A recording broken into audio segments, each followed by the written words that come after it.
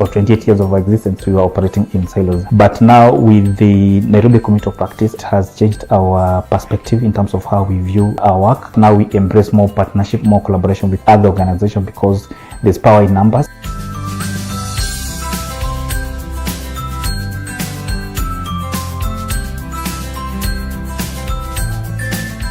Towards the end of 2022 and early 2023, we were invited for a training by our partner KCDF, and at that time they were just sensitizing organization on the importance of community of practice. And as a way forward from that training, for us, we saw the need to bring different institutions that working in Nairobi County together into a community of practice for a number of reasons.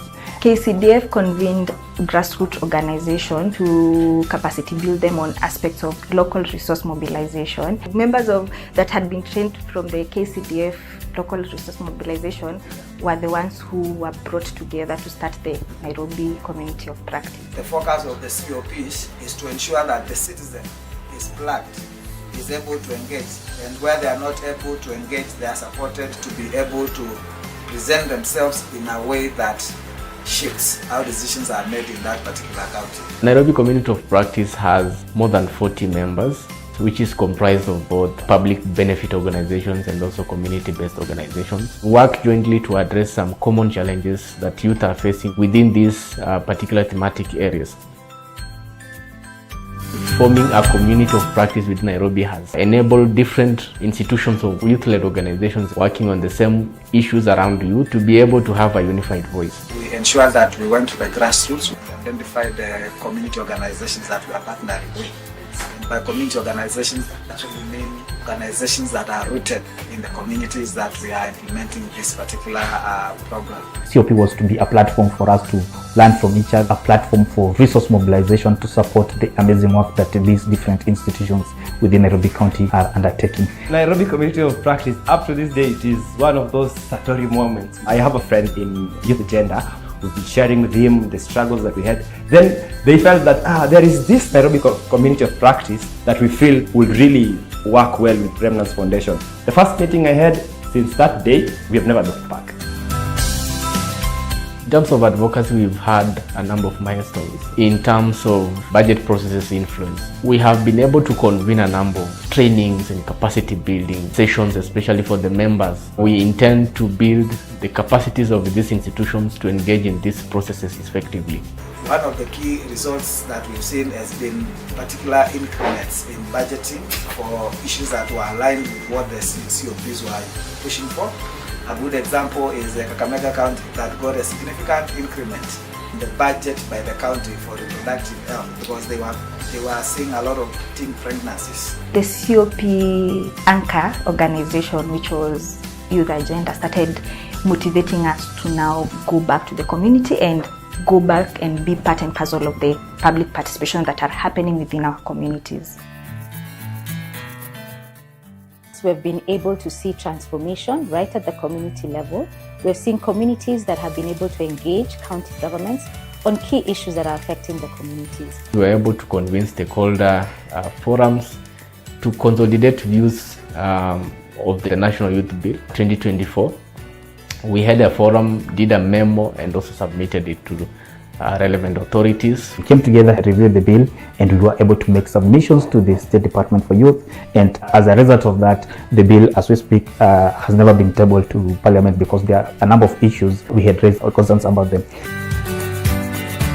Bonganasi is basically a platform where we invite youth and also duty bearers from the government offices to sit down and dialogue on key issues. Been able to convince Bonganasi dialogue. It had a representation of over 100 youth. COP, by the way, we were able to do Bonganasi dialogue, which was very amazing. That was a very awakening moment. We were also able to attend people's dialogue, which Nairobi Community of Practice, they've offered us trainings on how to raise funds. So those trainings helped us to come from just being a small organization to now having a voice in the society. And that has been a good journey for us, and really appreciate Nairobi Community of Practice. Despite our achievements as a community of practice, we've had a number of challenges. The issue of limited commitment from the members. And also the issue of having or coordinating a number of diverse organizations within a network. But through our capacity building trainings, baba yao waliondoka, hatukuwa na chochote. So kuishi kwangu tunaishi tu na kazi ya vibarua, kulima na kufanya kazi zingine tu za nyumbani. I finished my class 8 in KCP in 2023, and when I received the results, I was very happy. Around the 15th January, some months were joined, but I was there at home. My parents don't have money. How is it me, the one who have passed well? Changamoto ya maji ilituleta pamoja. Kubeba maji kuanzia mtoni, mtoto kwa mgongo, mtungi kwa mgongo. Pia wanyama wanahangaika. Tukakuja pamoja, tukaamua tuanze mradi wa maji kama Tegat community. Our community were destroying the riparian because they found that the land is decreasing, and they found that the idle land is within the riparian. And we saw that because Chemususu Dam was constructed, which is collecting water from the upstream, and most of our members comes from upstream, we thought that there is need to conserve the riparian because of feeding the dam.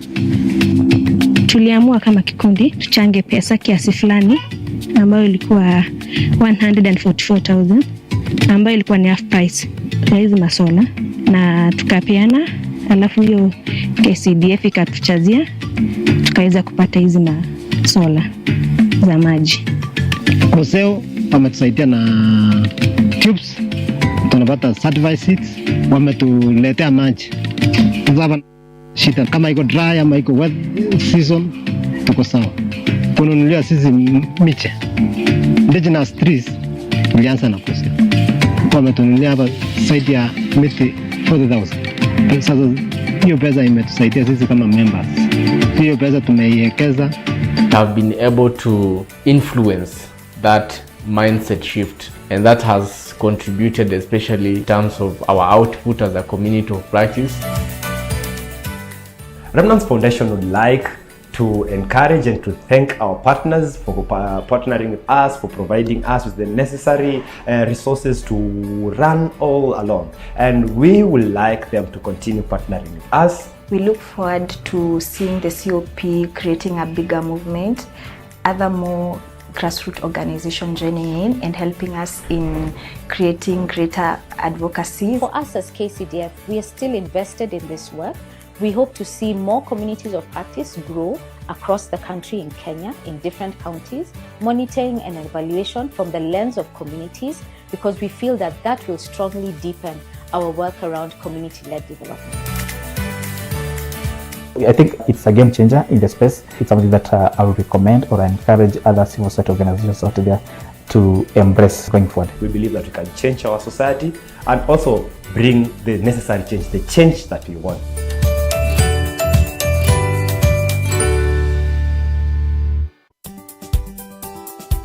My organization has done so many litigations courtesy of the COP.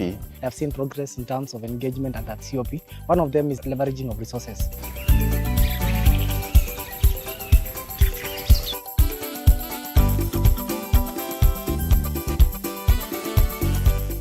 Makueni COP covers the entire Makueni County, whereby we have so far membership of 100 members. The history of Makueni community practice goes back to 2023. KCDF really came to Makueni, mobilized government institutions, mobilized local, national and international partners working in Makueni, and they saw the idea of community practice. When KCDF came, actually we were now shifting from the civil society to the community of practice.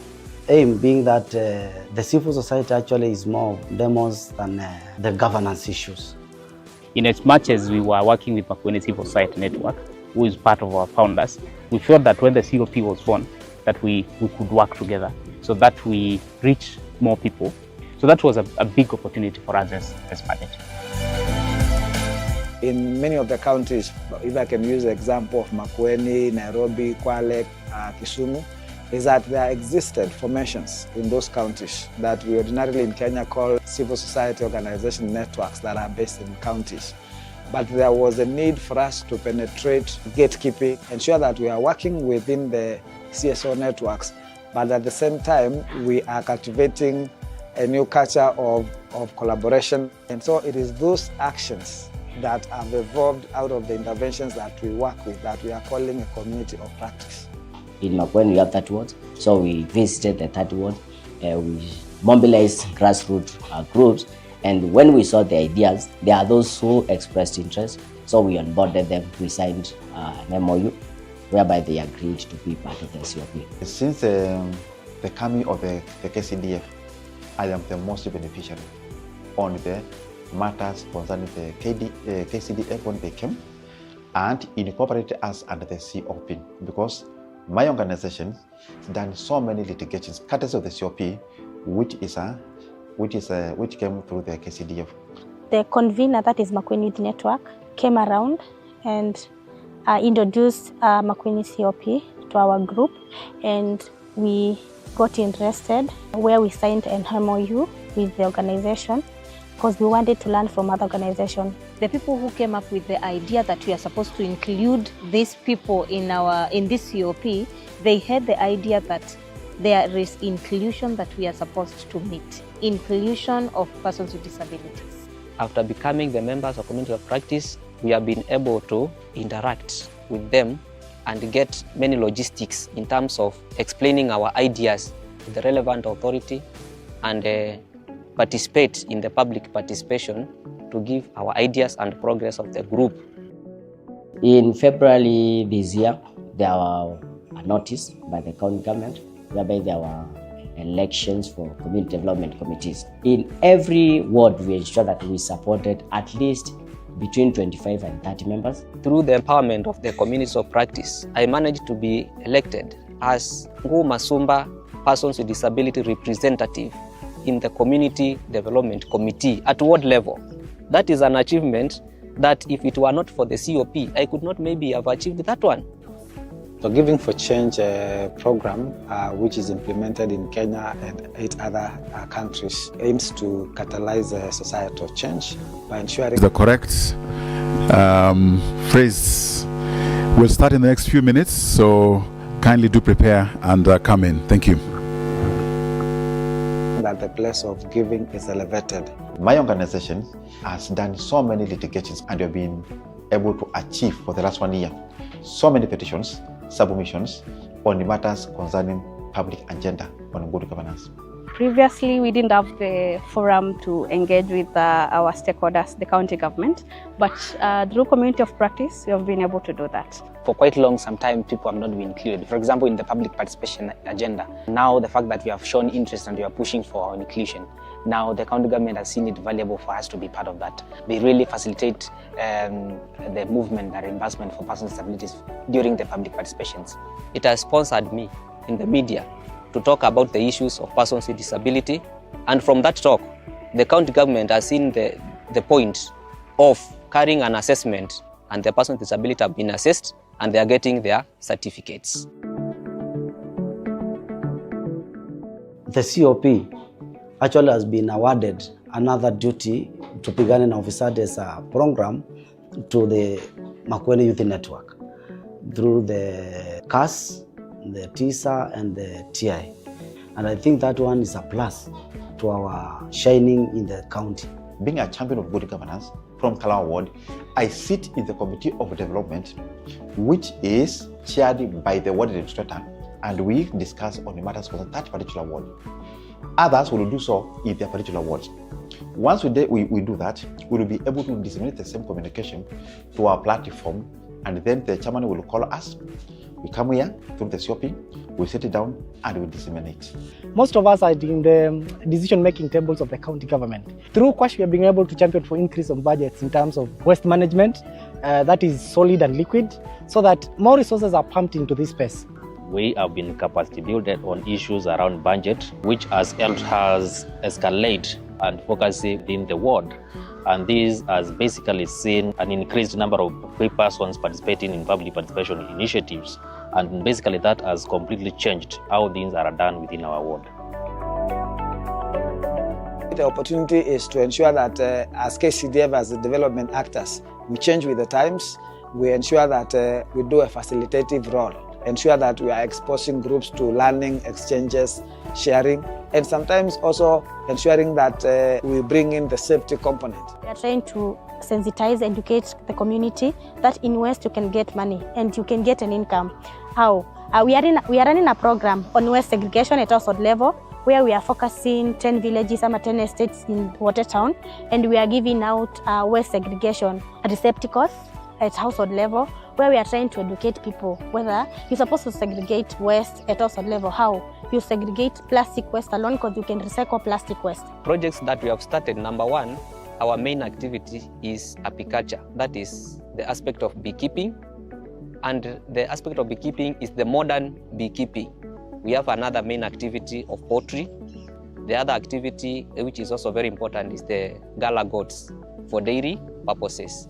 We keep them so that we can get milk to improve our diet and increase our nutritive values. The impact is huge. I have seen multiplication in terms of poultry farming. If we started with 10 birds per farmer, now we are able to reach at least 20 to 30 birds in a span of 2 years. We are very appreciative for the opportunity that we have had in investing in the COP because of the strides that we have made in terms of advocacy and also in terms of ensuring that policies are citizen-driven. It has made us to stand at a platform whereby we are able to request for more help from the county government, the national government, and other stakeholders. Thank you so much for standing with us. We cannot take that for granted. With your assistance, we have been able to reach spaces where we would not reach before.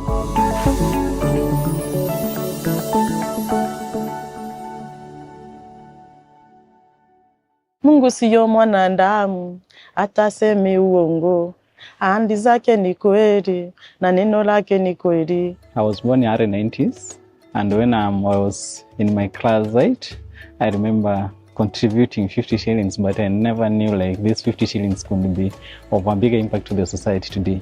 We had many children who had over 400 marks, and that is when now this idea of Sustainable Education Fund came in. At one time we realized we needed some resources which can be used even by our great-grandchildren, or even when we are not there. The Education Board approved that we levy 50 shillings from a primary school child and we levy 100 shillings from a secondary school student. This brought about 2.5 million.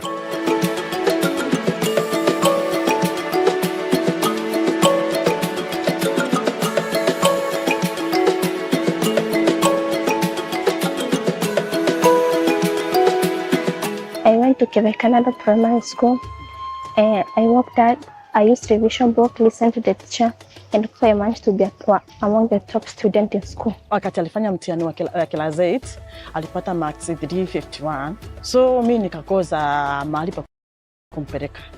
Yeye alikuwa analia kila wakati, alikuwa anataka shule ya boarding na mimi sikuwa na uwezo.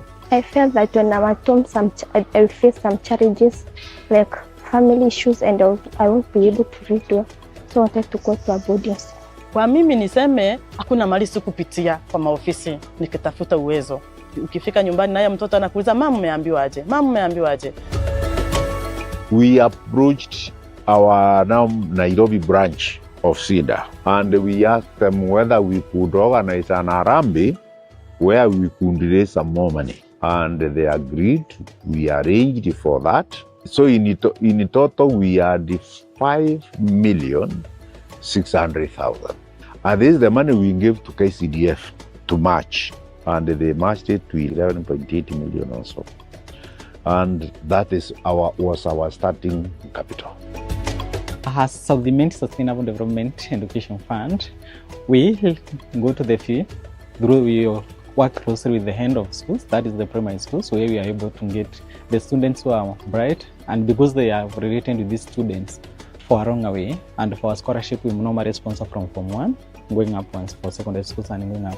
So we work closely with the head teachers from primary school who have worked with these students, and they know the challenges they are facing, and so now that we can get the best students and those who are most in need of these cases. Chifu wa kwetu ndiye akanipigia simu dakika ya mwisho.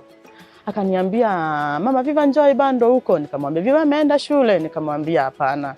Sasa akapigia head teacher. Wakana na huyo head teacher sasa wakakuja kwa CSF. Mimi sikuwa najua CSF. Lakini niseme ya Mungu ni mengi, njoo wake ni wao walikuja wakaniokota mali nilikuwa. Sikuwa na otherwise. We came at school, then I was given admission, uniform. Then I thought of my life. The life I was inspired to have started. I want to appreciate the system for finding its work to support our student, that is Viva Joy. It is always good to support the dreams of the bright students who are not able to support their own dreams. When I grow up, I will help those students or those children who are needy, take them to good school.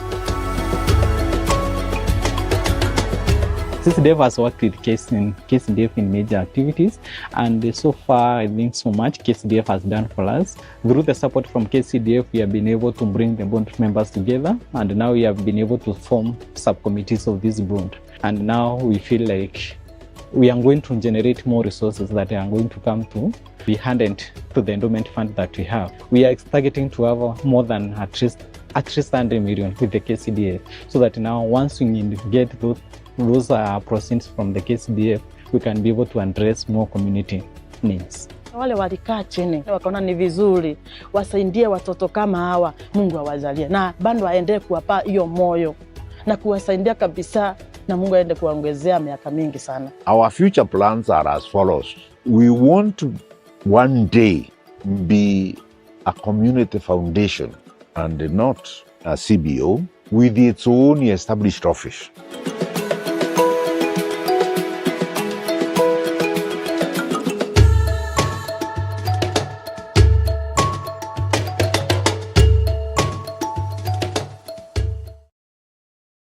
My mother don't have any work, yeah, and then my father, he has a very small business to cater for, I think, for our meals. Alikuwa naona hata hiyo pesa kidogo ilikuwa ni ngumu sana, ilikuwa ni ngumu.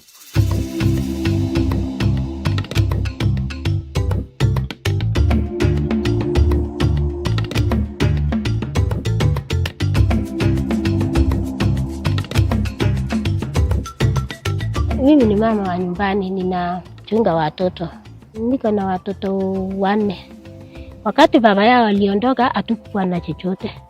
So kuishi kwangu tunaishi tu na kazi hii ya vibarua, kulima na kufanya kazi zingine tu za nyumbani. I finished my class 8, my KCP in 2023. And when I received the results, I was very happy. Around the 15th January, 4 months were joined, but I was there at home. My parents don't have money. How is it me, the one who have passed well? Changamoto ya maji ilituleta pamoja. Kubeba maji kuanzia mtoni, mtoto kwa mgongo, mtungi kwa mgongo. Pia wanyama wanahangaika. Tukakuja pamoja, tukaamua tuanze mradi wa maji kama Tegat community. Our community were destroying the riparian because they found that the land is decreasing, and they found that the idle land is within the riparian. And we saw that because Chemususu Dam was constructed, which is collecting water from the upstream, and most of our members comes from upstream, we thought that there is need to conserve the riparian because of feeding the dam. Tuliamua kama kikundi tuchange pesa kiasi fulani ambayo ilikuwa 144,000 ambayo ilikuwa ni half price ya hizi masola, na tukapeana, alafu hiyo KCDF ikatuchazia tukaweza kupata hizi masola za maji. Koseo wametusaidia na tubes tunapata certified seeds, wametuletea maji. Sasa hapa Nazari hatuna shida, kama iko dry ama iko wet season tuko sawa. Kununulia sisi miche indigenous trees ilianza na kosi, wametununulia hapa zaidi ya miti 40,000. Sasa hiyo pesa imetusaidia sisi kama members. Hiyo pesa tumeiwekeza, tumeweka table bank 350,000. Attention please, good morning, we are beginning now. Kindly if you could take your seats. Like we say in Kenya, karibuni sana. I know we are technically hosting our family from down south, so we welcome all of you and all of us.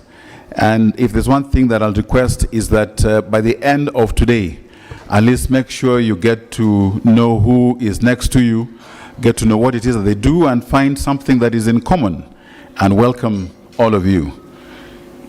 To begin, allow me to request us to rise for the national anthem of South Africa. Kindly, please.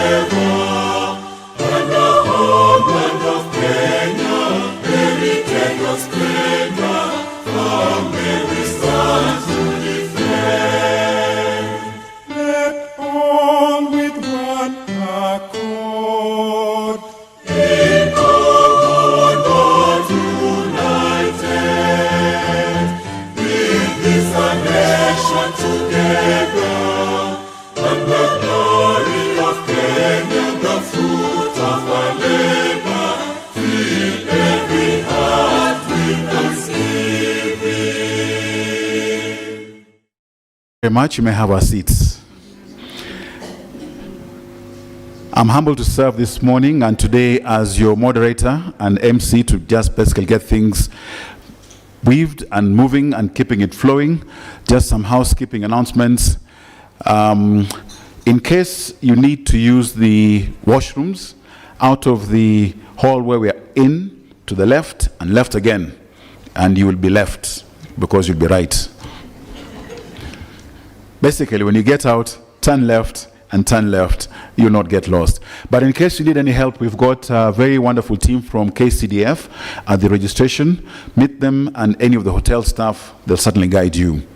On our tables, we're in a digital space and age. There is a slip that has connectivity instructions. We'd encourage, feel free, take those snaps, those shots, share, and let's get the digital space abuzz with what it is that is going on. We are going to have an engagement. There's a lot to learn from each other. Where did this journey begin? How it is, setting the stage. And if there's one thing that we are certainly going to set the pace for in Africa with the partnership that we have with Kagiso Trust and KCDF, where we are at, subject going beyond CSR, building sustainable community investment models. This is legacy for us. It's a long time coming and the right time, and that time is today. I'd like to invite the chair of the KCDF board, Madam Rose Mambo. And as she comes, just to let you know that Ms. Rose Mambo is a distinguished corporate leader with over 25 years of C-suite experience in capital markets, corporate governance, and business law across public and private sectors. She currently also serves as the chair of the Women Corporate Directors Kenya and board chair of Akon Investment Management Limited, Airtel Money Kenya Limited, and Digital Opportunity Trust Kenya, and also sits on boards including Development Bank of Kenya and, of course, our very own KCDF. A Master of Laws graduate of American University, she previously served for 12 years as the CEO of the Central Depository and Settlement Corporation, CDSC, and earlier held senior leadership at the Nairobi Securities Exchange. And she brings to us deep insight and strategic leadership at the highest levels of corporate governance. Ladies and gentlemen, let's put our hearts together for Madam Rose Mambo. Karibu.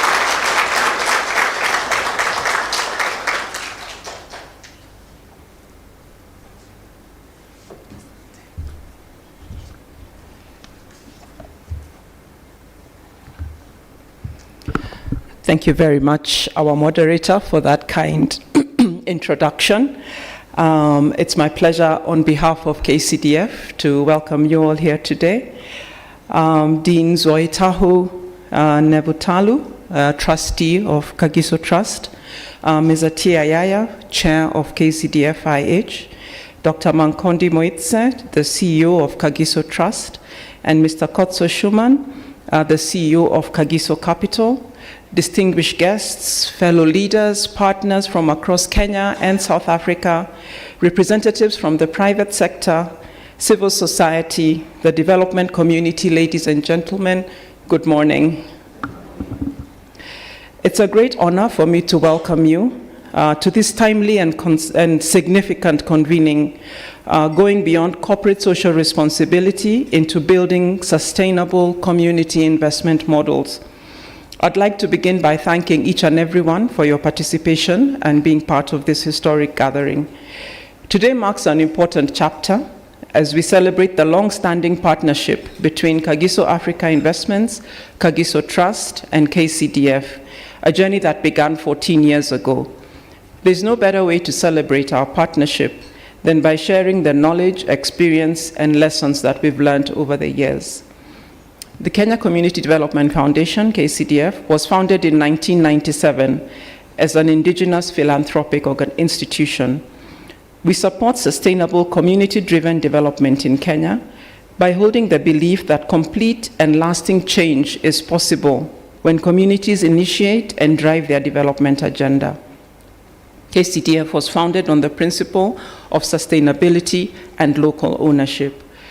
For more than 20 years, KCDF has invested in strengthening community structures, institutions, and local leadership to drive development from the ground up.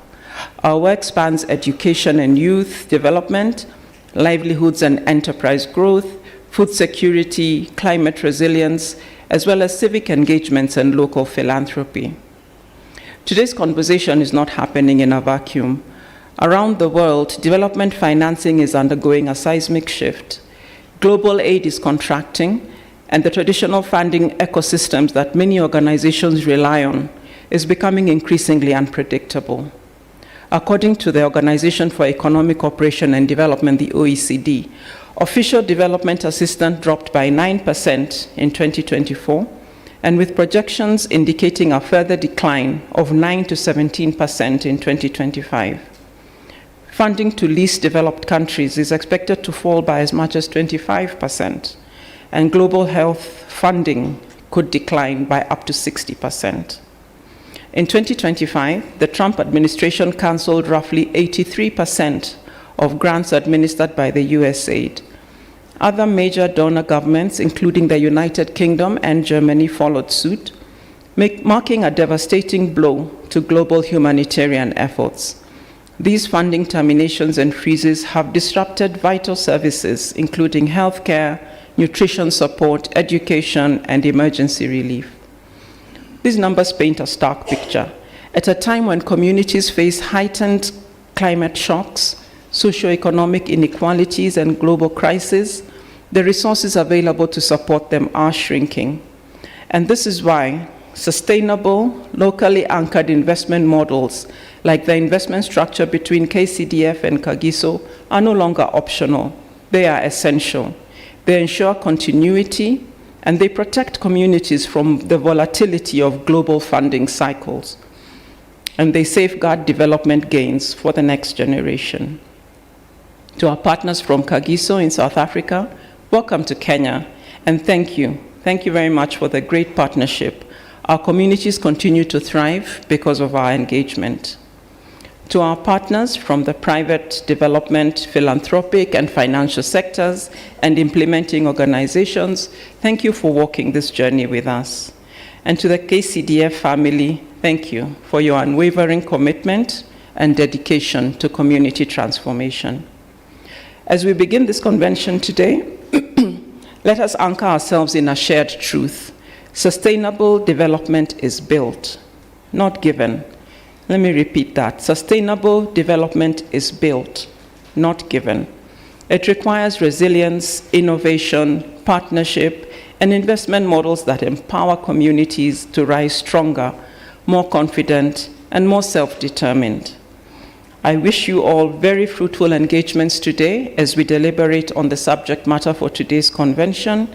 Asanteni and karibu sana.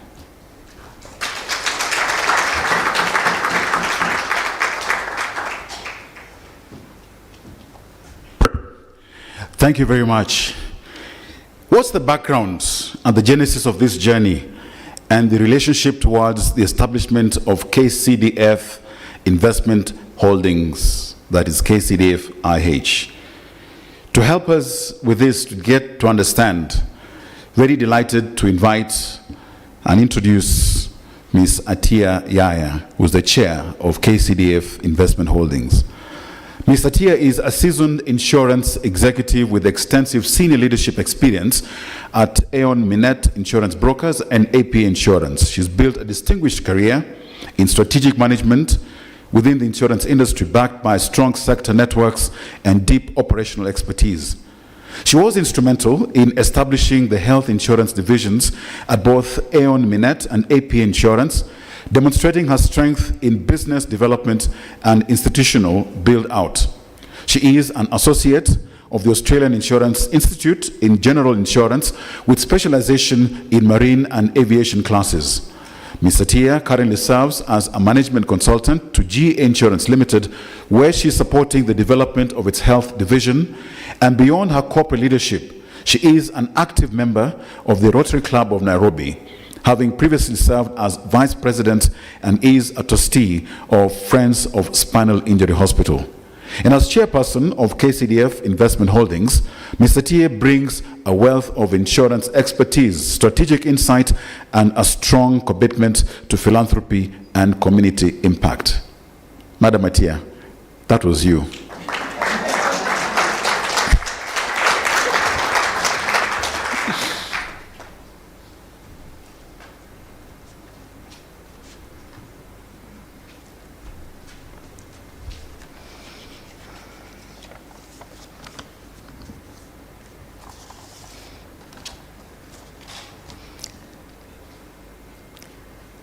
Well, I can afford to say all protocols observed. Yeah. Distinguished guests, partners, ladies and gentlemen, good morning. Thank you, Edmund, for that introduction. You have exaggerated a little bit, but we'll talk. Now, I've been with KCDF group for a long time. I think when I say a long time, some of you Gen Zs in the room here were not even born. So I've been around and I've said sibanduki. You've heard Sifuna say akisema habanduki. So na mimi sibanduki. So allow me to share with you a brief history of KCDF Investment Holding. A story that reflects vision, collaboration, and a sustained commitment to building long-term financial resilience for community development in Kenya. So let me talk about how this collaboration started. I think around 2010 or 2011, I remember there was a conference in Nairobi.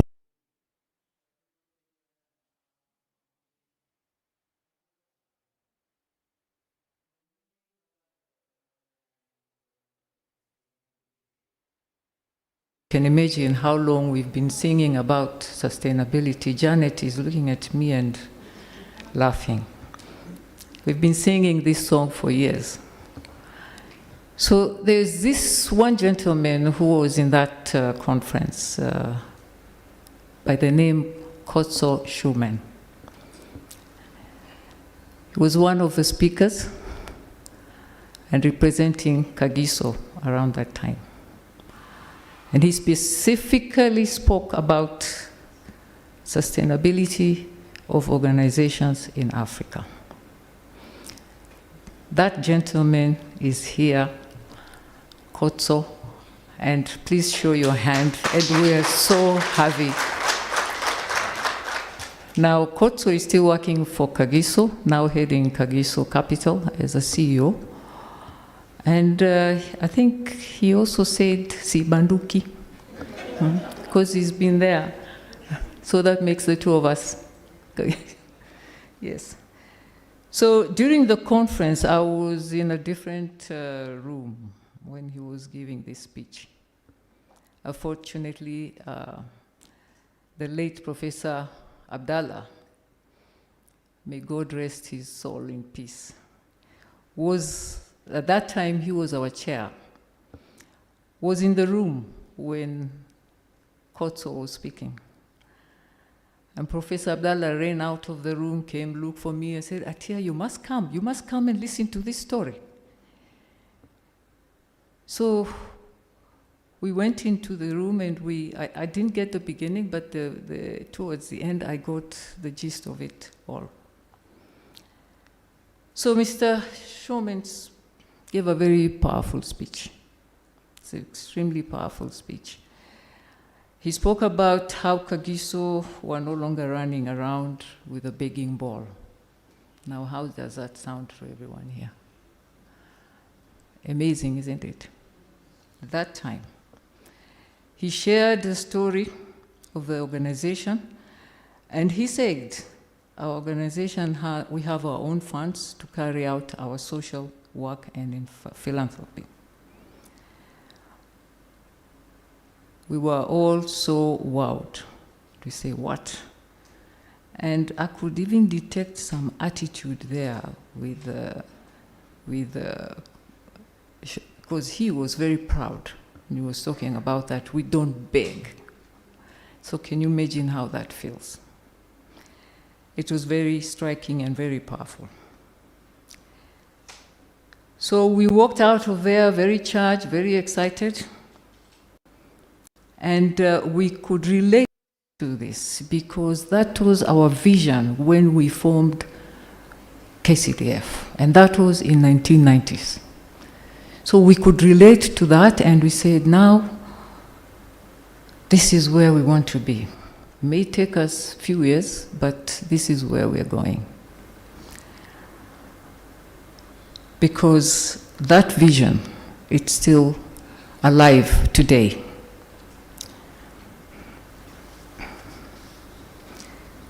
That doesn't mean Kagiso didn't go out asking for money. They did. But if they get, fine. If they don't get, they don't lose their sleep over it. Correct? Correct. That's where they are now. And we said this is where we want to be. We were so convinced that this is where we want to be.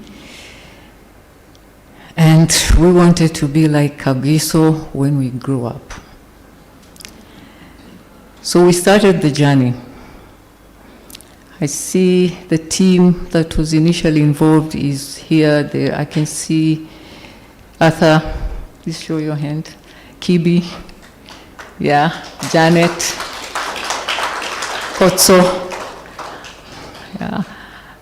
Lebo joined us a bit later, but he also played a very big role in this discussion. So we started this journey that involved a lot of vigorous discussions and a lot of traveling between Kenya and South Africa. We wanted to learn in detail how Kagiso managed to get here, how they managed to grow their endowment fund to sustainability level. So in the process, we learned that very early enough, early in the days of Kagiso, they invested big time in banks, in media, in logistics, education, and so many others. And all they did was to sit and wait for the returns that enable their programs. So we therefore pursued the relationship, and we didn't give them any choice to say no, because we just tagged along and we said, you can't leave us alone, now we are with you. So we pursued this relationship that later grew into a partnership, forming the beginning of the transformative journey that led to the formation of KCDF Investment Holdings. That was in 2012. This is an investment arm of both KCDF and Kagiso, a decision that has made a profound impact on KCDF.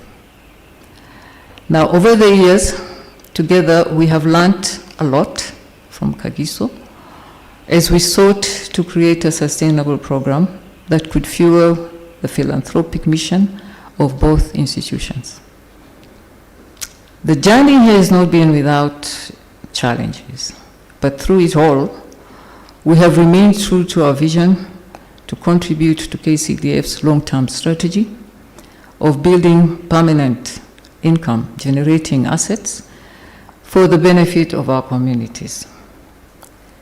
Now, as we delve into the discussion later on, let us draw the lessons from this partnership and discuss how we can replicate this relationship between the private sector and the development sector, and aim to go beyond corporate social responsibility to building sustainable community investment models.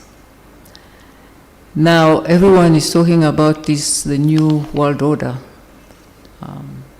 Rose, you have mentioned about it. The world now is upside down, thanks to the Trump administration. And I don't think it's a bad thing. It's a good thing for us. It forces us to look within, look at our problems, and fix our own problems. So I think the time is now. You know, when Kagiso did not go out with a begging bowl in 15, 20 years ago, now we should start that journey here and get to where Kagiso is. Thank you for listening.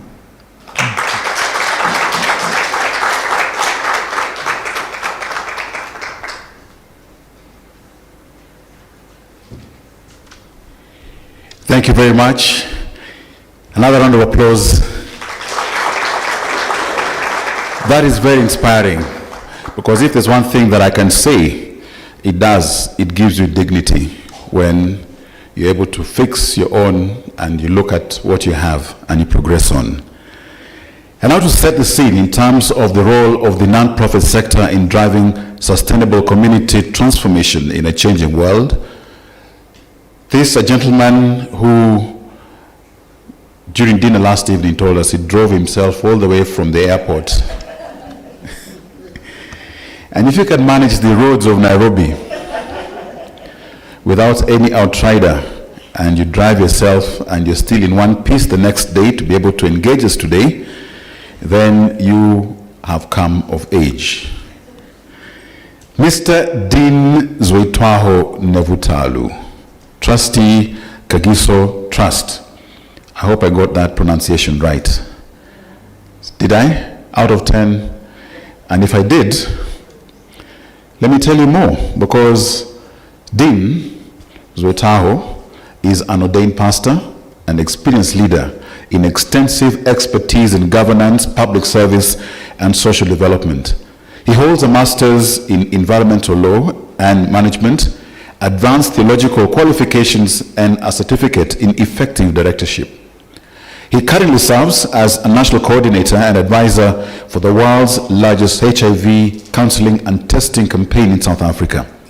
He previously led intergovernmental and sector support as executive manager at the South African National AIDS Council, and has held senior leadership roles, including Superintendent General of the Limpopo Department of Education and Provincial Electoral Officer at the Independent Electoral Commission, coordinating South Africa's electoral assistance to the first democratic elections in the Democratic Republic of Congo, DRC. Dean Zoitwaho also serves on the boards of Kagiso Trust, as we know, Kagiso Tiso Holdings, and other organizations, bringing deep insight in leadership, governance, and development impact. Ladies and gentlemen, put your hands together for Mr. Dean Zoitwaho.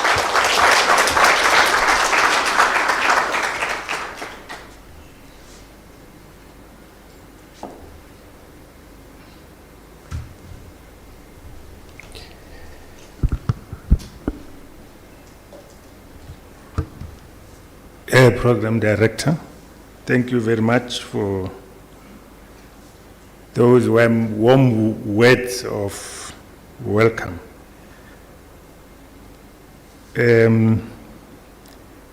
Chairperson of the KCDF board, distinguished trustees, leadership of KCDF Investment Holdings,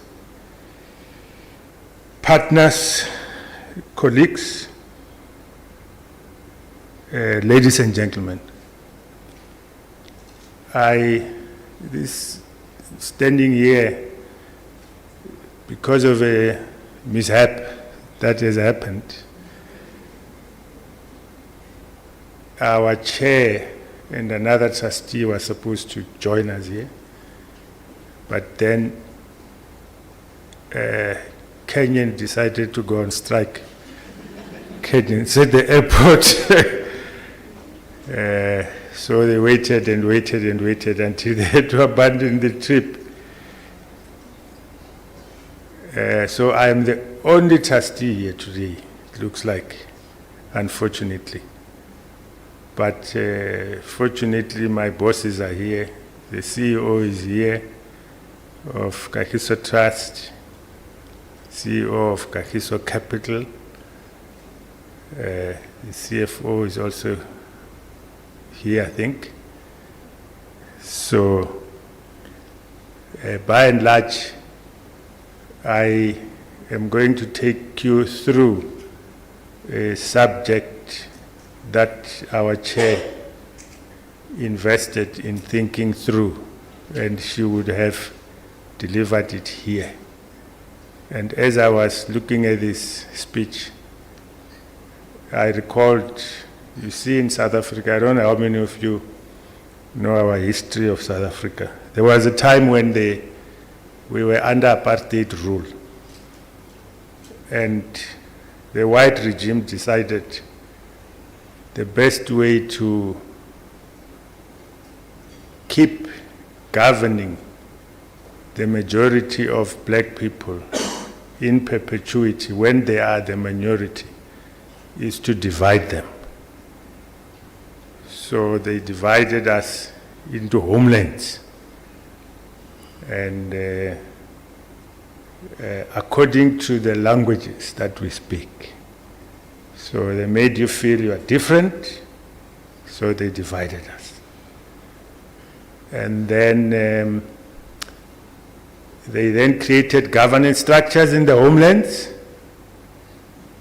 and they differed in many respects. But in my homeland, where I grew up, they picked up a chief who was almost semi-illiterate to be the leader, and then later on the president. So he had this responsibility, like I have today, of reading speeches in many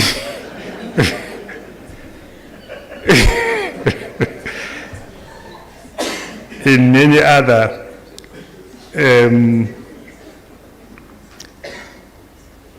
forums like today. So I remember the big joke of one day he had to read a speech. Now, it was a speech in Afrikaans. So many South African blacks didn't like Afrikaans, except the so-called coloureds, where it was spoken quite as a first language. But Africans didn't like it. We really hated it. I also hated it. I learned about it at school, but more because it was a language of the oppressors during the time. So he read the speech in Afrikaans, our president, but he struggled through it. It was difficult for him to read the words. So at the end of the speech, then he said in vernacular, you know, there were people there, even Afrikaans-speaking people there. He said in vernacular, yo, this Afrikaans is so difficult. I hope the one who wrote it understands it. So, betraying the fact that, you know, selling out in a way that he had nothing to do with that speech. So it is both a privilege and a deeply meaningful moment to join you here today and to share reflections on the evolving role of the non-profit sector in shaping sustainable community transformation. Allow me to begin by expressing our sincere appreciation to KCDF, not only for the partnership we continue to build together, but for the leadership that you are demonstrating in advancing sustainable community-anchored development on this continent. At Kagiso Trust, our work over the past 40 years has been guided by a purpose that remains both simple and profound, igniting human capacity. This purpose recognizes that the most powerful resource any nation possesses is not its minerals, nor its financial capital, it is its people. Sustainable development begins when we create the conditions for human potential to be realized, because when human capacity is ignited, communities do not wait to be developed, they develop themselves. Our role, therefore, is not to impose solutions, but to enable possibility. We meet at a time of profound and irreversible change across Africa and globally. Institutions are navigating economic volatility, fiscal constraints, technological disruption, climate vulnerability, and growing inequality, particularly among young people. These pressures are forcing a fundamental shift in how the non-profit sector operates. The traditional boundaries between the state, the private sector, and civil society are becoming increasingly blurred. Non-profits are no longer operating solely as charitable service providers. They are becoming bridges between government and markets. They are filling critical service gaps. They are mobilizing private capital towards social development. They are advancing social entrepreneurship. They are becoming institutional anchors for sustainable development. This represents not a temporary adjustment, but a structural transformation. The traditional donor-dependent model, while necessary in its time, is no longer sufficient to sustain long-term societal information. The chair of your investment entity was saying, Kagiso Trust doesn't mean Kagiso Trust doesn't ask for money anymore. It's just that it doesn't matter whether they get it. The fact of the matter is we don't ask for it anymore. So we actually seek partnerships. We are sitting with a new problem, which some of us who I'm the longest trustee serving in the trust. That keeps me, what keeps me sleepless at night. I chair the programs committee, is that we're sitting with too much money now. Too much money than we can spend. And the challenge is how do we craft programs which are impactful, because you can't just throw money away, and actually contribute towards transformation. So that is one problem I sit with, especially me as a chair of the programs committee. The second problem I sit with is that we are living in a situation where, especially in South Africa, which is now defined by an ethical leadership when it comes to the stewardship of money.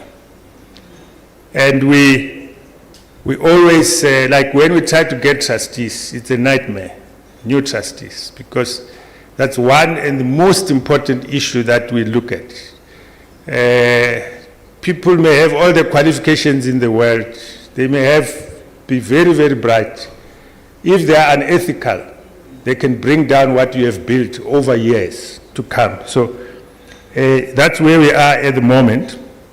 So we have reached, in a way, no longer donor-dependent situation where we can really say we are sustainable for the moment. Of course, things always change.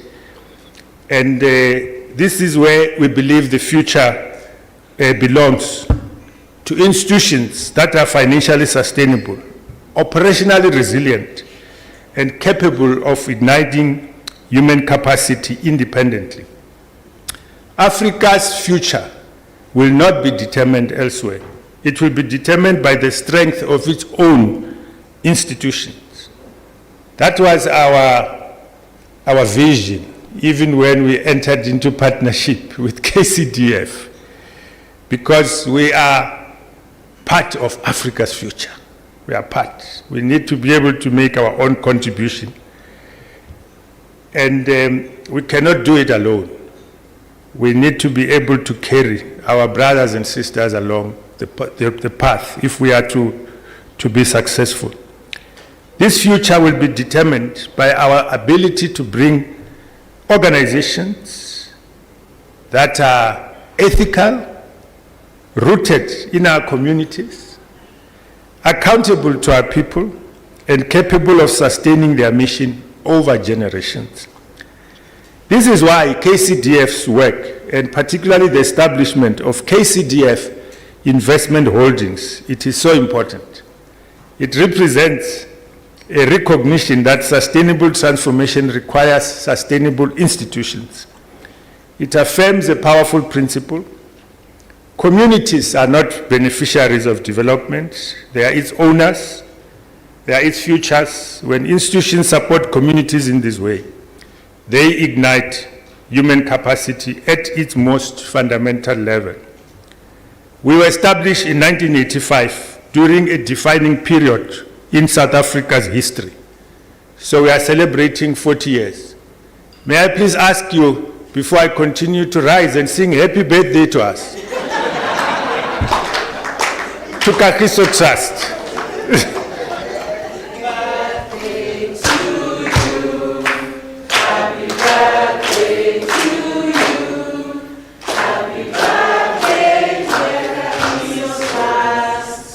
Happy birthday to you. Hip hip! Hip hip! Thank you, thank you. Yes, so we were established in 85.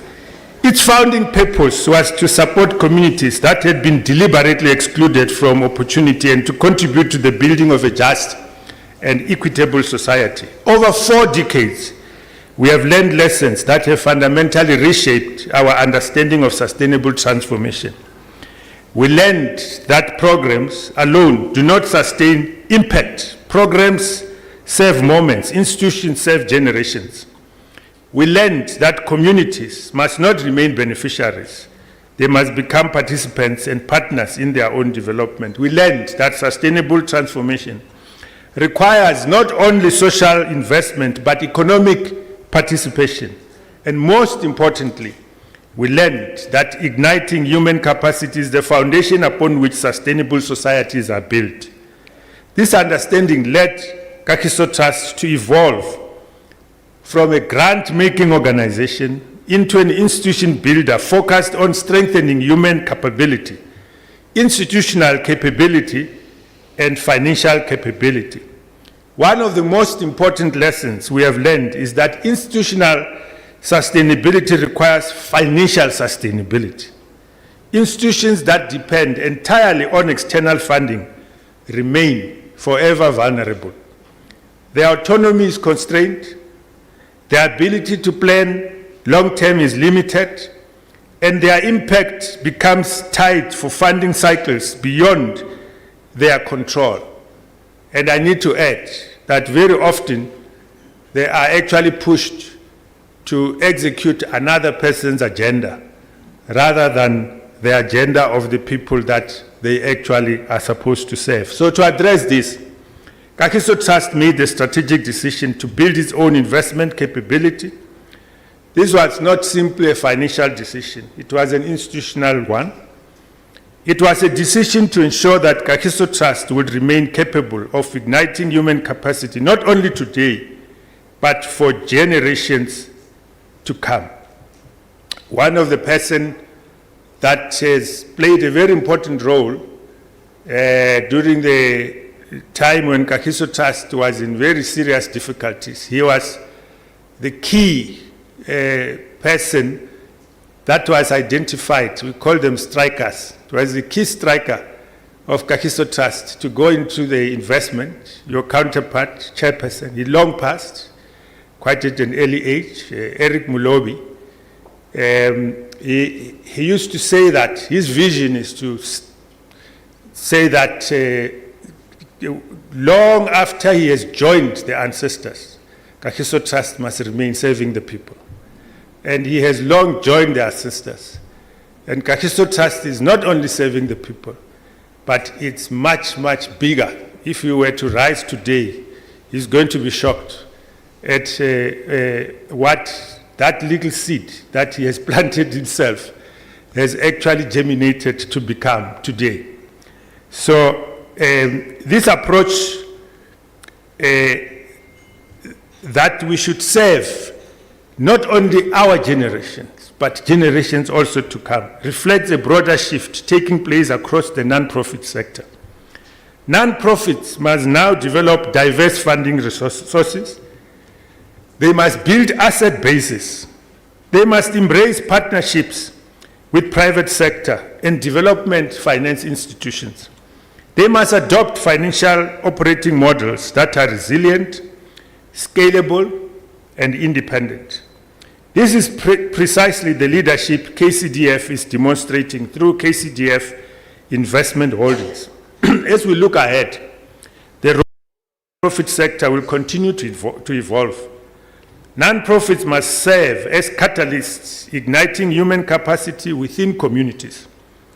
They must serve as connectors, bridging government, markets, and civil society. They must serve as institution builders, creating sustainable platforms for long-term transformations. They must provide innovation and social entrepreneurship. They must mobilize partnerships to scale impact, and they must build institutions capable of sustaining their mission independently. This requires a shift in mindset from program delivery to institutional stewardship, from dependency to sustainability, from intervention to empowerment, from charity to capability. Africa stands at a historic moment. We are the youngest continent in the world, where in many respects, we possess immense talent, resilience, and possibility, but potential alone is not enough. Potential must be ignited. It must be supported by institutions capable of nurturing it, institutions such as yourselves and ourselves, institutions committing to ensuring that Africa's future is shaped not by dependency, but by capability, not by external direction, but by internal strength, not by temporary intervention, but by sustained international leadership. Allow me to conclude with this reflection. We are not mainly participants in development. We are stewards of institutional legacy. The decisions we make today to build sustainable institutions, to strengthen governance, to secure financial independence, will shape the opportunities available to future generations. Our responsibility is clear. We must build institutions capable of igniting human capacity long after we ourselves have stepped aside, because when human capacity is ignited, transformation becomes self-sustaining. Communities must become resilient, institutions endure, and societies prosper. And I do hope that even long after, as the chair of the investment committee has indicated, after KCDF would have grown up, and the history of KCDF will be written. The legal contribution that we, as Kagiso Trust, will be engraved in your history as well. So on behalf of Kagiso Trust, I thank KCDF for your leadership, your partnership, and your shared commitment to building sustainable institutions that will save Africa's future. I thank you.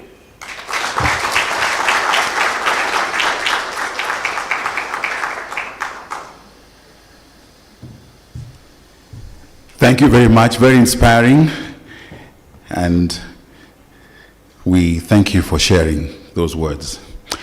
We'd like to also just take a moment to recognize the chair of KCDF Trust, Engineer Wanjohi. Karibu sana.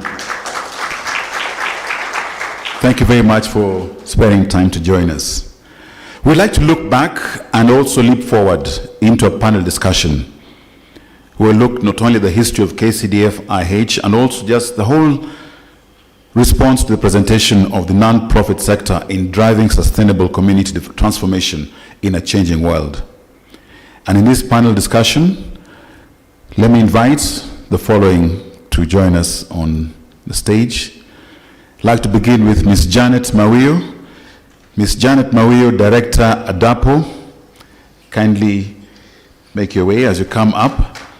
Ms. Janet Mawio is a distinguished leader in the global nonprofit sector with over 30 years experience in building resilient development and philanthropic institutions across Africa. She is widely respected for expertise in nonprofit governance, organizational development, resource mobilization, and strategic philanthropy. She served for 17 years as the Executive Director of KCDF, where she spearheaded innovative asset development structures that strengthened the foundation's long-term sustainability and positioned it as a leading model for community philanthropy in the Global South. Janet has also held roles at Action Aid International and the Norwegian Agency for Development Cooperation, NORAD.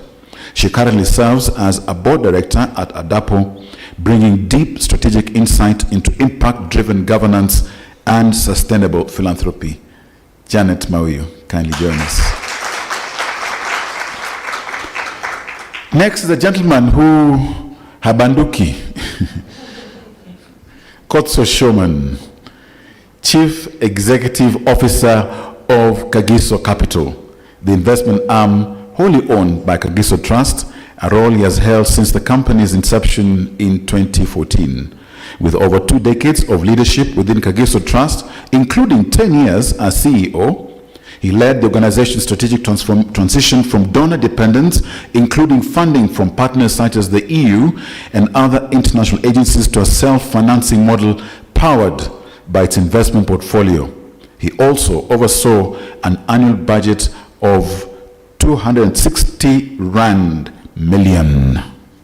Kotso brings to this panel deep expertise in strategy, institutional sustainability, and innovative partnership models between the private sector and government. Ladies and gentlemen, Kotso Schumann.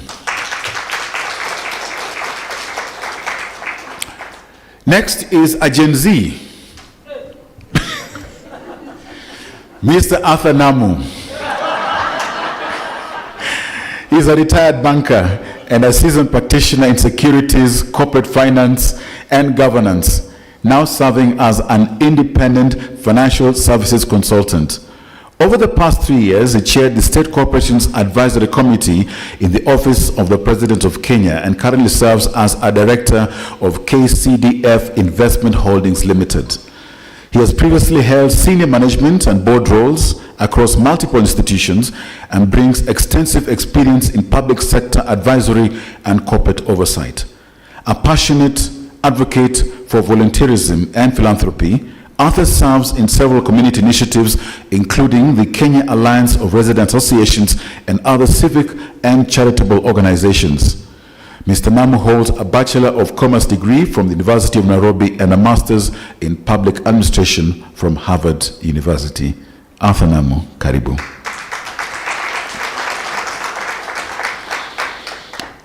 Those who know him call him Lebo. Those who don't, he's Lebogang Mosiane, COO, Kagiso Capital. Lebo is the Chief Operations Officer of Kagiso Capital and Chairperson of Opening Learning Group. He plays a pivotal role in sourcing and evaluating strategic investment opportunities, driving value creation across the portfolio. And prior to joining Kagiso Capital in 2015, Lebo worked at PricewaterhouseCoopers, PwC, and the Shanduka Group, where as a senior associate, he managed the Africa Business and Private Equity Fund, overseeing investments across multiple sectors. And he brings to this panel, as moderator, strong expertise in private equity, investment strategy, and operational leadership across African markets. Lebo, our moderator, karibu.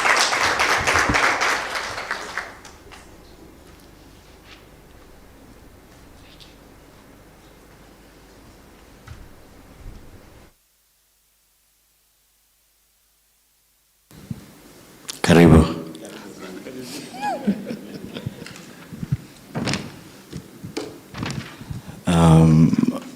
I'd like to welcome my panelists, whom I met a few years ago before COVID. And today's conversation, we want to delve in a little bit deeper. So, Janet, as a lady, I'm gonna have to pick on you. So tell us, most people are bored at conferences. You know, they loiter around, and hotel food is not really something like a delicacy. What happened at this conference in the early days, where you struck a long-term partnership with Kagiso Trust.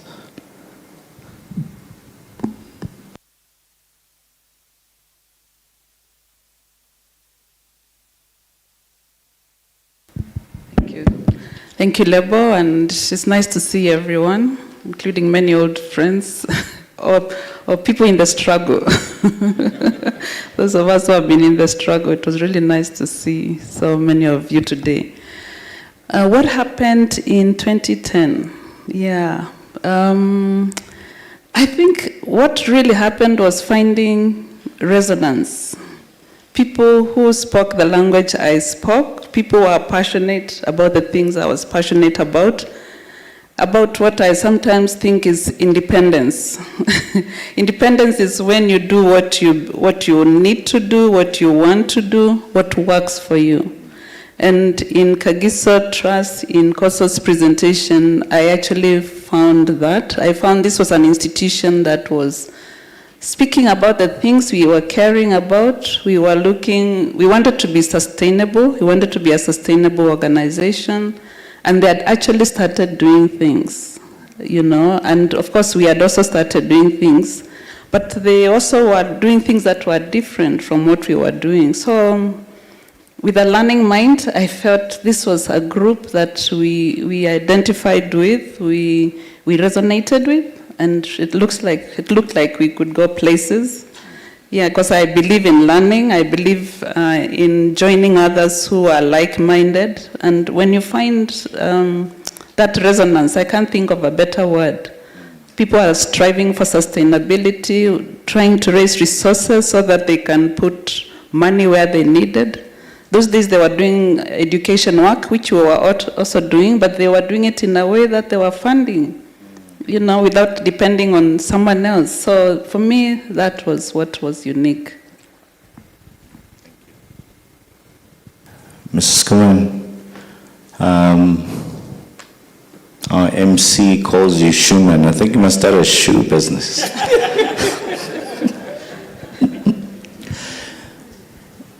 And for you, this grant-making conference,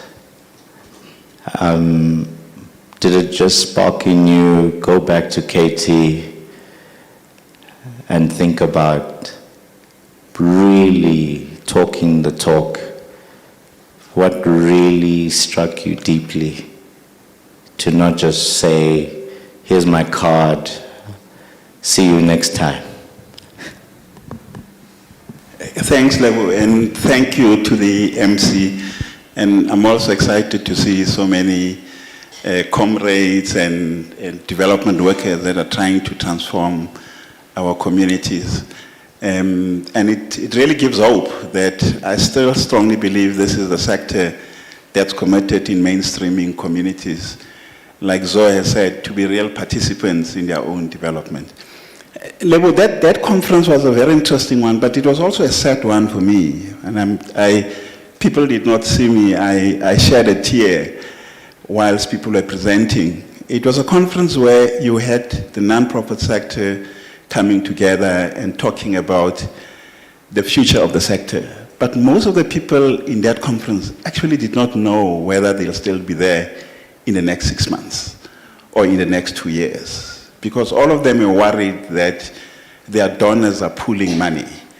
And they just could not. And it was so sad to listen to people who could not talk about the future because somebody, somewhere, has made a decision to say we're no longer going to fund development work in the continent.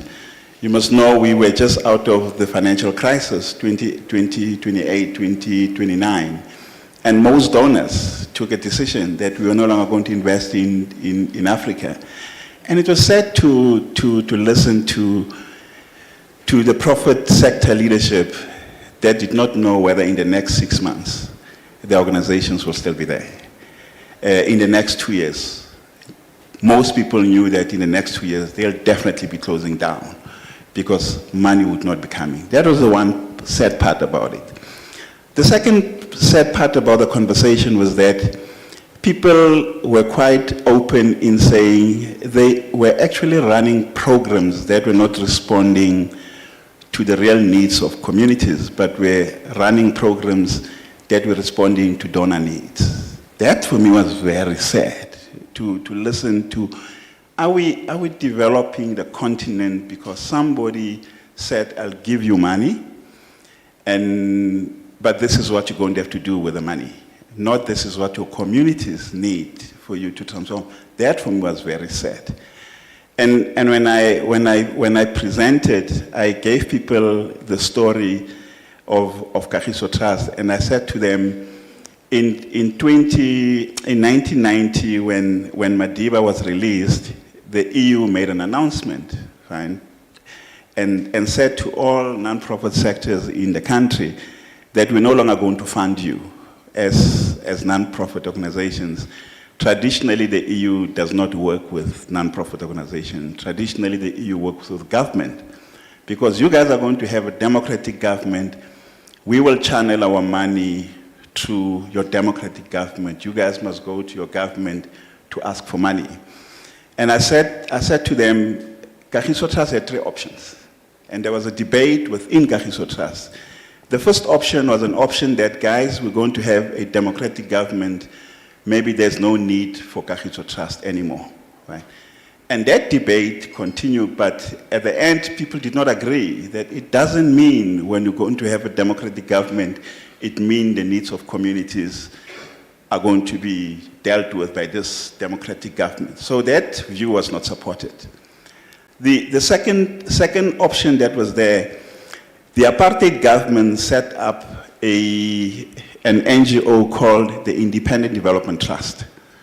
And they set up the Independent Development Trust with 2 billion rand. And in Kagiso Trust, there was a view, particularly by ANC comrades, that were saying, hey, look, we don't trust this IDT thing. We must talk to Kagiso Trust to take over this entity, because Kagiso Trust are really comrades that we think we can trust. That view was not accepted because people in Kagiso Trust were saying, you know, if you merge with the IDT, you're going to become a government entity. And we did not want to become a government entity. And that led to the idea of us setting up an investment company. And that's really, for me, when I presented at the conference, I gave them the story that we took the difficult decision that we're going to explore and create an investment company that would, in the future, support the work of the trust independently from being dependent on grant money. But Lebo, for me, I think that conference was an exciting conference, but very sad to hear how non-profit sector leaders in the continent were not sure about the survival of the sector. And when I presented, and the KCDF team were quite excited. And I think for me, that's what really made that conference quite exciting for me. No, thank you, Ms. Gwen. Before we delve into the sustainability model, it's something maybe we never really talk about as shared values and philosophies.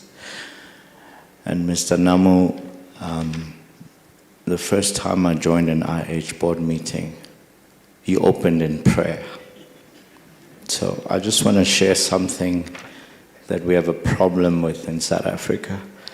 We call ourselves the Rainbow Nation, but some parts of the country, especially in the Cape, they took the rainbow thing too far.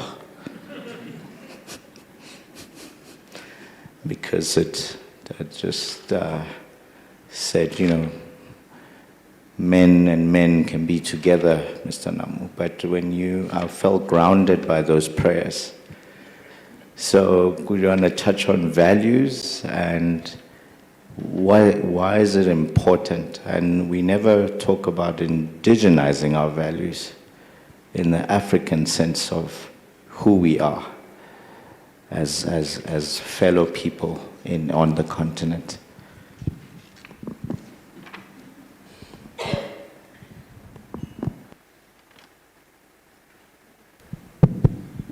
Thank you, Lebo, for that introduction and also background. I think I also want to thank our actually three speakers from the beginning, our chair of the foundation, Atia, and the gentleman, the only trustee from Kagiso, for really giving the broad brush of what the issues are. And really, as panelists here, there is very little that we can add to that because the main building blocks are there. I think at the very first talking about values, before we talk about specific about values, is to place sustainability in the right perspective. Sustainability is an issue that confronts individuals. It is an issue that confronts organizations, both profit and not-profit. It's an issue that confronts governments, and we can say continents. That has now become sharply in focus with the current environment, where we saw on television a head of state of one country literally humiliating a head of state of another country on television, which focuses the issue of independence in a new light. We fought for independence as countries to free ourselves from colonialists, but we are right back there. And so the idea of sustainability has to do also with national independence. Somebody else talked about, I think it is a moderator who talked about dignity, because it's all about dignity. I think you're very right about the values, because as the gentleman from your trust said, values are what makes institutions run. Integrity is so important, so that when you're leaving your assets or organizations be run, they are run by people whom you can trust or entrust. I remember that when I joined the KCDF, one of the key things they were doing at the time was institutional strengthening. We would go into a community, and there was a tool that was employed to evaluate how the institution is doing, create a board so that the organization is able to be governed in a particular way. So governance, good corporate governance, institutional governance has been a key value, for KCDF. It's a journey, and we are not there yet. I like what our chair said. It is built, not given. That's why it's a journey, and we are going to continue on this journey. And for those who are struggling in the, I think Janet was calling them fellow strugglers, I think the future is bright. I think the key thing is to start on that journey. Take the first step, seek advice where you need to seek advice, so that you can then be able to build on it. Because, as I have said, the issues of sustainability are problems for the whole country. They are a problem for the entire continent. I think Kagiso and the KCDF have built, or they have started, they have planted a very important seed around which collaboration within Africa is important and part of what is needed to bring about the unity, African unity, which has been elusive. Because what we have started is a very important thing. I don't know, this is a rambling commentary, but I hope I've answered, yeah? But before perhaps I stop, is to recognize a number of people who are with us who are not recognized. There is a gentleman looking down there called Francis Kamau. If you recall, Kamau and Joyce is not here, the ones whom we gave the job of husbanding this institution, KCDF, IH. Thank you, Francis. And I also recognize trustees here like Aleke, our chair, of course, of the trust, engineer, and many others, even Edmund, who has left us now, but he's still with us. I may not mention, and the chair of the investment where we are putting money, Mr. Kibe Karidi, is the chair of HERI, one of the initial investment we entered into. Kibe, please just lift your hand. And a member of the board of HERI Investment Committee, Mr. Kase. You are talking about Gen Z. I'm 76 here. There is a Gen Z in our institution. So thank you very much. I think the other point which needs to be mentioned at this stage is that KCDF is but one arm of what other steps KCDF group has taken. It isn't the only, because sometimes one might get the impression that KCDFIH is the only. I think that structure of our institution, I'll leave to Janet to explain, but it's just one step. We started, as I said, with being grant makers, institutional strengthening of organizations. We went into endowment fund.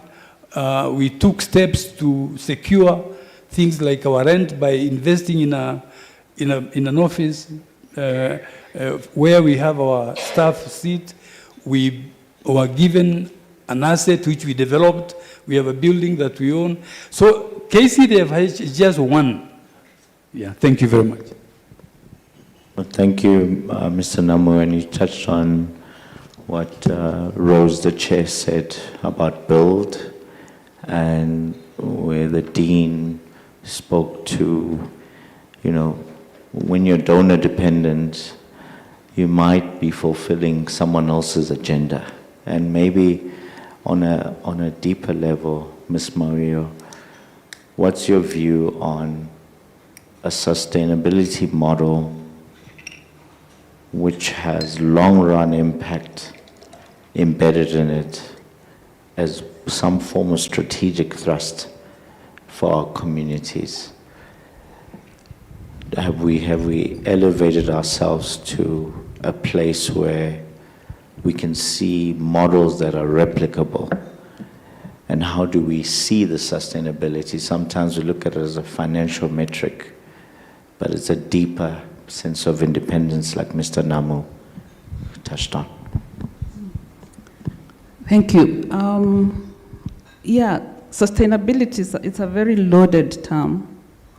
And the deeper you dig, the more you find there are many elements to it. And I liked, I think it was Mr. Dino, one of the speakers this morning, who talked about the grounding in people. Actually, everything starts and ends with people, because people are the holders. You know, when people understand who they are and where they need to go, then they become the vehicles for structuring what is needed. And of course, you need the accountability and integrity and all that.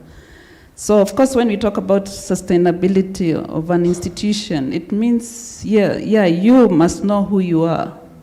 And that's why sometimes it begins with you yourself. Who are you?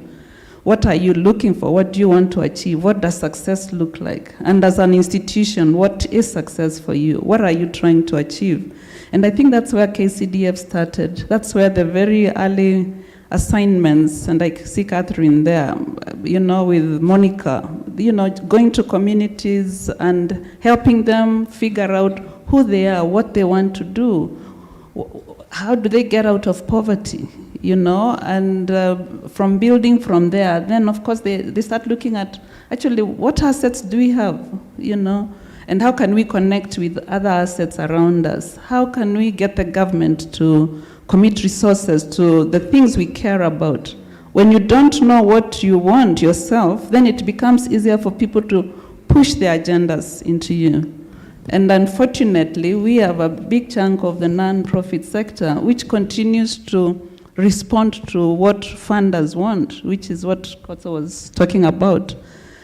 Because they continue to move away from who they are and what they want to a life of embracing someone else's agenda. It's a very dangerous situation to be in. And so when we talk about that sustainability, then of course as an institution figures itself, figures what impact looked like. That's why I really love the idea of an institution, because I personally believe institutions give us room for scaling up what you're doing, and that's why you need many institutions which are properly motivated and driven by their own agenda. You have to believe in something. You can't believe if you believe in nothing, then get out of the space, So we have to be convinced about making a difference. Yeah, and then within that, then as you build the institution, then you now starting from where you are. And I continue to struggle again with a nonprofit who think that the way to build sustainability is for somebody to give you.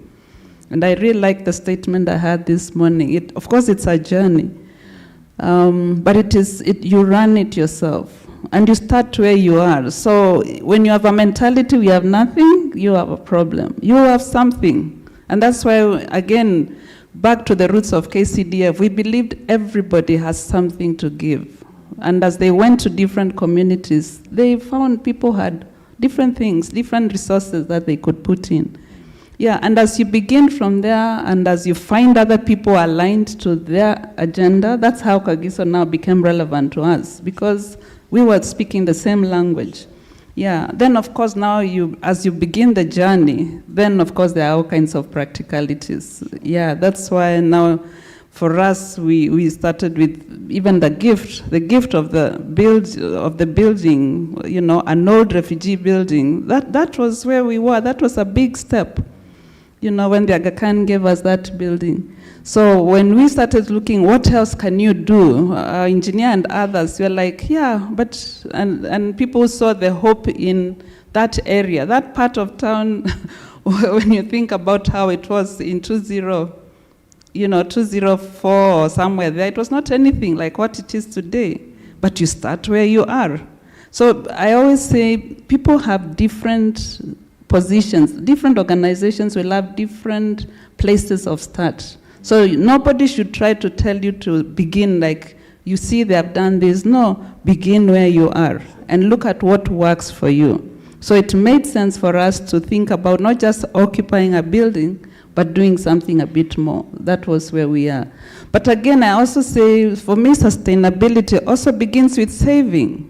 If you have a wasteful life, for heaven's sake, you're not going to be sustainable. And that's a big challenge for non-profits, because very often, because of living for someone else, living for a funder, we end up with unsustainable lives. That is unfortunate. We have to begin where we are. We must make our money go far. And if a funder does not want us to repurpose the money we have saved after achieving what we were meant to do, let them take it away. Because we often argue, if we are returning to them, let's buy something else. No, if you can't be allowed to save and start, that's how you begin an endowment, by putting aside the money, the little money you have. And then over time, you may leverage on whatever other opportunities that are there. So I think the more I think about these things, and I've been doing quite a bit of thinking in recent times, the more I find we have to rethink what we call the NGO model. It's a very bad, even the name NGO continues to annoy me. Non-profit, who is that? Who describes an organization by what they are not, So we need to liberate ourselves, for heaven's sake. Non-profit, what is that? So that is because of that, then you start doing crazy things. You live for someone else. So honestly, we need independence. We need to define our model ourselves. And that's how we will move the journey of sustainability, not by living for someone else.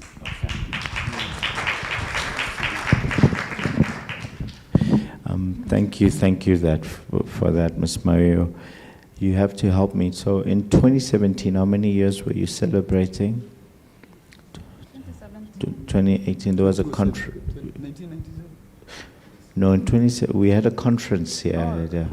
20 years. 20 Wasn't years. it 20 years? Yeah, 20 we were years. celebrating 20 years. Yeah, and I was in one of the plenaries, and I forgot to buy a book, and I regret that there was a bishop there, and all I heard was he was saying "bogisi." Yeah, and and all he was saying was he told the Ford Foundation to stop. These people have minds, and he ended up saying they must build agricultural profit-making enterprises. And he says after a few years, he called them back. He said, you see, here's where they are today. And I like that frugality that you talked about and just the mindset. And he put it in a book. So I need that book. and maybe, Ms. Cohen, I think for you, you said you dropped a tear. Why did that resonate with you from a sustainability problem? The Dean said, our problem today is the resources, but now making sure you allocate it towards real, meaningful impact. So what does sustainability mean from one Bayer school to an impact model? Lebo, thanks. I think maybe let me give people a sense, just the Kagiso journey on, and I'm not going to steal Mzo's thunder and Dr. Muiti's thunder. Just to give you a real story, 1990, the call is made by the EU. We decide to set up an investment company. Kagiso Trust has small reserves. Right? Kagiso Trust go around the country, try and raise money from the banks. The bank said to Kagiso Trust, but what security do you have? And we said to the banks, the only security we have, you can trust us. And the bank said, but you know that's not how we borrow money. You need to show us assets so that we can borrow against the assets. Quite interestingly, we got a loan from JP Morgan's. Right? JP Morgan's gave us a loan. We started the company with approximately 25 to 30 million rands. You guys can do the conversion. Fast forward, right? When I came to the conference, right, we'd already done the first rand deal. When I came to the conference in 2010, I said we started the company with about 28 million. When I came to the conference in 2010, we were sitting with approximately between 3 and 4 billion rands of assets. Right? And that's how the story started. And for me, the issue of sustainability is quite big. The other thing I was saying at the conference, and that comes to your issue, and what Zoe was speaking about, that I also made the point that when I was a CEO, I had 10 years that I've never written any proposal to any donor. Right? But we were growing our programs quite exponentially. Right? We started an education program in one school. And when I came to the conference, that program had grown to just over 200 schools, right? And because of the money we had, we went to the private sector and government and said, we've got our own money, we don't want your donation, but can you guys partner us? And we want to scale a education transformation program. The Bayers program grew from one school. 2014, we were already implementing the program in just over 500 schools, right?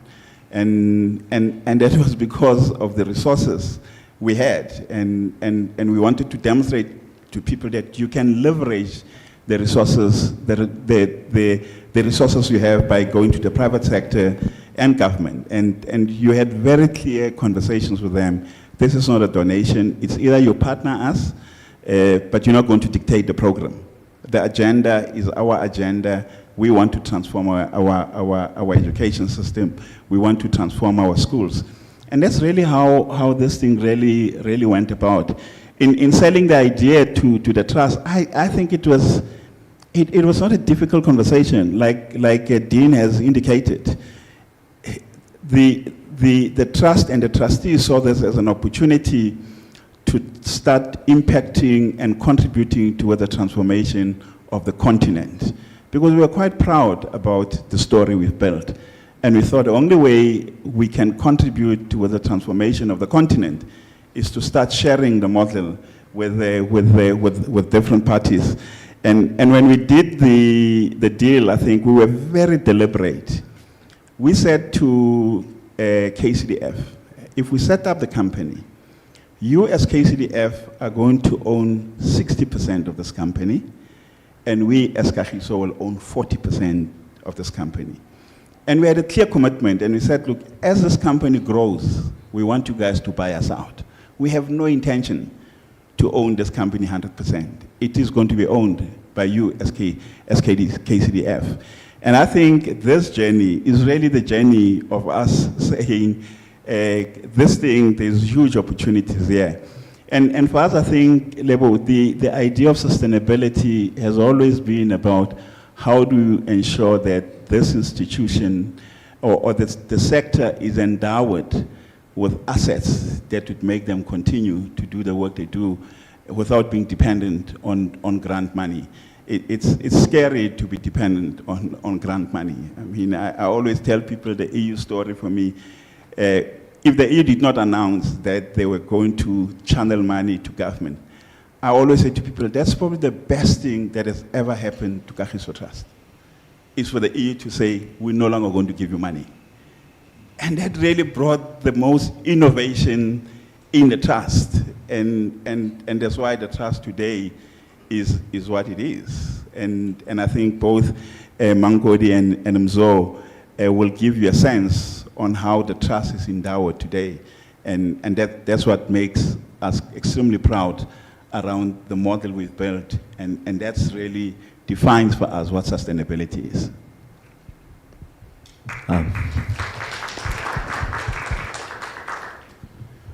My MC and I have been looking at each other, but I need to push these couple of questions in, and then we wrap up. Mr. Namu, you're the numbers guy. So when you look at these South Africans who talk about these balance sheets, and you know that, well, you had aid with BEE in your local context. We were thinking of maybe we could think about the likes of Safaricom and them saying, let's aid these NGOs by giving them participation because they have to build these balance sheets. And in the KCDF context of one day having their own sort of large endowment, what are your thoughts on that?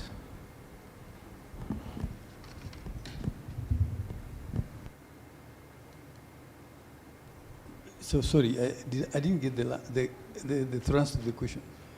No, sure. So obviously B was a campaign that accelerated. Oh, okay. Yeah. Okay. I think the first thing to say is that the journey of developing KCDFIH, it might sound as if it has been easy. We had problems. And even the way we started, as Janet was saying about people, we hired what we thought was the right person to push the business forward. And we had to let go that person along the way. I think in terms of due diligence, I cannot overemphasize. If you're going to invest in an organization, be thorough in your due diligence. Because I recall the chair, we had to rescue the chair of the organization where we invested from certain conflict of interest that were there. But coming of KCDF into the organization, we helped the organization resolve those issues. Again, it goes back to governance. Now, in terms of the country, for example, if you compare the BE policy and ours, I think there is a lot of opportunity that government and county government can, or rather government and county government can help the CSOs to build capital. Could get a piece of land, even if you take the example of KCDF, and there's a lot. Counties are always giving money to private organizations to build factories and all the rest of things. We can make that those approaches to government, to local government. I'm involved in another, community organization, and I recall it's an elders organization, and we went to the local government in Embu at the time and said, we are starting this elders council. We need to build resources. We don't have money. Can you give us a plot of land where we can develop? And we were actually given a plot of land. We did not develop it because we were in the transition from with the new county structure, and whoever came as a governor took the land.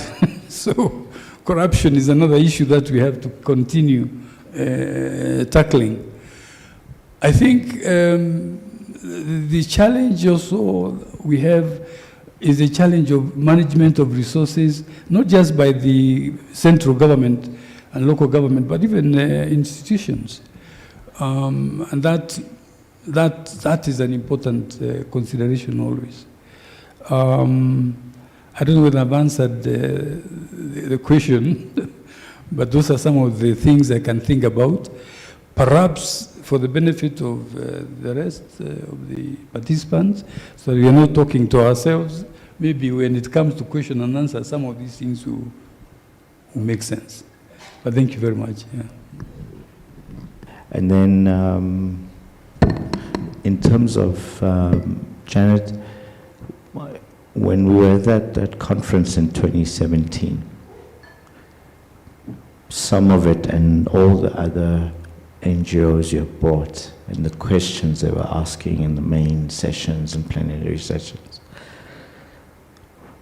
I thought what we could build out of this is maybe go to West Africa and find another sister or brother in the same, because we have championed this together. What could other foundations take from this in terms of collaborative partnership to build endowment, not just by themselves, but could KCDF and the trust or other people come together and say, let's go plant another seed with someone similar to us in Ghana, for example, so that this pollinates in a particular way? I think there are different opportunities for influencing, and I think that's why there's a forum like this, where you have a mixture of people, because we're trying to influence others to consider this reorientation about how civil society organizations are surviving. And an organization like KCDF obviously is part of some of the major networks in the continent. You know, the Africa Philanthropy Network, where we met Kagiso. Those opportunities are still there. It's a question of what people are doing with them. East African Philanthropy Network, those opportunities are there, and maybe we need to shout a bit more in kind of pushing this serious sustainability agenda. So I think there are opportunities to kind of influence if people are actively engaged in the networks. But of course, I think I think funders do have a place to play, because funders are in a position to encourage and to grow the things that are working, and I'm glad Ford Foundation is represented in this meeting, if I'm not wrong, by a former KCDFer. So we didn't waste our time. Lynette, who is sitting there, works for the Ford Foundation now. So I think a funder like Ford Foundation is in a very good place to push, to help continue to support this kind of agenda where we are encouraging civil society organizations to explore alternative resourcing, you know. And of course, I think if my memory serves me, the other day the West African WACSI came and visited KCDF. So there are a couple of initiatives that are happening where a group in West Africa, after hearing, is taking an interest and coming to see what, and I think KCDF has had quite a few guests in that line. People are interested and trying to learn. And I think all of us, wherever we sit, we need to push a different orientation, because that's the only way civil society in Africa is going to survive. Otherwise it will perish. Right. Yeah. No, thank you. As we wrap up, I would like to acknowledge my panelists for a very fruitful conversation.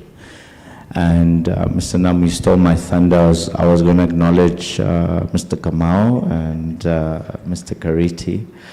Mr. Kamau took us all the way to Nyeri, near the border of South Sudan. I've never seen zebras roaming around freely amongst people, and we're going to see a development, property development. We could do that. Went to see all the land and property we use past the Great Rift Valley. So thank you for everything. I did flaunt a governance once. So we were trying to fix something at Kolobot, and the late Mr. Matu, I brought him a very expensive bottle of whiskey. And Mr. Kariti said, I know what you're doing, to try to resolve challenges to get the business to a profitable state. And now we also have James, who is running the ship well and led the business well. So thank you so much for having this conversation. Thank you. Thank you very much. Before you leave the stage, kindly just request so that we can capture the moment.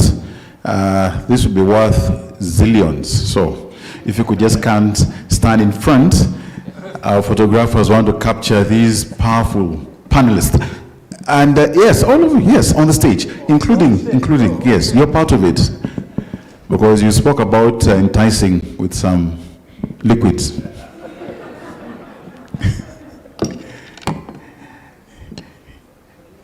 And I think Arthur is about to look up. You're not hiding Uji. Okay, those who know. All right. Look at the camera. Yes, thank you very much. All right, thank you very much. Now a round of applause for our wonderful panelists.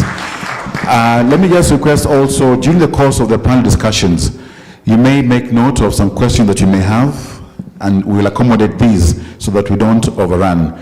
Right now it's time for a health break, others known as a tea break. And since I took 5 minutes introducing the Gen Z, we'll have 10 minutes for the tea break.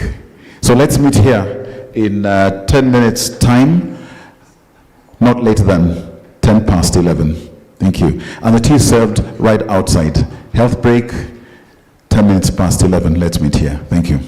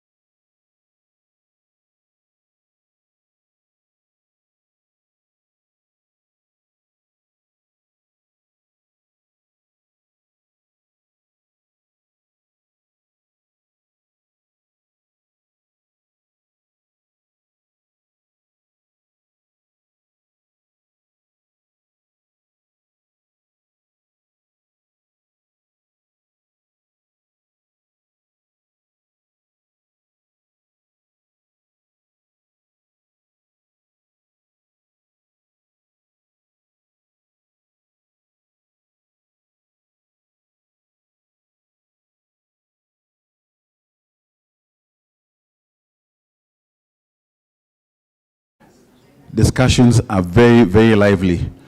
When you see a man like Mr. Leke removing his jacket, then you know things are happening. And like I said, I'm going to pull this line, but it's a fact. Due to public demand, there have been questions that have been directed at some, if not all, the panelists who are up there.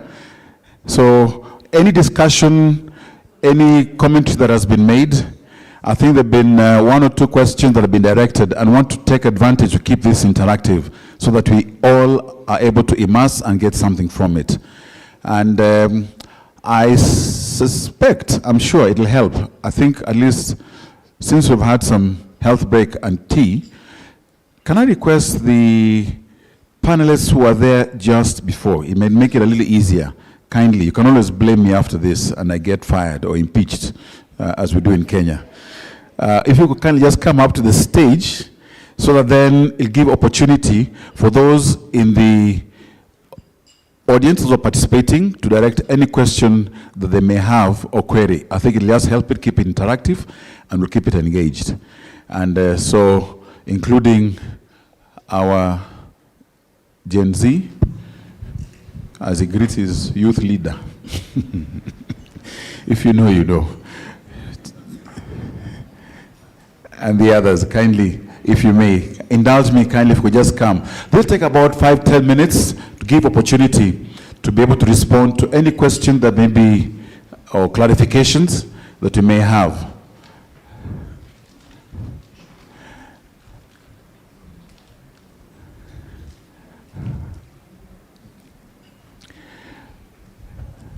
And yes, I know it seems like there is a seat empty there. That was for Lebo. You're so lucky. But, all right. Do you have any question? Any question? But since Lebo was moderating, I'm going to give him some job. Who will be able to have a mic where you are and be able to actually get to you. You'll just, there's a microphone there. Any question that you may have that you want to direct to any one of our panelists here on what has been spoken to, please feel free. This is public demand. I'm about to ask, not Purity to ask a question, because you're one of us, you'll be giving the answers. Any question that you may have, any area or clarification that you may, this is the moment, this is the opportunity. Or if you ask actually out there, and it was responded to, what you may do proactively here is that in case one of us was asked a question, you can actually re-ask yourself and respond to it. That will help us trigger. And I know, Kotso, you were in public demand. What were you asked? How did you respond? Oh, there's a question there. Kindly, please, just give us your name and ask the question. Thank you. Okay, thank you, Program Director. It's Dumisani from Kagiso Trust. So my question is to Janet. I think she mentions an interesting word towards her end of session. She talks about alternative resourcing, and we at Kagiso Trust has battled with the term alternative funding, but we're just interested, or I'm just interested to, in your own context, the Kenyan context, the environment that you are in, if you say alternative resourcing, what would that look like in your own space?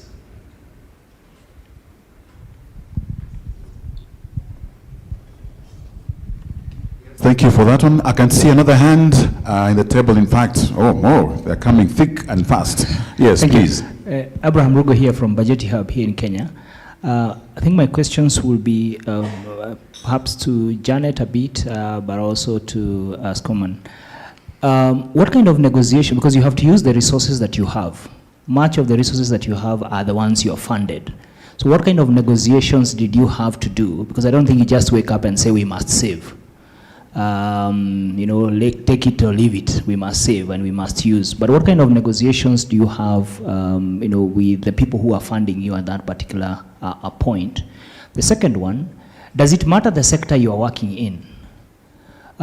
So for instance, we are working a very, outward-looking governance space, public finance, advocacy. Does it matter that sector and how, the kind of investments you can be involved in that also do not jeopardize your mandate? I think for me I'll be happy to hear any practical thoughts. Thank you very much.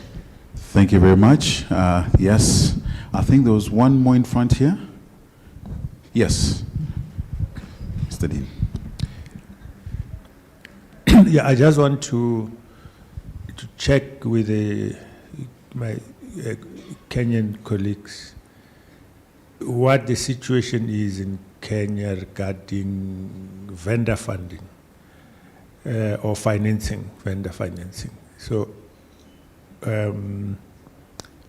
like if you have got multinationals coming into doing business in Kenya, do you have legislation, for instance, that compels them to self-fund the transfer of equity to local people? And would NGO like yourselves benefit from that process? If it is there, are you exploring something like that? Thank you. Okay, I think maybe we could respond to this. If we have another round, we shall, depending on the time. Feel free to respond. Yeah, thanks for the questions. I'm one believer in engagement because I believe engagement is what allows people to shift their positions and get convinced. I use alternative resourcing because in our sector, funding very often refers to funding from outside, international donors. But there are many types of resources. So for me, resourcing, including people in your board who might have different additions to help you expand your way of looking at what other resources you can provide. So I use resourcing because I think it's wide, it includes many things. As Arthur said, there might be a county that might give a non-profit some land or something because it recognizes what kind of work it is doing and the way the non-profit is helping, And also talking about resources, sometimes one of the biggest resources that a good organization needs to build is just trust. And trust it becomes a big thing to help you move forward. So when you are working in a way where local organizations, local communities appreciate who you are, then you have a big, you have big equity around you. And when you say you have an event, they'll come because they identify with you. What spoils a lot of non-profits is the accountability to the north makes them ignore the southern accountability, their community accountability. And I think that is their undoing. So as organizations in the sector, we have to build constituency. People believe in what we are doing because we are making a difference. So of course, as I said, there isn't one way which works for everybody. Everybody starts from where they are. And that's why everybody can start somewhere.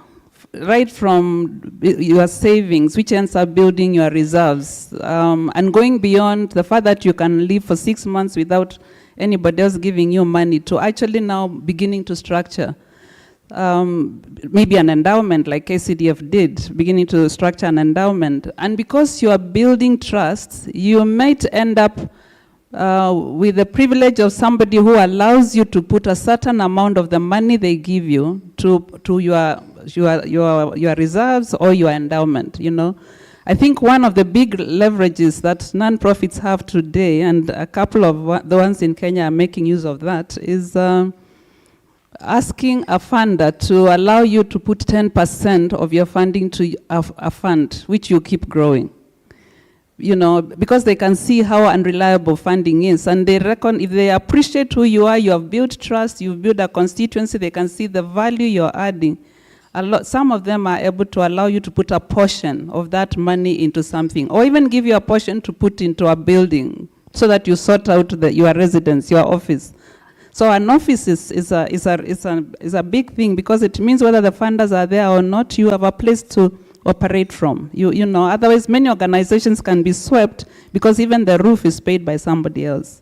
So it could be an office. It could be also offering others to share your space at a subsidized cost, you know, so that becomes a resource for yourself. Or you offering to offer your meeting room so that people can rent it at different times. That becomes a resource which can plow some resources to you. So if you manage to end up with some rental place, fantastic. Some people have had the opportunity of having spaces that they can use for conferences. I know a couple of organizations who do that. The thing is, when you keep a non-profit mind, we don't maximize on profits. These kind of investments have to be run professionally by people who understand what it is to make money.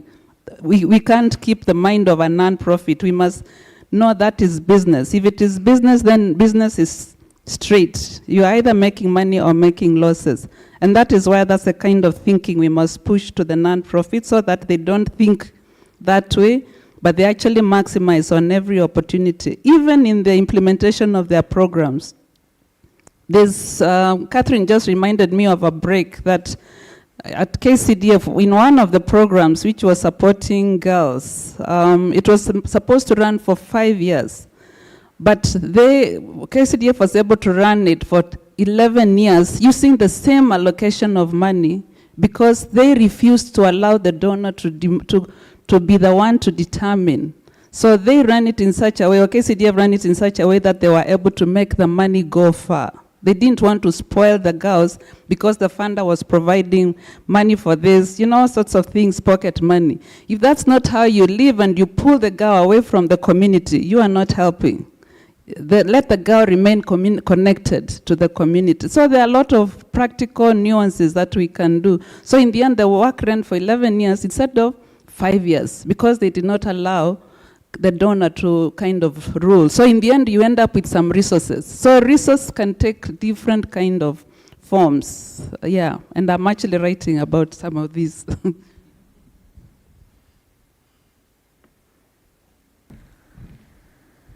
I thought someone else may want to add. I think, or even in the room. Even within the room, you can actually have a perspective, a commentary, a query, clarification, or even can be Cindy's word here. Like, no, I was just going to attempt to respond to what the chairman of the trust asked. I think it's a question of what funds are available in Kenya, perhaps which we could tap into. I think that was the question. Funding sources. Funders. Oh. Yeah, first, it's what legislation is, if there is any legislation that would compel investors coming into Kenya to provide equity through what we call, vendor funding. So basically it's a self-funded mechanism to Kenyans. And whether, if there is, whether the NGOs like KCDF also participate in something like that. I hear you. We do not have legislation that compels investors to do that. I think that's an area perhaps which needs to be worked on. And I believe one of the things we must do as I don't want to use the word non-profit because of the way my colleague here explained this, but this civil society has to do, is in the area of lobbying and advocacy. So, because you need to educate the government or even the legislation. You could be even the source of the legislation to bring that about. I remember when I was in banking many years ago now, we're talking about nearly 45 years ago, the government came up with a policy at the time of telling banks that you must invest 17% of your deposits in agriculture. That helped a little bit, but didn't really go far. Such policies are the ones that we need. The other area, perhaps, where organizations such as ourselves can work is something we had started. I think Janet had started a program. It was called Legacy Fund, Developing Legacy Funds, to encourage the well-to-do among us. When you're writing your will, you actually bequeath organizations such as the ones in this room a certain amount. There is still a lot to be done there. Some of these people are just dying and leaving huge amounts of money to be wasted or to be fought over by their children, and the lawyers end up taking this money. That money is a lot. I think that's an area we need to work on and develop that legacy. It's not a bad idea. It didn't go far, but I think we can still work on it because there is a lot of money around that is not well structured or even available for the work that we do.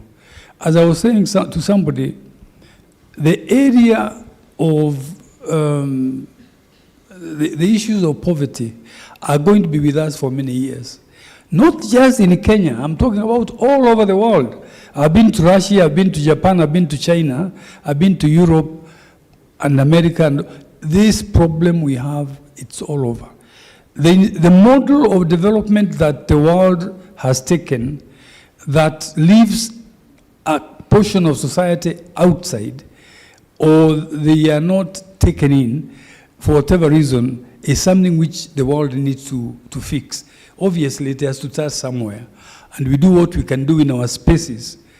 But it's really a terrible situation whereby you have the society developing, you've got trillionaires, at the same time there are many, in their millions, who can't afford to put food on the table.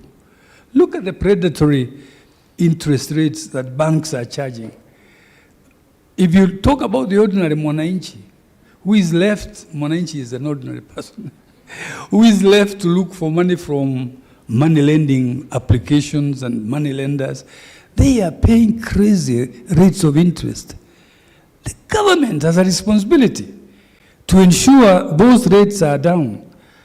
I mean, I don't know, with 300, 400%, how are you going to develop? So the people are caught up in a vicious cycle of debt after debt after debt. When are they going to develop? In fact, I'm very interested to hear about your absorption capacity problem that you now have. Where you have money, you do not know where to take. And the people who are developing programs are not coming up with enough programs to do it. Our chair of the foundation doesn't want to hear a lot of stories from those of us who are in the investment. She wants to see dividends flowing into KCDF, not stories about what you are doing and today and so forth. So I think it's a work in progress, but there is a lot of potential. There is a lot of potential. The legislation, I challenge, we have a lawyer now as our CEO, initiate those legislation so that you can be able to help the government. Government don't think about, they are thinking about other things, not about people. They sometimes pretend to think about people, particularly now when we are coming towards 2027. There is 1 term, 2 term, 3 terms, you what? They are not really interested.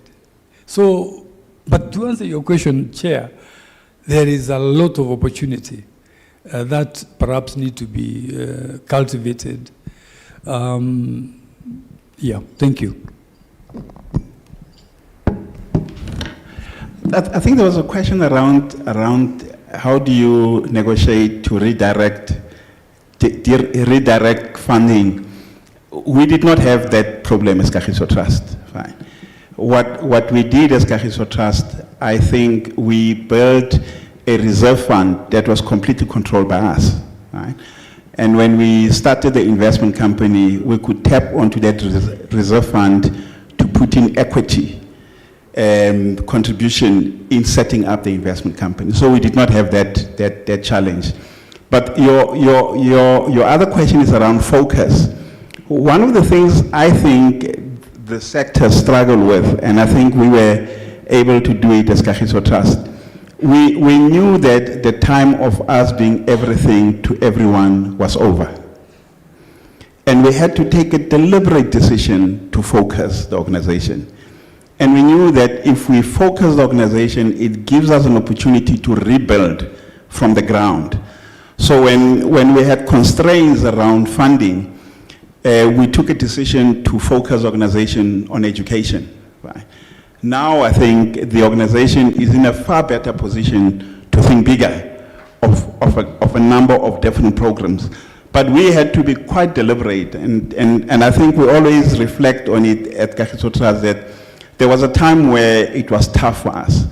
We literally had to retrench a lot of staff members. I mean, we're an organization that used to employ just over 100+ people. When we went through that tough times, we literally had about 18 people in the organization, from 110+ to 18. But we knew that we had to refocus and rebuild the organization from the ground. And the future around what type of programs the trust runs, Dean has just made the point. The trust has so much resources that it can start thinking bigger on different type of programs. For me, I think this sector sometimes is not able to take the tough decisions of accepting that you can't be everything to everyone anymore because you don't have the money. And that's what we were able to do as Kagiso Trust. If I may take 1 minute, yeah. On negotiation again, I agree with Kotso, and I think what kind of negotiation? I think it has to do with you going with your agenda. If you go with your agenda, you're fine, because it is yours you're convinced about. You may get 8 and, let's say out of 10, you may get 7 no's. Probably 1 or 2 will give you a yes. But pursue it with dignity. That's a kind of conviction that I think the sector needs. And you will find someone who resonates. That's why I personally believe just take the money which agrees with where you want to go. Don't take any money, because it makes you have mission drift. Mission drift is very serious. So I think we just have to be strong about the things we care about and then expand the group of people right from the 1 or 2 you have who believe in what you're talking about, and then use different types of negotiation. The 10%, the 20%, allow us to put this aside. Where are you? What advantages do you have? Look at the mix of people.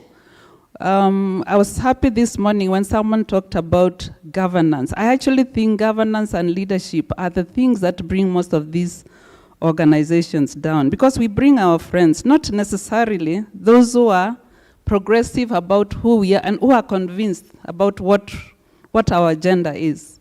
So when we are very clear about that and we bring people of integrity, you can hear the problem of where do you find trustees? That's a serious issue, because you need people who believe in who you are. So don't just bring anyone around you. Don't bring them because they look famous. No, that's not what you need. So all that becomes part of how you keep expanding the group of people who are convinced and who believe in what you are about. And within that, people bring different resources or give you different ideas. You'll find you are slowly making a move in the direction you want, and then building from where you are. Yeah, but as you save, as you look at your opportunities, you begin. It is a journey, remember? The worst thing is when we are known for being affluent, and a lot of us are known for being affluent. Running around with our vehicles and all that, or having big offices, and yet we are not. They are all held by somebody who is paying that rent. Just be humble, just be yourself, and you will grow if you have that focus. Yeah, and you continue to negotiate, but build trust, continue to expand the group of, even locally, not just internationally, locally. A lot of our agendas are with outside, but most of us, we see a gate written a name, but we actually don't know what those people do. If our neighbors don't know what we do, what are we about, surely? You know, charity begins at home. So we need to recalibrate ourselves and our organizations and then build from there. And there will be a way, and find other people who understand what you're talking about or who can share ideas. And many people are willing to share ideas. And you keep negotiating and pushing your agendas. Wow, thank you so much. Do you want to No, I was final? just going to say Please that I think there's a lot of advocacy work, and I believe KCDF is still doing that, because even the 2% that corporates would be expected, whether it's 2 or 5, it's not mandatory to the best of my knowledge. So we have a long way in pushing the corporate sector, pushing the legislation. I think that's one of the other major things we need to do. Push the legislations or create a base, because that allows funding, especially for where we are. And Ethiopia made a lot of progress in that direction when the government was able to create a legislation which allows funding to go to local organizations. So in Kenya, we have quite a bit of work to do to create some of those options. Thank you very much. A round of applause to our panelists and for responding so aptly. And yes, I can confirm that Lebo is not just a prop because he's in the next panel. Thank you very much for warming your seat in advance. As I also take this opportunity to introduce Dr. Mankodi Moitse. Dr. Mankodi Moitse. And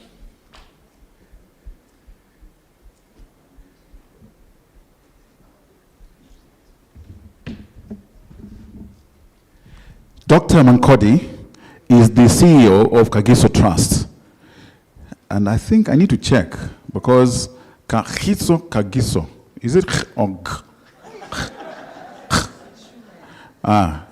it came naturally. I'm from western part of this country where we have such pronunciations. So Dr. Mankodi is the CEO of Kagiso Trust and chair of Kagiso Shanduka Trust, KST. And she's an accomplished group CEO. I won't read all that. I'll just add a bit of spice. But you know what? She holds a PhD in technology and entrepreneurship and is deeply passionate about innovation, leadership, and youth development. So you can see, all those who are young and Gen Zs, we have a youthful, youth-minded leader, and we thank you for it. Next, there is a gentleman, Nzomle Nyenjana, CFO, Kagiso Trust. And he is CFO, and you can tell that he's definitely a qualified chartered accountant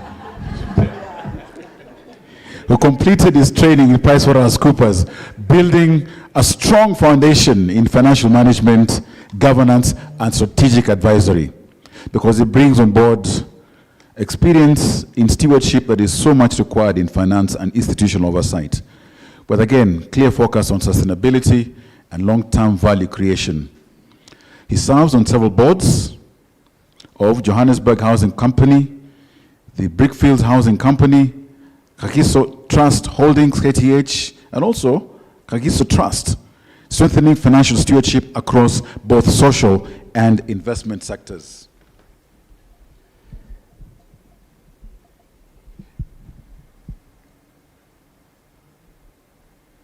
And of course, our gentleman at the end, there was a word that was used. What was it? No. Those Habanduki. I called you Schumann. Someone said Skuma. You know, when you get Skuma, but if someone says Skuma and ends there, it's okay. But when they say Skuma, then Wiki. Then we know. We know. And of course, you need no introduction. And a man known as Lebo. And this is where I introduce myself. You know, do I have a photo? I've been talking so that these guys can Google. As I say who I am, because I just realized I'm the moderator for this session. My name is Edmund Mudibo. I've been part of KCDF family. I tried to get away. They say once KCDF, always KCDF. Have clearly not succeeded, but it's all good. It's all good. All right. Now, what we're going to discuss in this panel discussion is all about strategy. And feel free to take also some notes, some questions that you may have. We'll see if we can accommodate a couple of questions at the end so that we keep it interactive. Because what we want to sense have a deep dive is the whole aspect of your strategy in matters financial sustainability. We'll look at asset creation strategy. We'll also look at how you created sound governance structures and more. Good corporate governance principles. Without governance that is proper, then we're not going anywhere. So, let me start by asking this very first question here. And anyone can jump into it. Some I may direct. Now, Kagiso Trust is often cited as a leading example of a foundation that has successfully reduced reliance on donor funding. Now, at a high level, what problem was the sustainability strategy designed to solve? What exactly was it that you're seeking to solve? Yes, please, go ahead. Ladies first. Yes. Oh, ladies first, by the way. And we'll have another Valentine next weekend. Please, go ahead. Yeah, thank you. Thank you so much. And it's such an honor and a pleasure to be here and to see some old faces as well and many new faces. I'm also encouraged by the number of young people that are in the room, and it talked to sustainability. Yes. That we're talking about. And maybe coming to the question that you have raised, I think this is a deep question. I think maybe at a philosophical level, it's about appreciating that we are custodians or burdened with mindset shift. You know, when you start something and it doesn't succeed, you know, I'm one of those people that do not celebrate statistics that says the first this, the first black of doing this, the first, but also statistics that says we found very few organizations that are started by black people that are surviving. So the issue of sustainability in the work we do, there's an emotional attachment to it, that we owe it to our organizations to survive and be sustainable. So it's one point. But the second issue is really about the developmental gaps that we have. We were speaking with Janet earlier, that we hope that we'll reach a stage where development is only not about lifting someone out of poverty, but to actually lift them to livelihoods where they thrive to even invest in making others to thrive. So it should not be about, as long as we've taken you out of poverty, you are okay. And maybe the last two, it's really about, I think it has been spoken to you, I spoke about the stop-start. Financial sustainability means people can have the assurance that that which we have started will take it to the end. And it sends a very, very big, important message. The last one is about ownership of decisions. I think the panel from the chairs earlier when they spoke about ownership of decisions, because otherwise somebody is defining what is development for us. And I normally say, he who has not walked to school bare feet, he who has not walked 5 kilometers, more than 5 kilometers to school, cannot design programs that accommodate that child. So ownership of what development is brought about by financial sustainability, and that we can dictate what we should have. Thank you. Thank you very much. And let me go to the finance man. Define financial sustainability. In terms of how did Kagiso Trust define financial stability for itself beyond simply generating income? It's almost afternoon. Yes, please. And back home it's still the morning. I think for us, it's all about accumulating enough resources for the trust as a PBO entity, which is its sole mandate is about development of the poor people of our country and addressing all the developmental gaps that are historic. I mean, they come many years and there's still a long way to go. So when I say it's all about making the trust sustainable, and even the directors or trustees of the trust, it is not about them. Everything is about the beneficiaries. And in the trust context, our shareholders are actually the beneficiaries. So when we'll talk later about how much we have, I mean, our financial position, NAV, etc., etc. But I think the key is ensuring that, as Dean said, we have enough money, but I can only say we've got enough. I can't say we've got abundance that we can even, I think in the bigger country's context, yes, KT as an entity has accumulated and is quite successful in terms of achieving that goal of being financially sustainable. But then when you look at the country's needs socially, I mean, we still experience high unemployment rate, which is worrying because it's got other effects of crime, etc. Because if you've got a lot of youth unemployed, the whole economy is quite stuck in a sense, and it's got other dire consequences of crime, etc., etc. So we still feel we need a lot of collaboration amongst all corporates, even from the resource that we have. But also, I think what is key, I mean, it's like if you've got a resource, I would illustrate it in a bottle. I mean, you've got water that you fill in there, but you have to make sure that there's no leakage, because otherwise you'll keep on pouring. So what does it mean? The programs that we implement have to be sustainable, so that at least we can always move on. Otherwise, we'll keep on deploying resources in one program which is not helping us grow, because we want to carry on and make sure that as we deploy the resources we have, the programs themselves are sustainable and help us to move forward and then alleviate a lot of poverty issues that the country faces. Thank you. Thank you very much. And as we continue here, Kotso, what strategic mandate does Kagiso Capital carry in ensuring that investment returns ultimately support long-term social impact? Thanks, Chair. I think the reason why Kagiso Capital was established, maybe a couple of reasons. I want to reflect on one important one. I think the trust wanted to continue with the program of growing the asset base of the trust. The Dean made the point. It's a statement that one of our late founding trustees left us with.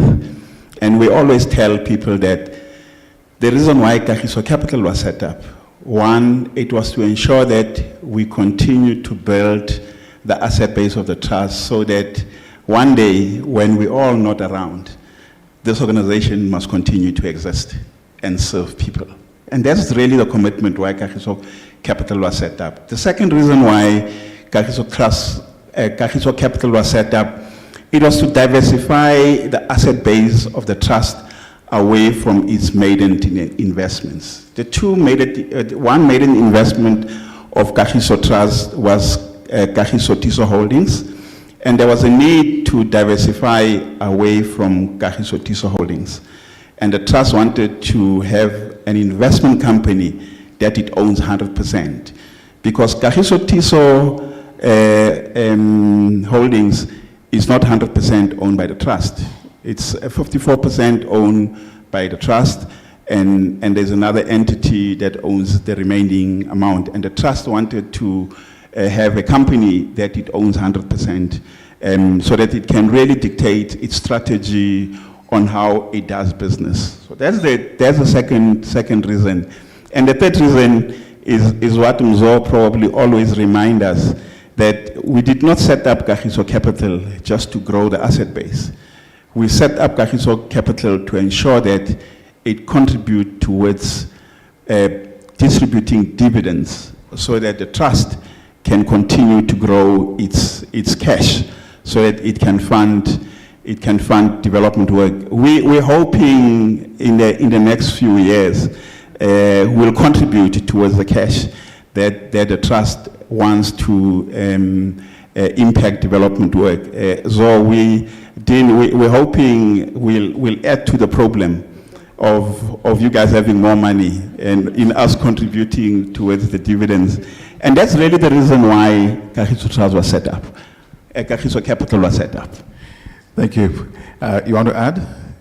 Okay, let's get to the role that the board leadership played and governance in protecting the long-term vision, particularly during periods of market or operational pressure. So the question I'm asking is, what role did board leadership and governance discipline play in protecting the long-term vision, particularly during periods of market or operational pressure? Any one of you can actually pick on that. Yeah, I'll take that one. And surely those times never leave us at all. You know, I was talking to my colleague to say, if you look at our balance sheet, you can see, and you can add income statement, you can see that the footprint it leaves have got 4 aspects to it. One is about program spending and using the same rigor to say, how do we set aside money for savings, whether we want to call them endowments or reserves. The third one, the footprint of investments. And the fourth one, the footprint of debt management or debt repayments. Because some of the assets that we have were financed by debt. I think that discipline from the board, for me, was quite critical to show that leadership. One of the things that I've always noted, financial sustainability is the fourth pillar in the programs of Kagiso Trust. So we've got education, we've got socio-economic development, we've got strategic capacity building, and the fourth one is financial sustainability. Why that matters, it's easy to see finance as a support function. And most of organizations, not just, can I say NGOs? No, you don't want us to say NPOs. NGOs is better, or developmental organization. We see finance as a support function, but to lift it up, I mean, I wasn't there, so when that was decided, but literally coming from a banking background, I looked at this fourth pillar and I grappled to appreciate why. But at the end, I realized that unless it's put in with this, and the same rigor, the same discipline is applied to building investments, it's really compromising financial sustainability. So I think that leadership from the board to determine the conversations that happen at the board level across all those 4 areas are important. But the last point is what also mentioned. I remember moments of not shying away to have robust conversations, tough conversations. I mean, we are really humble people, you can see us. To have tough conversations is not easy. But when you think that this is not about yourself, I mean, right now, I mean, Mzo will mention where the balance sheet is now. And you've mentioned that the shareholder is the public. We have to force ourselves to say if an asset is not performing, why? What runway do we give to this asset? And what are those benchmarks that should be set in place? I know it's not a comfortable thing. I can't say we are there already. I say in other areas, I mean, my colleagues can put them on the spot. We are talking seriously about what is the right benchmark. is this benchmark supposed to be a sympathetic benchmark? Because we are friends, we can go for an 80%, while the market is performing at maybe say 12 to 25%. So those are the hard conversations that the board demands us to have. Lebo, let me come to you. How do you ensure consistency and discipline across the investment life cycle from origination to exit? Why are the tough questions? I mean, that's I think maybe and that's a good question in terms of what the asset base of the trust, and which Mzomhle will cover, which in Zulu means a beautiful home. So I'm just making sure that we know his name properly. So the trust has listed assets which are liquid. You can go and sell them off. And then it has investments in KTH, and KC, which are unlisted in nature. So when an asset is private, it's not listed, you buy it on the basis of having enough influence in it from origination, hoping that you bought it at the right price, and you have to wean out that strategy over time.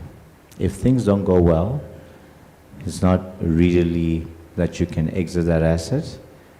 You have to double down and become a psychologist with the management team and say, where's the strategy? Where are we? How do we fix this? How do we come out of it? How do we reinvest to track that?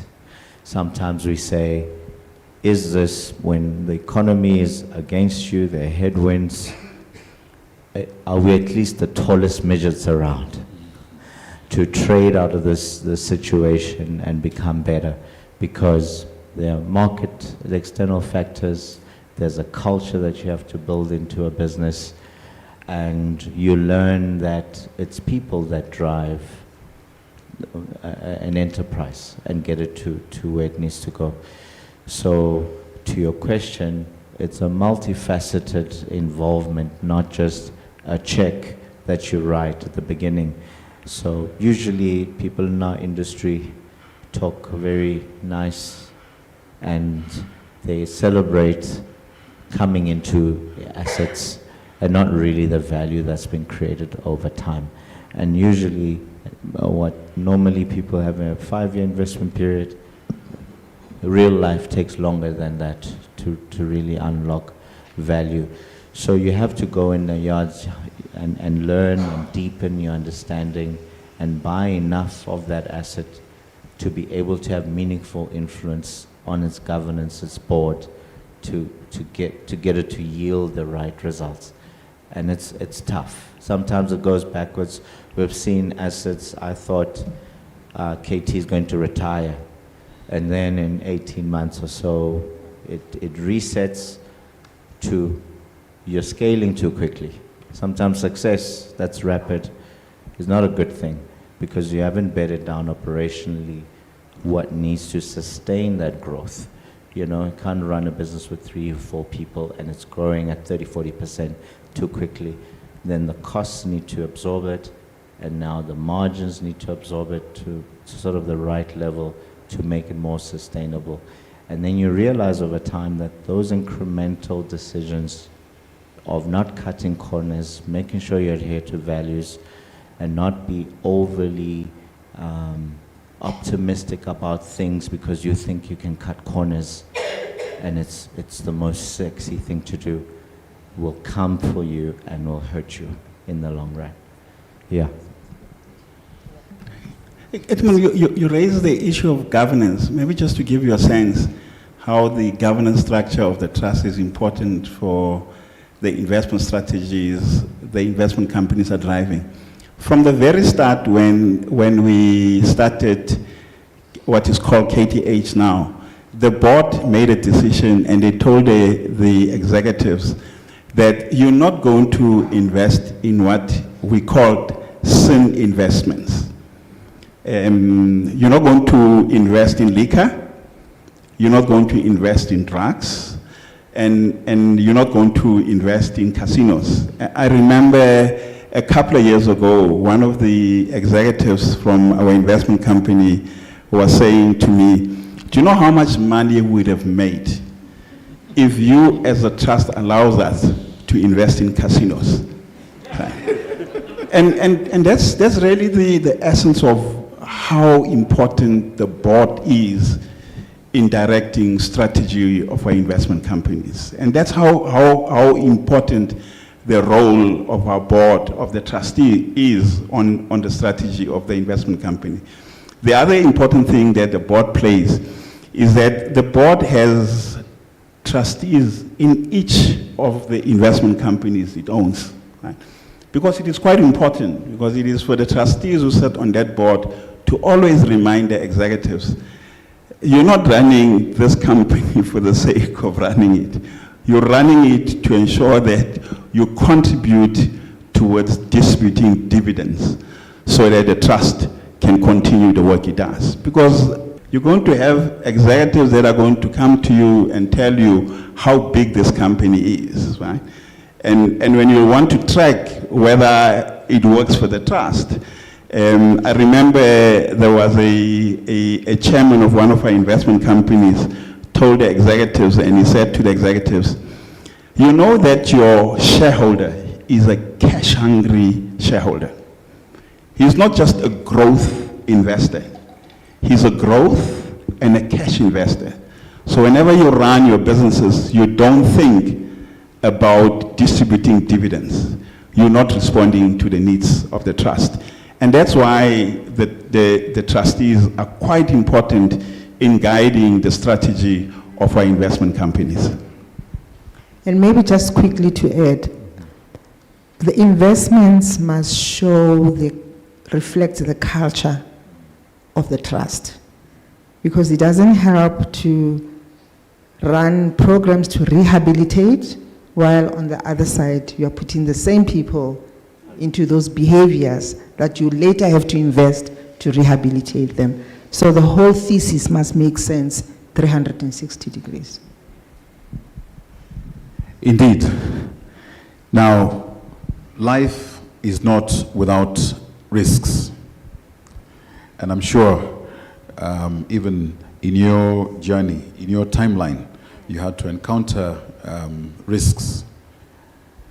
So then, how does Kagiso Capital approach risk management, particularly in markets or sectors with development intent?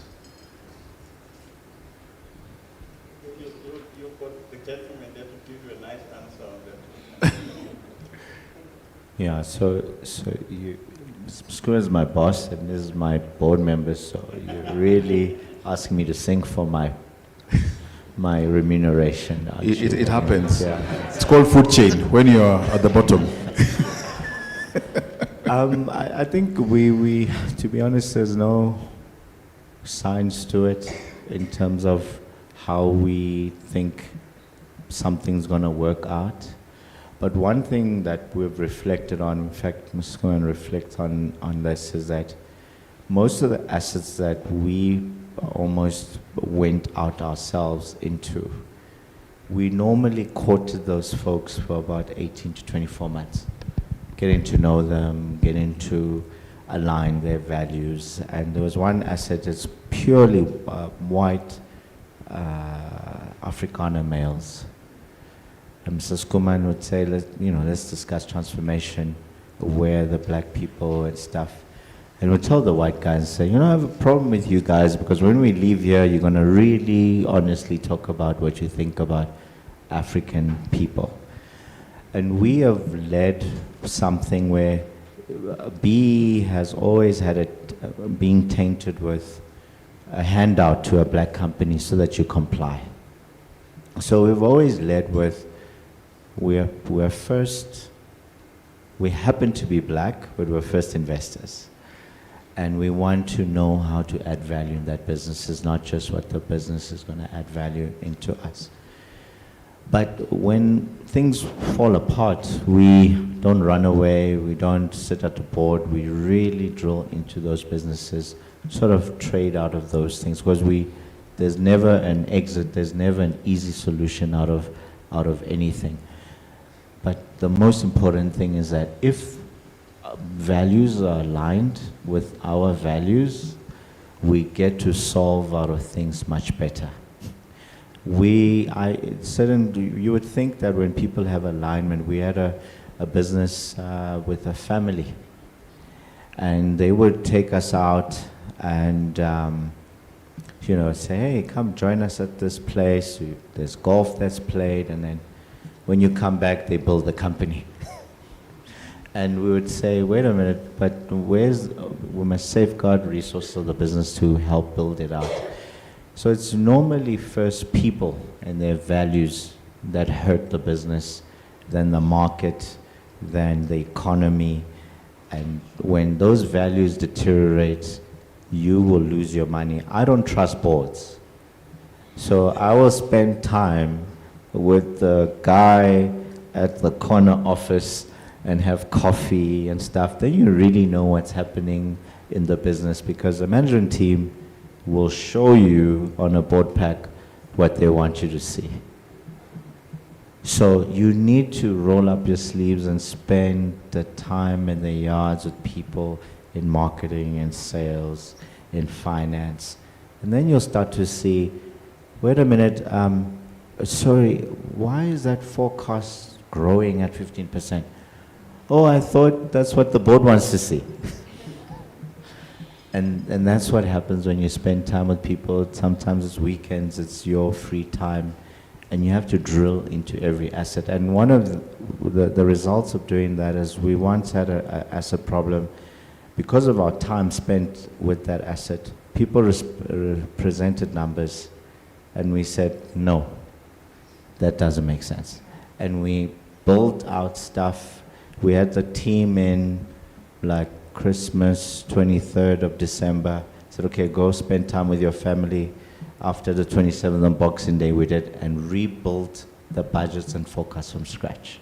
And that's what it means. No one is going to do the stuff for you. You have to drill into it. Edmund, we always remind our executives or investment companies that the name we're protecting is the trust. Whenever we make investment decisions, we always say to them, whatever you do can impact the brand of the trust.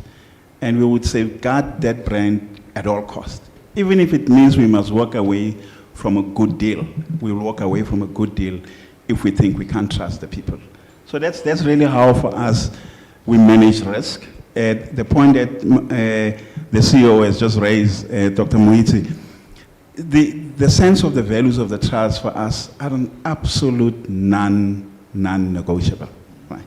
We invested in an opportunity in the UK, and this guy is a private equity expert. He's known to build very successful businesses. And this guy talked to us, wants us to invest, and he says to us, you know, you must give me the money, but you must back off.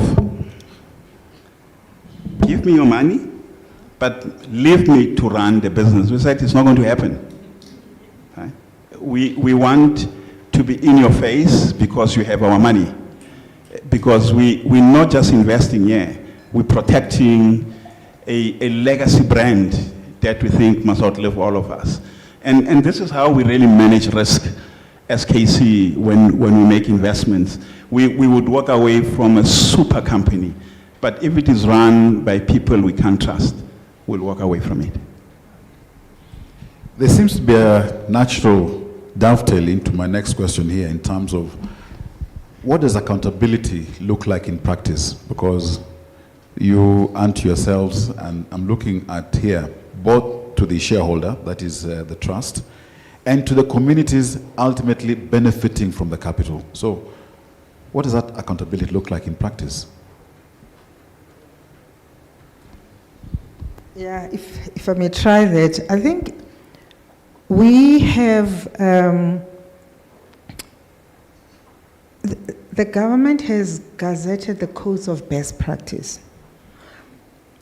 But in reality, it's guidance. So If you don't want to go to hold an AGM, you don't have to. But I think the board of Kagiso Trust decided that we will take the opportunity to make it our own practice, even if it's not required by law. It's a suggestion. So I think now we are in the third, going to the fourth year, where we hold annual general meetings. And I know they are quite complicated. I mean, if you say you have an AGM with schools, who's the mandated beneficiary? So we sit down literally every year and analyze the different programs, and because you have to be authentic and truthful about it. Because you can bring someone, label them as a mandated beneficiary who won't challenge you or not even understand the things you are saying. So we have forced ourselves to do so. In schools, for example, we go for principals. And we do have other 4 programs. We also try to appreciate who can we bring to the table where the trustees stand before the beneficiaries, mandated beneficiaries, and account. We tell them about the budget for the year, what are we going to do next year. We also tell them about what we have done with the finances. But also, most important, we listen to them, because we went and ran programs. What do they think about those programs that we have run? Do they want us to do certain things differently? And also, it means also preparing them. You know, when you want a person, if you want to have proper accountability, and we were not doing this earlier, but with time we have introduced it last year. How do we prepare them to come and be equals with us in a meeting? Because remember, they see us with people with bags of money, if you like. And therefore, in their mindsets, we are not equal. So we have to prepare them to be equal. So when we have a board meeting the following day, we have made them comfortable to say, ask us questions, challenge us, give us suggestions. So that's where we pitch accountability. But also there's an accountability here. There's an accountability, and it's multi-layered. I mean, we are friends, but we are not friends also. We have meetings in a joint excos where we debate and argue things, and where we talk. You know, somebody will be saying, you must have patient capital, and we will say, what's that? So we engage and we hold each other accountable at that level. But that's also in preparation to the board, because the board has got standing meetings where the investee companies will then come and present to the board. They also participate in an annual budgeting process to the shareholder, so that the shareholder can understand what is happening. And lastly, the AGM between companies. So auditors, approval of financial statements, all those matters that are reserved for the trust, the investee companies will then come in AGM. So it's robust across the field. Yeah. In my other life, I used to be in media, and at around about this time, we call what you say a commercial break. But to help you prepare for that commercial break in terms of asking a couple of questions, let me prepare by asking here in terms of beyond capital. What forms of value does Kagiso Capital bring to investee companies to ensure their long-term sustainability? Beyond capital. What forms of value does Kagiso Capital bring to investee companies to ensure their long-term sustainability? And after that response, we'll get into a brief Q&A so that you can also engage us. Yes. And you've seen he's been volunteered to respond, so we thank you. Look, I mean, I'll mention quite a real example. We were exiting a business, and I meet the CEO of that business for lunch. He says, don't sign the sale agreement yet. I said, okay. He says, okay, I think there's another contract that's going to bump up your value. So I say, well, I guess I must pay for lunch. So, okay, so I pay for lunch. Then he calls me the following day, says, about that contract, can we discuss it? So I said, no, okay, wow, another lunch. You're paying this time. So we meet the following day. He says, no, these people, there's a consultant who is consulting with this entity, and he needs a fee to get me the contract. So I said, what do you mean a fee? No, he's going to clip 20% of the business we make. So I said, okay, so I don't think that's what we want to be doing. So I said, what have you done? He said, no, I signed an agreement to do this with this person. Did your board see this? No. So I said, okay, go to this person, tell them we're not going to do this. We want to vet them and stuff because you need to come out. He says, no, but our business has been doing this in the past. He was a familiar face. Then we ended up notifying the person we're selling to that, listen, out of our values, what we stand for, we can't sell this business to you right now. We ended up discovering that the buyer, knew about this contract. So they knew they were buying at the right time because something else was coming. So spoke to Mr. Skuman, we spoke to one of our trustees, Reverend Chikani, who ended up going to the Hawks and reported this matter. They were going to embezzle, not just from us, 75 billion rand of a contract. So now you would say, and then we went to court to interdict that process. The judge threw us out and said, no, but you already were in a dance with these people. And then some shareholders who were part of this were part of the problem. So the point I'm making is, we take it dearly what the trust represents. 40 years of people who started as volunteers to hold us together and put it, not have any disrepute. So the capital, it's weird. It's because Mr. Namu likes praying, I'll use a scriptural reference. Say, your name is far more important than silver and gold.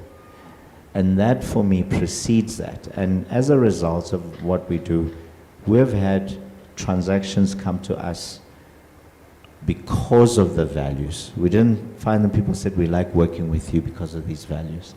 And we wouldn't have done this without what the trust represents. And that for me talks to beyond the capital. Where are you taking it? Who's your community of business people that you're building, and what are the values you're enduring alongside them? What does it mean for South Africa Incorporated? And we wouldn't be at this panel if we were talking those things.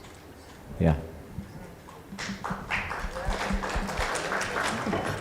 Maybe before the break, I think we must make Mzoho, and because just to give you a real story on real numbers.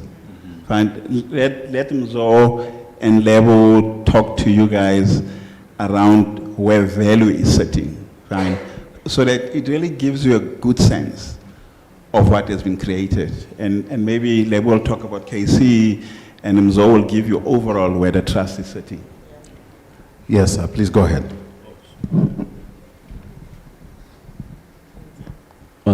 Thank you, yeah. So obviously, I'll start with rands, and I've done some conversion. So, I lost my side. Anyway, our portfolio obviously is quite diverse. It's currently sitting at, Tumisane is here, at just over 12 billion rands as we speak. And when I did the conversion, I think into shillings, it's about 100 billion shillings. That's the net asset value. Made up, because I think it's sometimes easy to talk just a number, but what makes it up? Obviously, we've got listed assets there, and part of it is what we spoke about, the black empowerment deal that we partake in. But before the deal, because the deal came later in our lives, I think the most critical investment is the one that we formed called Kagiso Trust Investments.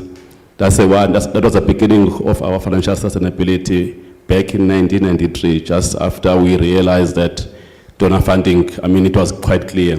We had to shut down. Obviously, setting up that entity, I mean, was a long, patient journey. I mean, the debates, I mean, most of the trustees, I was not there, who were there, I mean, were mainly clergy people. They were concerned that, I mean, if you start a business, it's a cutthroat environment, and normally the part of ethics sometimes may seem missing, because now you are entering a space which is no longer developmental, but just profit focused. But we said, no, I think we'll separate the mandates to be clear, to say, yes, still do business in an ethical manner, including what Jotso touched on the exclusions, because we are not just here to just maximize while we destroy society. But then this is about making the trust sustainable, because the mandate is still bigger and relevant. And I mean, the part I remember in 1993, 1994, there was Better Life for All. And that was meant to be offered. So everyone who was not visionary, or if the trustees were not visionary, they would have assumed that now the new dispensation, which is our own government, was going to be Better Life for All. Then let's leave everything because they're going to solve the issues. But then they realize that it won't, the Kagiso Trust as a vehicle will still be needed, because the developmental gap is quite wide. So I've touched on Kagiso Trust investment, and then obviously we have also formed KCI.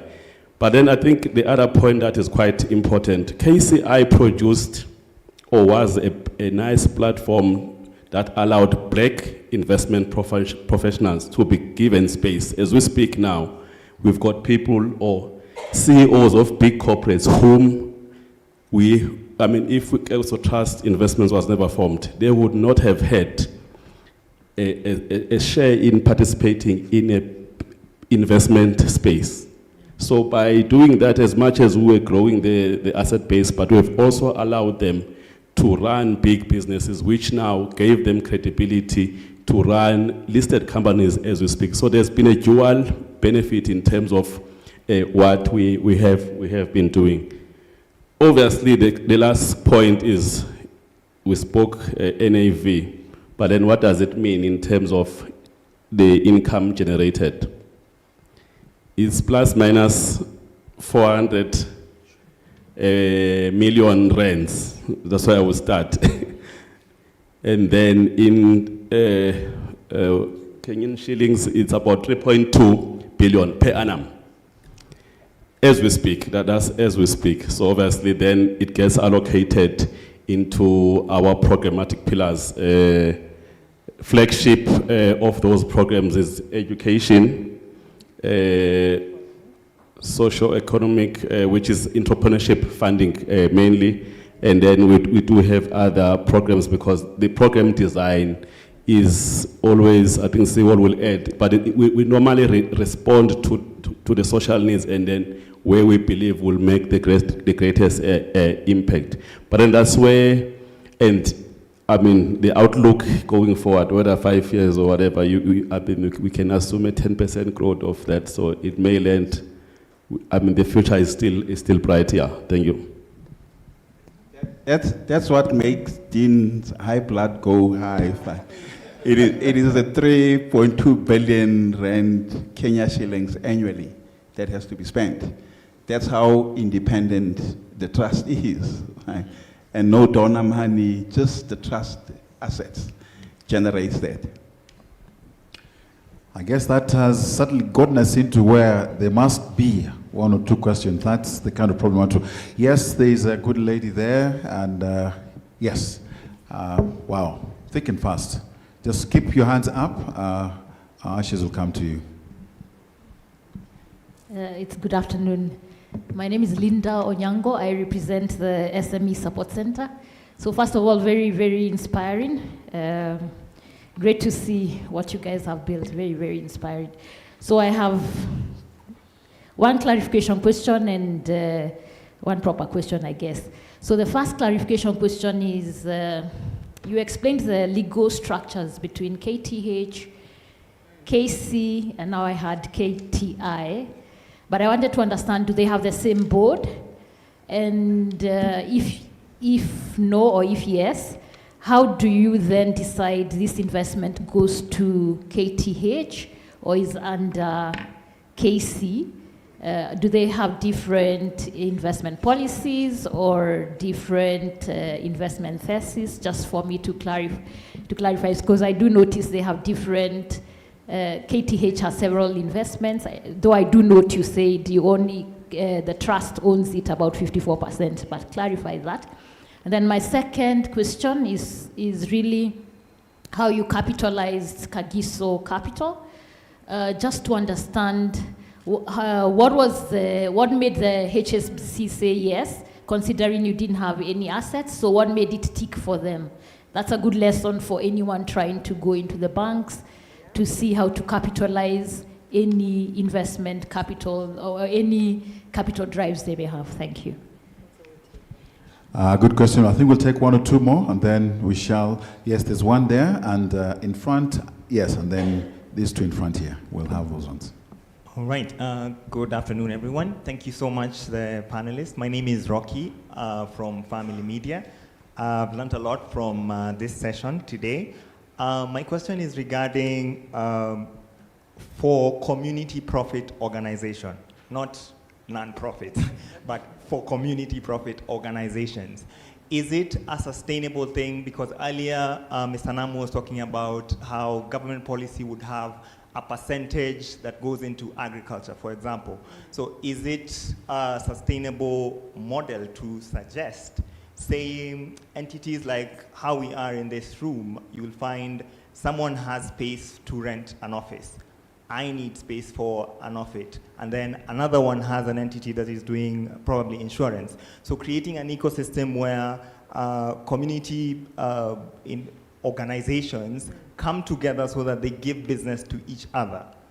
And so a percentage of your investment, say you want 25% goes into for community profit organizations so that you kind of keep the money flowing within such an ecosystem. Is it a viable thing or not?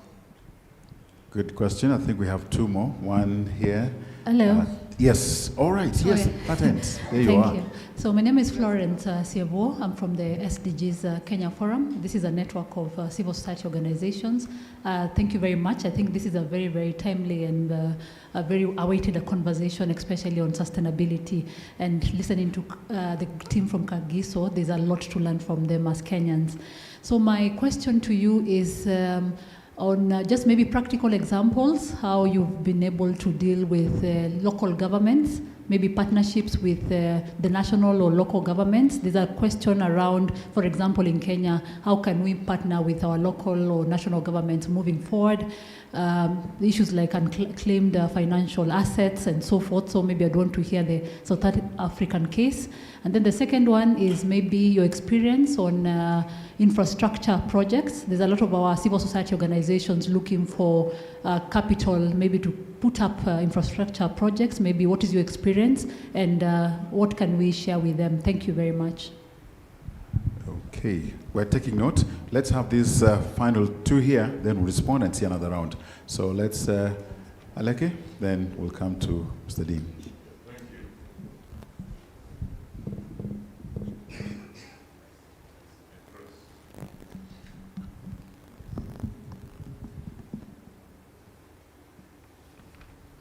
Thank you. I'll make a comment and then a question to the panelists. And I happen to have worked in the microfinance sector for most of my working life. A few years ago, not quite a few, maybe about 20 years ago, someone wrote a book, Whose Sustainability Counts? Is it the clients we're trying to support, or is it the institution? The examples from the microfinance sector have been very bad, in the sense that the focus was toward the sustainability of the institution. And I worked for an institution that actually became sustainable and profitable, and today is a tier 2 bank in this country. However, the clients whom we sought to support are no longer being served. Yes, the institution became very successful, but the clients were forgotten. I am raising this because is it possible that with respect to Kagiso, that because of your focus on sustainability, certain socially oriented programs that would have very high return socially may be ignored because of their low financial return? Is that a possibility? That I think one has to be careful, because like I said, the example from the microfinance sector is terrible, in the sense that it is the capitalists, the people with the capital, who have taken over these institutions that were started with a strong social focus, but they lost out. All in the name of sustainability, and of course, who was pushing for this sustainability? Our donors. Thank you.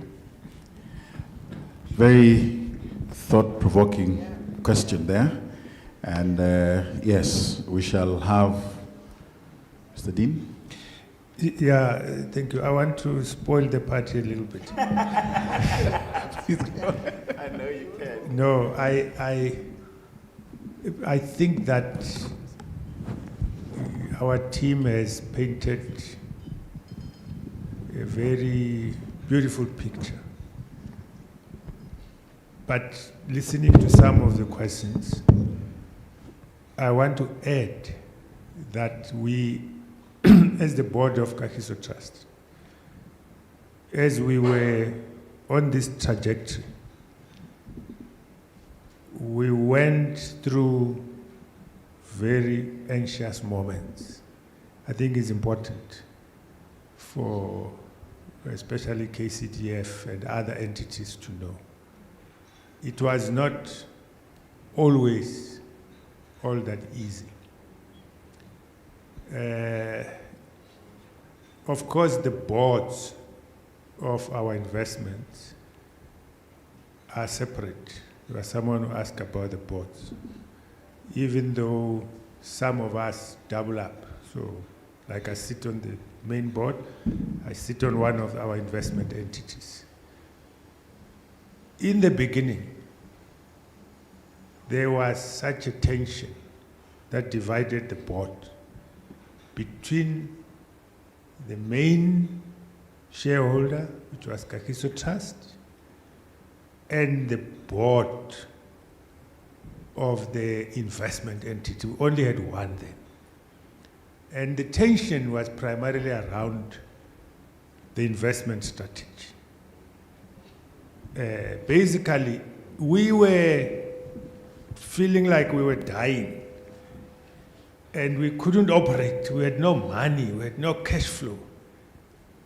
And the investment guy said, we must grow investments. So for 10 years, no dividends. And so they used to say, you mustn't kill the golden goose and the goose that lays the golden eggs. So they were more into growing, the entity, the net asset value, but we were struggling with even salaries. Hoto was the CEO there. He's in the investment, but he was fighting investment colleagues every day because he had no money. And it was so difficult. I can tell you, it actually divided the board as well, because those who were on the other side shared the investment, a kind of a philosophy of our investment entity. So they would defend it while they were sitting on the board, this side. So, it was anxious. I think, so basically, as we were moving, on this, we really had a very difficult time, an anxious moment.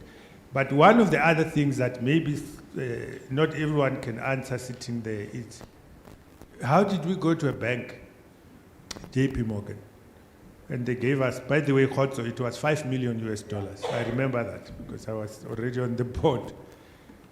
It was a very unique kind of a situation because in the sense, the trust, we had big names of people who had integrity in the country. You had your Desmond Tutu there. So if you just have a person who is sitting there, a Desmond Tutu, it carries capital. You know, the integrity carries capital. You had a Bears Nodi. You know, you had people who were trusted, even globally, as being people. So it was on the back of that, you know, that a bank, you can say, sort of bent the rules and took even bigger risks. But also, secondly, remember it was more a historical moment because we were now emerging out of apartheid, racial discrimination, and many entities, government, and everyone wants to show solidarity and support. So we benefited from that solidarity. But we benefited because we had a vision also, and we were there. And of course, I also say, in terms of our growth, the biggest growth that we have experienced was more as we benefited from what we call BEE, you know, deals. So, but it was because the institution is there. So it's important for the institution to be there and be alive with people who have got integrity so that they can take advantage of the opportunities that come the way. So we were quite lucky, but I just wanted to add that that picture painted, it went through some of very dark tunnels, which were very difficult. So tension. And the tensions, I must add, without fear of contradictions, the tensions don't go away. So even today, as I'm sitting here, we are not really having flares up, big fights, but the tensions are there. You can feel, you know, because we want to maintain control, and sometimes we feel like Wokoto wants to run away with our entity. So the tensions will always be there, but I think the level of trust and so on, I can see, I'm striking. They are there, and they will always be there, because we are different. We are shareholders, our interest is in development work, and they are investment entity, they are supposed to make money. It's like looking for profit. So that tension is always be there, but it's quite a healthy tension in many respects. Like we put pressure on them. You know, sometimes they feel, no, I mean, you don't understand the markets. You don't understand how difficult it is, but we will keep putting pressure on them. And when you do that, I think people should understand that we are all, it's in the interest of our own people. So those tensions are there. If you don't have those tensions in your relationships, well, I think you're on your way to heaven. So, thank you. Thank you very much. I love that. So, response can come from the floor and others, and indeed, yes, so tension is healthy. So those who are on the boards, yes, tension is good. So we can attempt to respond to some of the questions that are untensionable. Well, Suez unraveled a lot of things, isn't it? Maybe on the, it's quite interesting, maybe on the JP Morgan story, it's very interesting when you talk to the JP Morgan people now. The JP Morgan always say to us, one of the most stupid decisions they made was to give us a loan. And JP Morgan is an entity that has been, they said one of the most dumbest decisions they made was to give us a loan and not buy equity. We paid, it was a 5-year term loan, right? We paid it in 3 years, right? And they were out, and this thing was growing. Right? And when they look back, they say that's probably one of the most stupid decisions they made. So that is the one issue. I'm not quite sure whether when you ask the capitalization level will add on it. On how KC was capitalized, it goes to the tension that Dean was talking about. KC was capitalized. We had two options, right? We could have said the trust must sell an asset and give us cash for us to set up KC. Right? What we did was to ask the trust to on-lend its balance sheet for us to go and raise debt behind the balance sheet. And because you had an asset that was paying dividends, cash, the banks were prepared to say, look, we can fund this thing with our eyes closed because they will continue to service the debt. And when we set up KC, we actually, let's go back to what Dean was saying, BE. We thought there was going to be a second wave. There were people who were the beneficiaries of the first wave of BE, right? After 10 years, we thought there's going to be people that would want liquidity, who were probably in structures. After 10 years, they probably had an opportunity to exit. But they were going to exit assets that we think still has value. And we thought we would go and give those guys opportunity to exit and say, look, we will buy your stake, but we'll buy your stake at a discount. And that's really how KC was capitalized. We raised debt behind the assets of the trust, and I think and that's really how the investment company Kagiso Capital was capitalized. I hope that answers that question. I think I'll leave the other questions to Mzo and the CEO. Lebo, I'm not quite sure whether you want to add on that point. Yeah, so as the Dean covered, the tensions do get to a point where you're like, you know, how do we position what the support from a capital perspective from the trust? You become less reliant on that.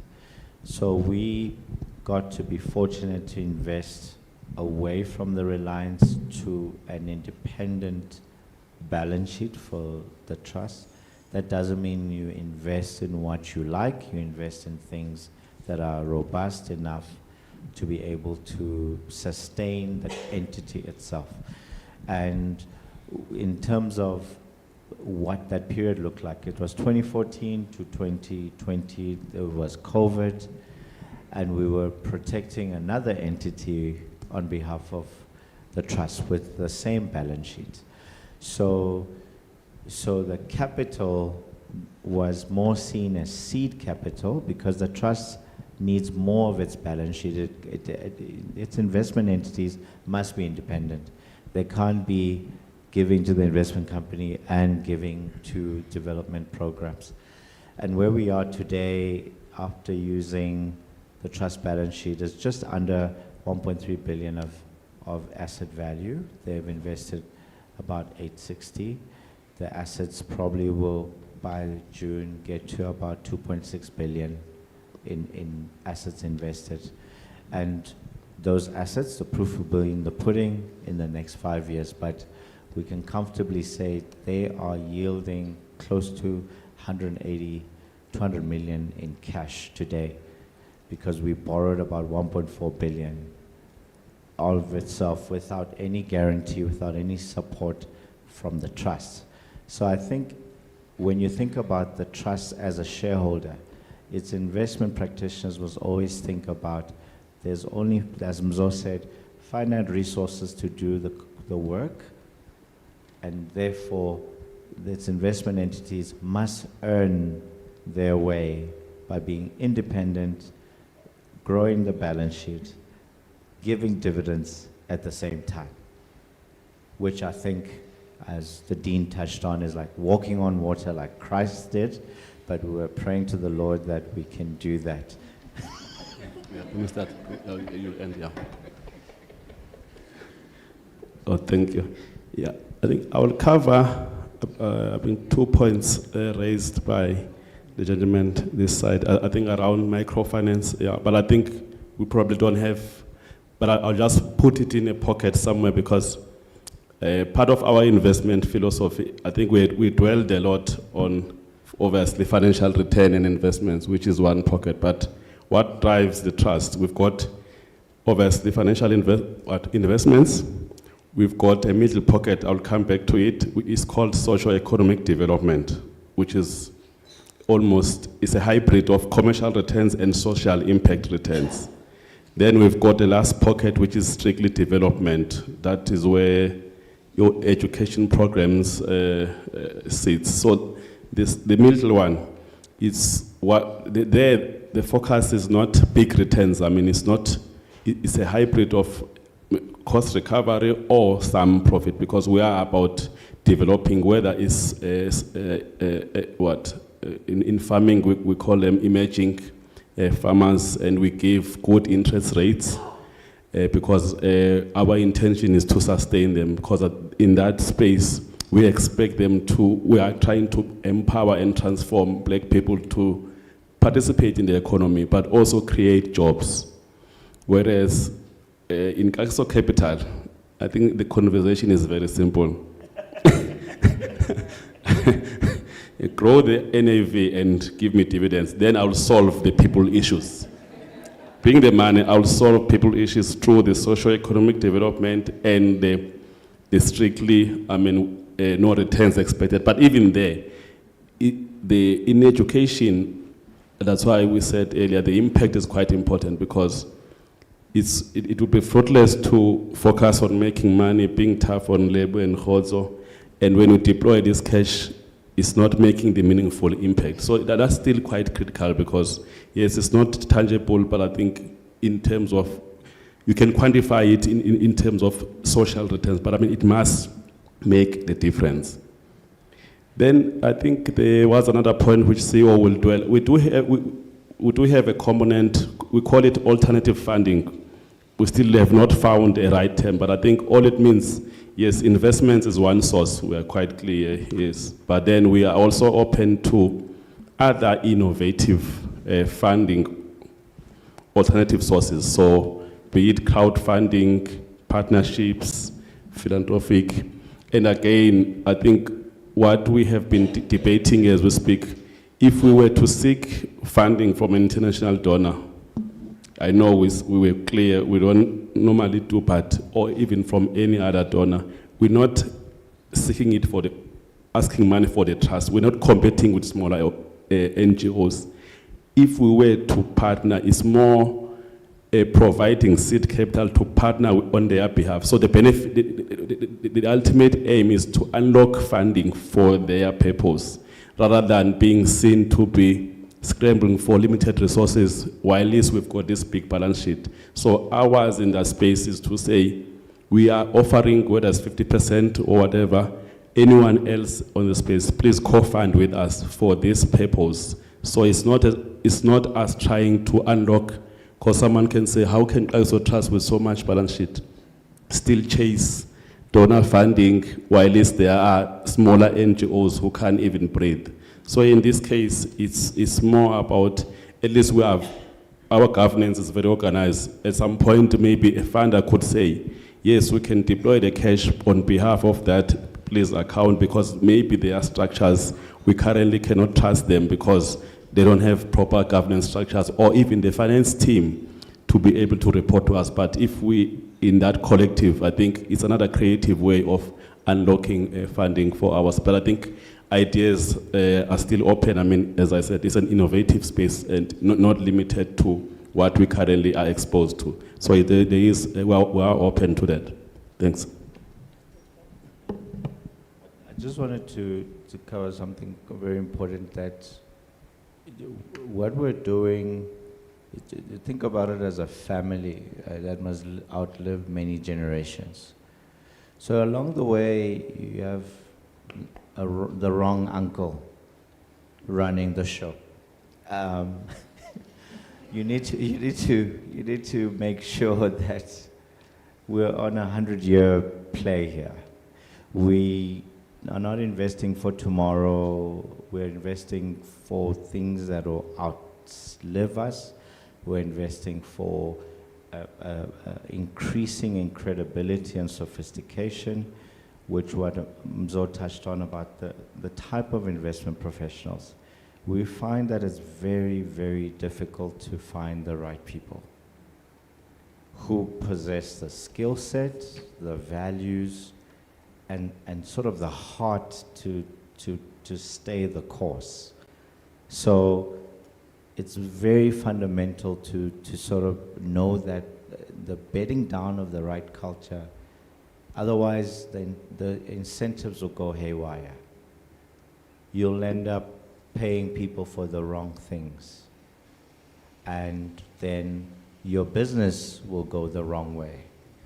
And it's very important that as we build that capacity, it starts yielding things, and almost sometimes the people will bring stuff to you. People will tell you, let's go to another country, let's go this, let's go that. So it's important to know what you covered on, Janet said, that this is what will give you dignity, lasting credibility, and a balance sheet that will stand. I particularly view that there's not a lot of representation from an African sense of building institutions. Or what Aliko Dangote has done with doing a refinery. He said he could have made $120 billion richer if he had invested in some AI stocks. So where we are is still in the foundational aspects of bedding down the foundations from an asset allocation perspective. And maybe future practitioners will come and they will lead the Kagiso Capitals, the KTHs, and other businesses that you start to that point. So I don't think it's a return game. You know, you can do a lot of things on Excel, and it'll spit out numbers, and you'd run to the bank, and banks will give you money. I was saying to Mr. Skuman that sometimes I feel like I'm running a credit business, the business that the banks want to lend to, not a business that we want to build. And so we need to say, here's a KC, fine, you borrowed, you pay the lenders, you have an opportunity over time when the debt is paid out to pay divvies, but then you need to start being more active and intentional about where you're taking it. And that, I think, is a 100-year game. I don't think it's a 5-year investment strategy that's going to get you there. I think last question, or two questions, and maybe just to say, Dean, yeah, there's the master class that you had between Rose and Adia, quite valuable. I think we want to take them a picture from here, so that we remind you, IH and Foundation, when the tensions come. Yeah, but it was quite enlightening. Rocky, maybe to your question, I think you are raising a very important point, and I think I hear it even as a call, as we meet in these spaces. We don't respect each other's skills. I think somehow in our minds, private sector is better, in a way. So something that we can even, skills commoditization, asset commoditization amongst each other. We are learning is quite early. Through our civil society pillar, we are trying to think of a trading post where people can say, these are the skills that I can offer. I mean, if there's one person who knows how to write business plans, it's us, and proposals, it's us. So why then do we go to another sector to go and help us to write them? So I think you're raising an important point. Another phenomenon is around the ecosystem. I think for many years, we also suffered from going to the same places to implement similar programs. Whether it's about my name, unless they write Kagiso Trust name, I'm not satisfied. But I'm seeing a level of maturity amongst us. We are leaving the egos outside the room, and the money goes a long way, because the question that we are asking ourselves is, for example, KCDF, what space are you holding in the ecosystem? Kagiso Trust, what space are you holding? Instead of doing the whole components of the model, you do your piece, the other one do their piece, but we can hold each other to the level and the quality that we are looking for. It took a long while. I must say 10 years this conversation started.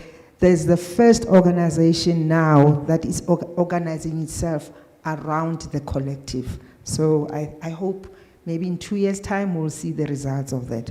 And maybe a quick one on the partnerships. I don't know about you, but success in other areas. I mean, in education, I would say we had some success where we were able to partner with government on a 50-50, but it was just in one province. Unfortunately, it's not easy to have all the leaders adopting the same principles. So in some cases, we had success both in the infrastructure project and in the delivery of the model, but it's not something that we can say in South Africa it's a big tick. It's not yet there as much as we want it to be. Yeah. Thank you very much. We're just about to break for lunch, but this is when I'll ask that parting shot, as it were, and hopefully one of you will give a comment whether or not we can just cut and paste. Since you're here, we have cut. Can we paste? Will it work for us? We'll start from that end as it comes down this way. For me, 3 things that I'll probably leave you with. It's a long game. It's not a short game. Zoe has indicated there was a time, 10 years, I said to you, we were 120 people, we retrenched, and we became 18 people. That's how tough it was. So the first thing is, this sector is going to have to be able to make tough decisions. We took a decision that we could not be everything to everyone anymore. We had to focus and build a model around education, and that's what has happened. That's my first takeaway for you guys. The second one is, I think the sector needs to start being deliberate in identifying and investing in its leadership to understand the financial and investment space. I think there is amazing opportunities in that space, but I do think we need to be so deliberate to start training and building our leaders to learn the investment and finance skills, because that's where opportunities are going to come. So I think for me that's another parting shot. I think Janet made a point, and maybe sometimes it could be seen as being arrogant. If somebody gives you money and can't agree for you to redirect some of the money to create endowments, personally, I think at Kagiso Trust we would say to you, you must keep the money. You must keep it. We've not told you that we fought with the EU, and people could not believe it. That how do you guys take the EU to court? And I'm talking the European Union. I'm not talking some small, and we fought with them because we wanted our independence. And we did not want the EU to think they can dictate to us because they've got the money, they've got a big check, and we said, look, this is what we want to do. If you guys don't want to do what we want to do, take your money, it's okay. And people thought we were crazy. On how do you guys give up 100 million rands then? And 100 million rands then was a lot of money. But we did it. As Kagiso Trust, and I think we said, look, we're not going to allow the EU to dictate to us if they're not supporting what we want to do. And I think for me, this is where this sector needs to start moving towards. Yes, parting shot from you as you come this way, briefly. Yeah, no, thank you. I guess from a KCDF perspective, I think what I would say, at least, I mean, they've started. So they are in that journey already. So it's great to hear that. So, but obviously for other developmental entities within Kenya, I think the important thing is to start.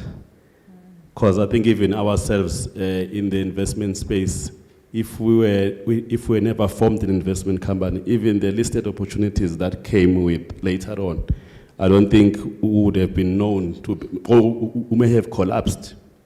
So I think the importance is to start, obviously, then be patient with conditions. Obviously, you can't be patient forever. It's patience, but have clear milestones as to, whilst I'm planting this orchard, I need to be clear, I mean, year in, year, where is it going towards? If the target is 5 or 6 years for it to bear fruits, but is it growing to that target? I think that is important. Yeah. So I think it's not a race; it's a journey. So I think in a KT's context, that we are whatever billions, we should forget about that. I think we should just soldier on. We'll get there. Thank you. Parting short, I think let's build capabilities both in the trust and in the investments. It's important because sometimes the advices from investment consultants need to be also thoroughly reviewed and be guided, because they also don't really understand our spaces the way we understand them. So I think capabilities from both sides. So when Lebo talks about the ROI, I should be able to challenge him back. And when he says, give us 10-year runway, I should be able to calculate the numbers and say, you can actually do a 5-year runway. I don't have to be an expert. I mean, to come to where he is, I don't know. He's far. But I should know sufficient to have an intelligent conversation so that he feels that we are partnering in engaging. Thank you. Lebo. The shortest straw now. I think maybe someone once said they reflected on, you know, when you start a business, they say a minimum viable product, i.e., where the customers, then I'll give you money if you show me someone likes your product. I don't think we're in the minimum viable product journey. I think we must build things properly for the long term. And sometimes it will feel like you're over-investing. It's counterintuitive. But that's the reality of what you are presented with at that time. Yeah, thank you. Wow, thank you very much. Can we give a round of applause to our wonderful panelists? And since I have the microphone and I'm trying to get myself into a photo, you can join me here. Please feel free. This will be a very important photo down the road. Thank you very much.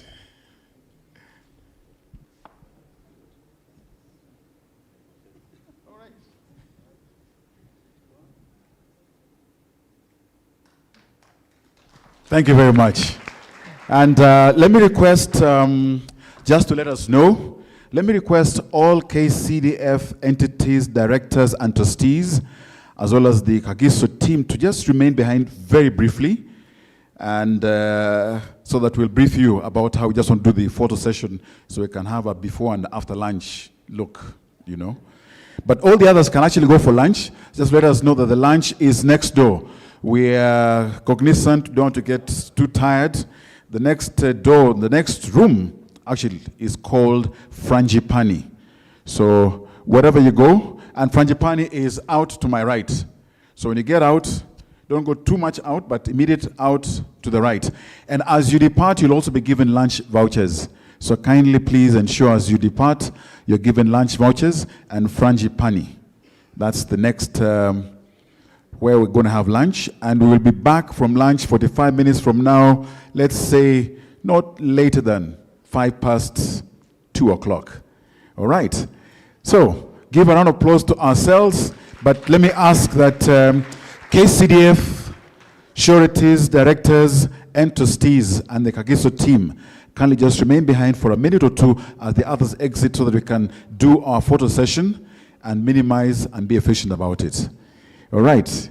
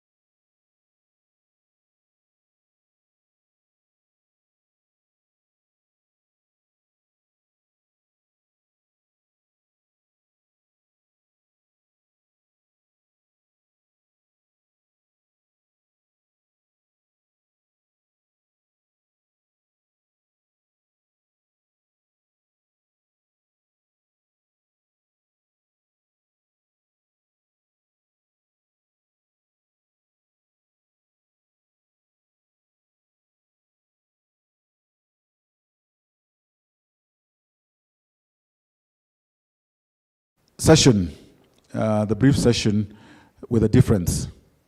Because we've been here, we've participated, we've engaged, we've listened, we may have questions, areas where you're at, and you want to share a comment or ask a question, which you can pose, and we'll be able to find answers within here from those who may have been on the panel, or those who are yet to get on the panel, or those who even know. We're here so that we also pick something interactive, and it can be something that is really, you want to get it out of the chest or just share. Opening this up. And yes, my friend Simon, can you wave, greet people? Okay. I want to thank you because you're about to ask the first question. I'll ask on behalf of Simon, because Simon is with the Palm House Foundation. And Palm House Foundation, I know, also has partnered with KCDF, I think, down the road at some point. And there's some things he actually can confirm are aligned in terms of sticking to the value, being focused on why your reason for existing and how you go about it, and being prepared to make the tough decision. So Simon, which tough decision did you make that would have been very difficult otherwise? I know there are times where you have a benefactor who supports you in doing what you do, and they may give you some soft nudging, encouraging, which is not aligned to how and why you exist, without mentioning particular names, and certainly not the one who is also in the room with you, because we need you to still be in Palm House tomorrow. Do you want to rephrase that question? Because I was with Simon once upon a time, in the recent past, where a benefactor called to try to engage, to say, I'm sending someone, can you, in your interviews, consider? And we would have almost accommodated, but Simon being an admin, he said, Edmund, remember, we stick to our values. And because of this, I'm sorry, we cannot take. And the irony is that we actually, I think, when we had the last Board of Trustees meeting, we actually had opportunity to do what the reason for existing, to offer scholarships to students. I'm not too sure if that's been taken up, but being able to drop someone who others could have, maybe on their own, got an opportunity. But because of that, we now had a surplus opportunity. But we said as the board, this will not go back, money not spent. It was intended and it must be. Tafakari hayo. Simon, have I spoken the truth? Please, I want to hear your voice so that they'll believe. Yes, good afternoon.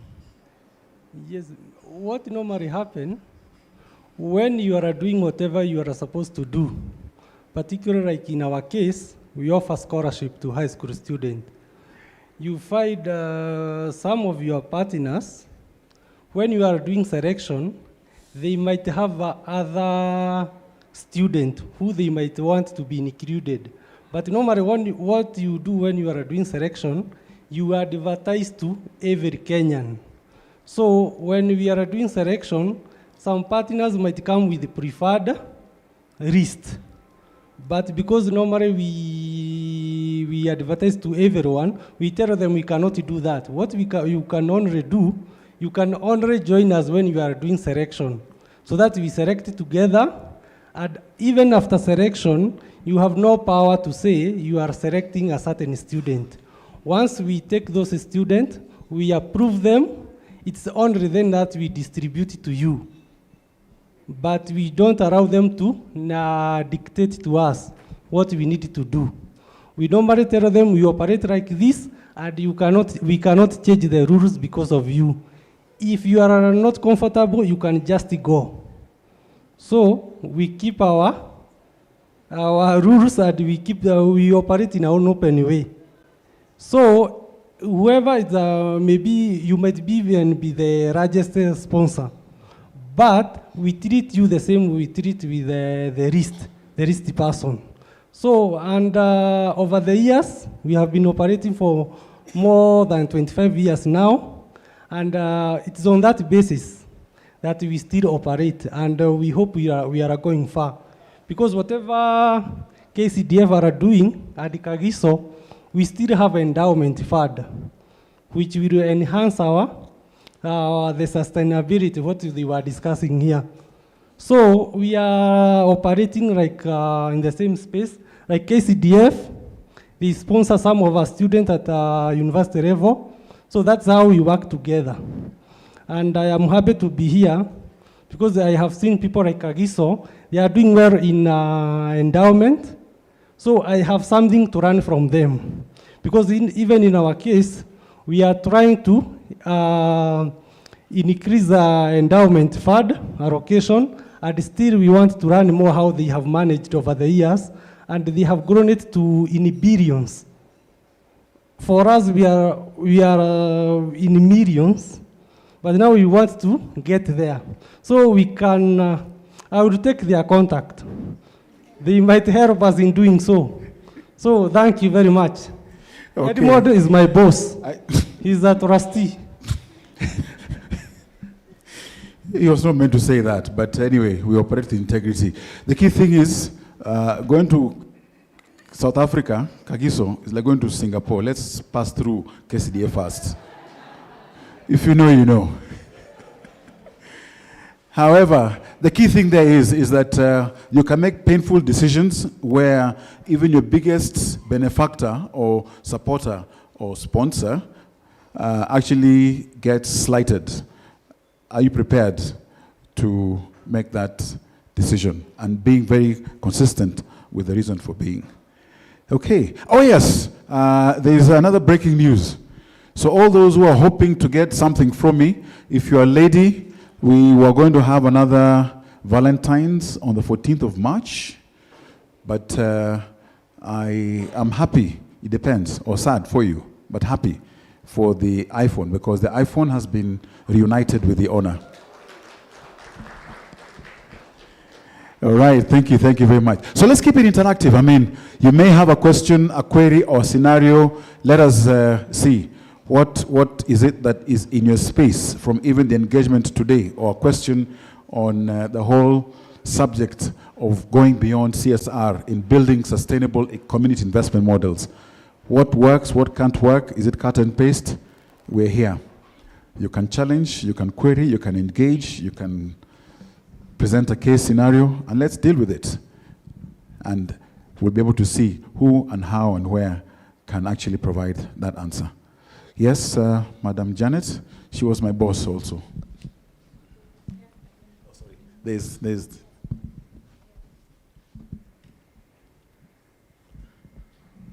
Yes, I think one of the thoughts which came to mind as I listened this morning was the fact that there is coherence between the trusts and the investment companies in terms of the DNA, in terms of core values, and that's why the investments try not to do anything that would contradict what the reputation, yes, to use her words, the reputation of the trust. So I was just asking myself, what are they doing intentionally to ensure they are passing on values, DNA? Because that seems to be a very central part of continuing to be coherent as a group, even with all the contestations around investments, etc. How do you pass on those things? Because we are saying you want to live for generations. If you lose the values and DNA, then you are done. So what are those things they are doing to make sure they remain in sync with each other? good question. I'm about to turn. I'm looking at the boss. Where the boss will look, I'll find the answer. Okay, another question there, or comment. Let his look not mislead. He's a Gen Z. Okay, thank you very much. And also thank you for the presentation. I'm asking this question, almost following the footsteps of Janet, in terms of the structure of the Kagiso. And they didn't mention very well that they borrowed through the strength of the trust and the funders or the banks were able to ride on that. In retrospect, in Kenya, sometimes funding through the balance sheet of our trust will be very difficult because of maybe the local laws. So I think I would also love to a little bit understand that structure. At the same time, I know there was a BEE in South Africa, and therefore maybe the debt from the financial institutions was not as prohibitive as the one in Kenya, because sometimes debt in Kenya, especially the interest rates and the other commissions and fees, and it would be very, very high, to the point that you have to work overdrive for you to pay the service the debt plus give dividends. So I would love to hear a little bit about that. I know they haven't mentioned about the interest rates and all that, but I'm also trying to marry it with the Kenyan funders or the debt providers. Thank you. All right, thank you. Those are two where there is comment, feedback. Can we get, yes, thank you. Thank you, Atia. I just want to touch on what Janet has raised. I think it's more or less about the succession plan in our spaces. Now, in the corporate world, and Janet has already said, we should run this as a business. It's not a non-profit thing. It's a pure business for us, and the business we're in is to uplift our communities. That is business. It's not philanthropy. It's not charity. It's just pure business. So in today's world, in the corporate world, we are forced to do succession plan in 3 layers. And if you don't do in 3 layers, then you're getting a big X. So I think we must start to think that way. This is a corporate. We should do what the corporates are doing. And the succession plan must be in 3 layers: the top, the middle, and the, yeah.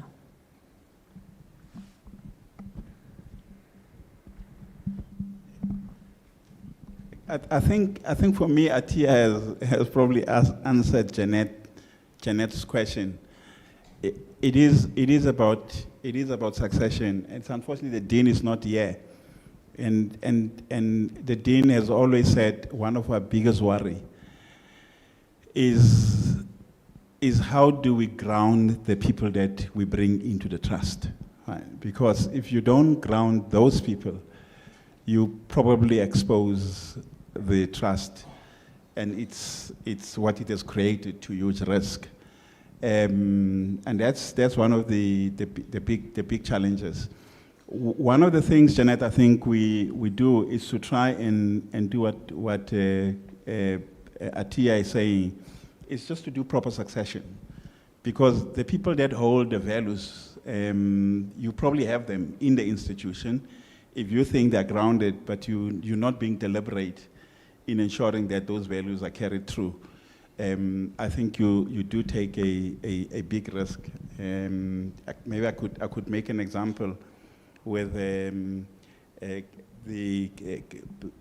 people know Baballo, right? Baballo was part of the trust.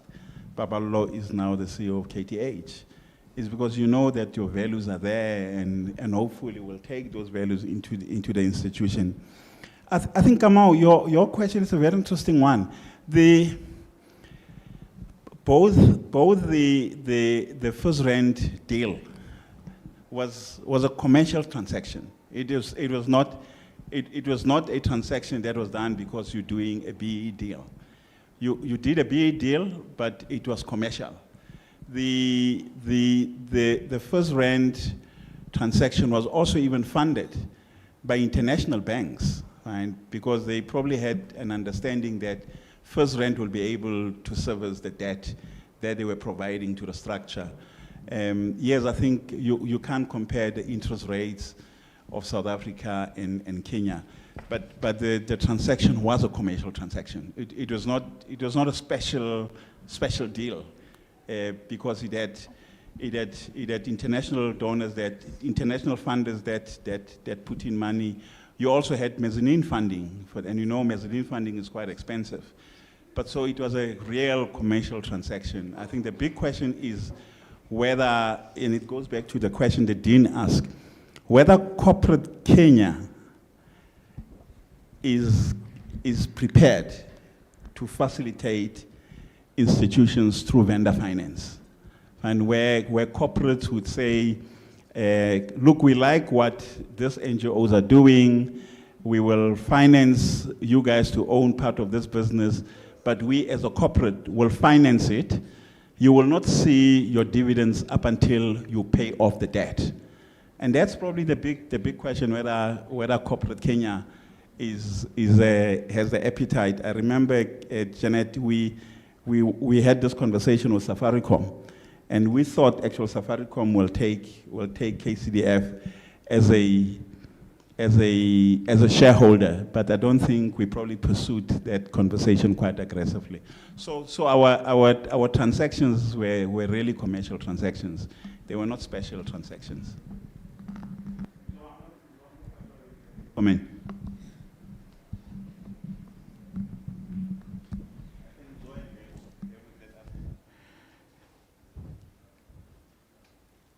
I hope it was clarified. Do you want to add or another question, query, comment? Do I see a hand? You know, when I look at you, I know you there's Bluetooth working, you know, there's Wi-Fi here, I can confirm. So definitely you'll say something. I thought you were looking at my neighbor. Edmund, utanunua coffee leo. Sorry, I think for me, so first of all, at Bajeti Hub, this is a process we are now starting, really at the very, very beginning. And for me, the one thing that has resonated a lot, and I think it's resonated from morning, is that this has to be based on the values of the parent organization, you know, because those are the values you transfer. So for us, even as we are looking for the asset manager, you know, the investment manager, they have to align with our values and conviction.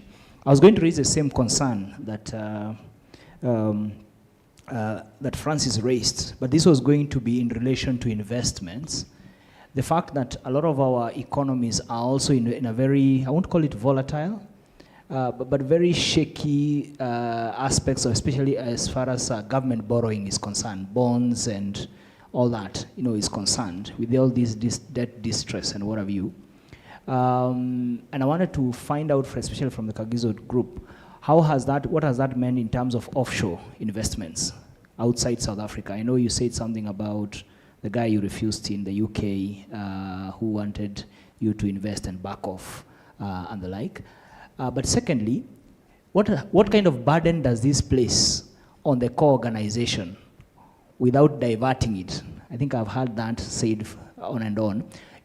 For you to be hands-on, you have to manage the manager. So you have to be in charge of what is being invested, where your money is being spent. But your day job is actually to, in a way, to run the social focus. You know, for us is really, you know, the work around public finance, the investments that the government is making for the people's lives. How has that balance? And I think this I'll put straight to the CEO of Kagiso Trust. How do you find that balance so that then you're not just managing the growth of the money? Yeah, those two concerns. Thank you.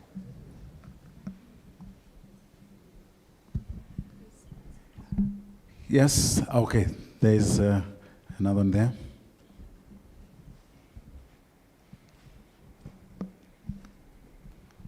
Good afternoon, everyone. My name is Winnie. My take home will be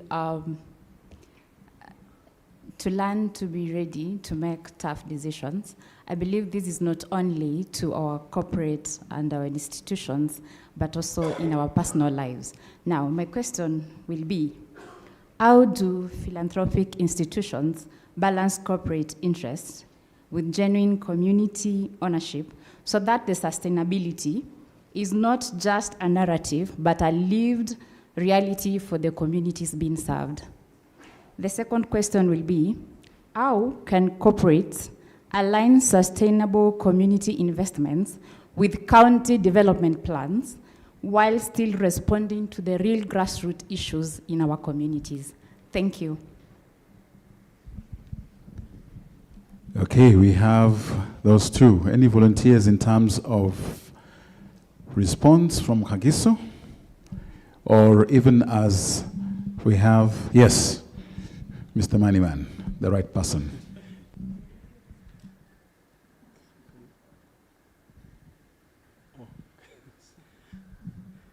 Yeah, I think I'll start. In fact, I will address the gentleman with a bald head. He's looking at it for.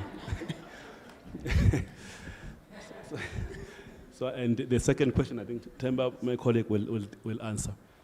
I think you asked, or you spoke about the economy. I think it's a reality. I think across the globe. I mean, in SA, it's not unique to Kenya. So, and it always. I mean, diversification is always key, I mean, in our space in terms of different asset classes. I mean, Kagiso Capital, what they do, they are a diversification strategy as we speak. But we also have diversification in terms of, as I spoke of, listed assets. But we also have a balance fund, what we call balance fund. It's a unit trust fund, and it's a multi-asset structure, which consists of local bonds, local equities, foreign bonds. Foreign equities, obviously, we've got investment managers who help at least diversify that from a global point of view, because you may have local equities in SA having a bad time, I mean, due to bigger issues, whether structural, I mean, like we've got infrastructure that needs to be maintained, like your rail companies, that some of the resources sectors sometimes do suffer just because they can't export efficiently the coal or resources, just because our transport system is not up to scratch. But I think there is that spread in terms of they track what is currently performing. But then going back to, I think, obviously, the governance structures are separated. Kagiso Trust has got its own board and investment committee, just for it to review the overall investment portfolio. But then, Kagiso Capital, KTH, Kagiso Tiso, they are investment holdings companies that are labor and also, I mean, every day, their job is to make investments. While the executive of Kagiso Trust and its board, their main worry remains about the socio-economic and social issues. So there is that separation. So I think from that point of view, so you don't have the board of the trust being daily worried about that investment in UK, for instance. That's not what we are daily worried about at the trust level. But then obviously our bigger worry is how well our portfolio is balanced and also meeting the returns that we've got clear terms with our investment companies, investee companies, KC themselves. They do know what is expected at the shareholder level from a growth perspective. And even during the time they're not giving us dividends, at least we are aligned in terms of when, because I mean we set clear milestones, and while these dividends are not coming through, but at least the value is being, we are growing. Let me pause there, thanks. I'm not sure. I don't know which one do you want. Okay. Well, I think, Mzo, you have partly responded to the first question in terms of the separation of governance.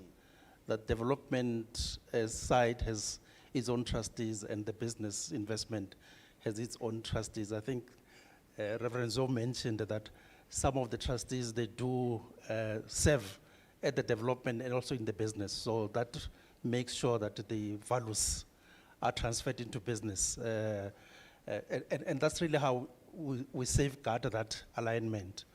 In terms of the creating a balance between the national development plans, we call it in South Africa, and local community aspirations. We were really guided by saying, what is it that is within the National Development Plan, which is a major pressing challenge for development at the level of communities. So education, for example, is part of the National Development Plan, but it is a big problem in terms of its infrastructure within communities. And what we do in responding to such programs, which we find working, is really taking this multi-year approach in terms of resolving the problem. So it's not dealing with an issue on a project basis. As recently we call them pillars. So it's really addressing a problem comprehensively and not part of the problem. So if it's in education, we'd look at what is the major problem that our basic education system is experiencing. It's not just infrastructure, it's about leadership, it's about curriculum. And therefore, as an organization, how do you comprehensively respond to that? I think the CEO mentioned that recently we have started to appreciate that the solution does not only lie in Kagiso Trust. The solution lies in the sector. So we really look at the sector's role in terms of who are the other NGOs that are addressing a similar challenge. And then we look for a coalition in terms of addressing those challenges. And in that way, you don't want to become a solution to everything that is there pressing at the community level, but you look for strategic collaboration. And maybe the last point is that that strategic collaboration, we spend a bit of time. I mean, if I may share, one of the partners that we have partnered with over the years, we spent 12 months just negotiating the rules of engagement and partnership. What will it entail? So spending time really to create that alignment works in terms of making the programs to be significantly sustainable. Thanks.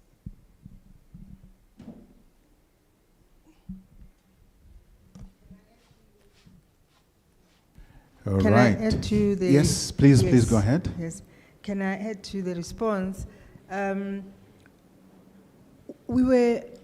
think we were fortunate, if I may maybe use that word, that there are other private service providers that I call them ecosystem orchestrators, who have taken the role of profiling and influencing.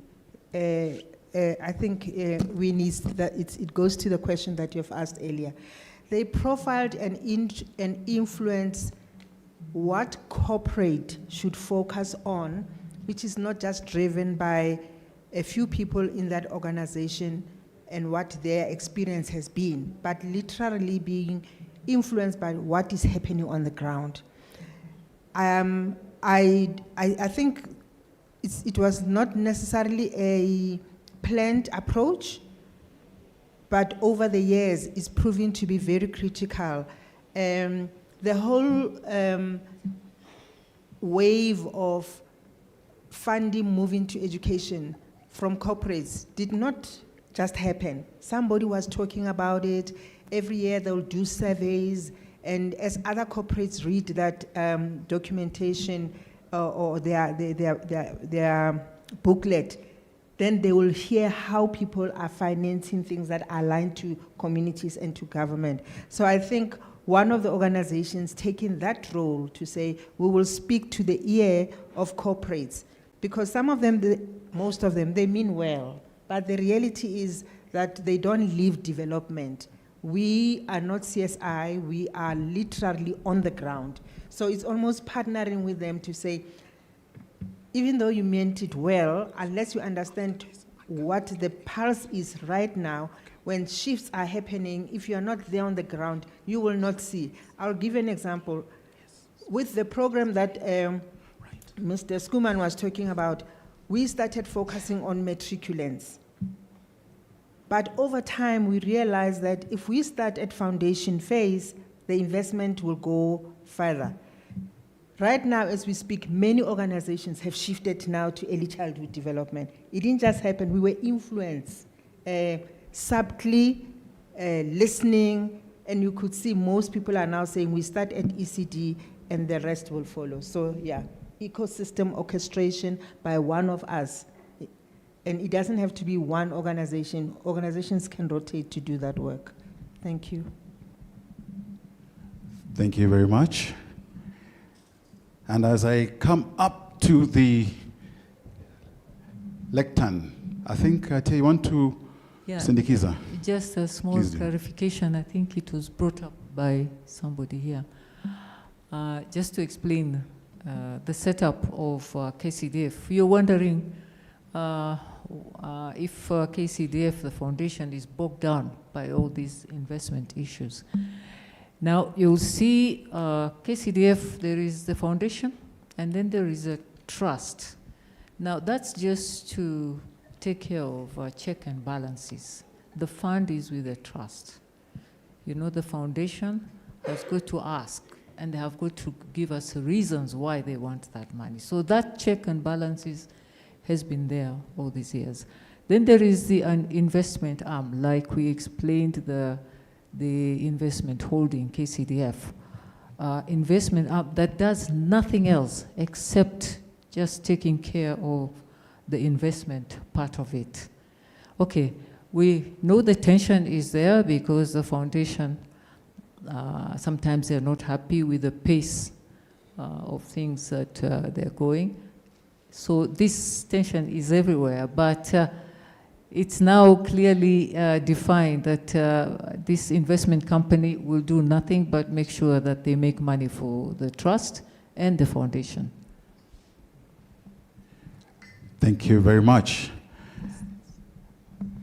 As we continue with our session this afternoon, it is one that I would dare suggest is literally almost like icing on the cake. And we thank you for your patience and your engagement, the interaction, the questions that you've been asking, very insightful, and the nuggets of wisdom that we all will take away with us. Just a very quick recap. This morning, we set the scene in terms of the background and the genesis of the journey in terms of relationship between the establishment of KCDF Investment Holdings, and also moved on to get a sense of, as we look back and look forward, our history. And again, just appreciating the role of the nonprofit sector in driving sustainable community transformation in a changing world. Panel discussion.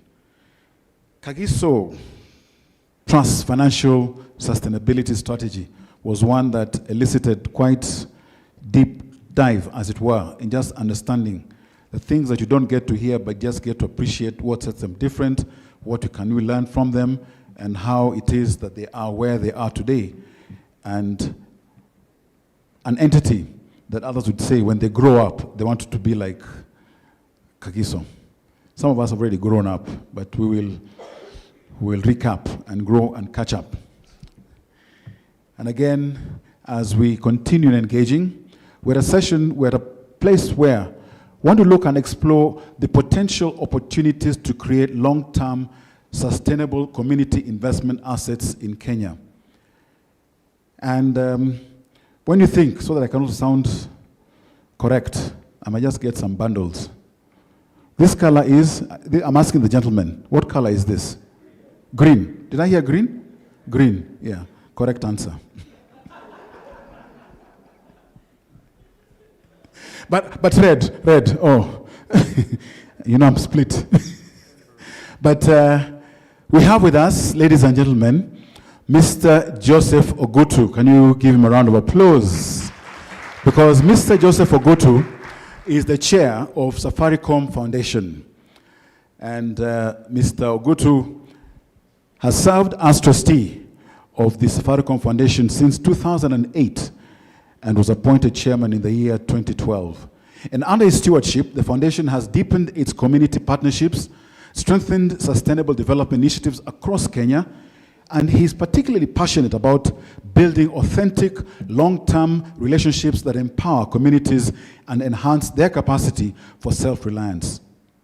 And he's going to bring to us this afternoon, in his presentation, strong perspective on corporate philanthropy, partnership-driven impact, and community-centered development, where we're looking at the theme, potential opportunities to create long-term, sustainable community investment assets in Kenya. Ladies and gentlemen, Mr. Joseph Ogutu.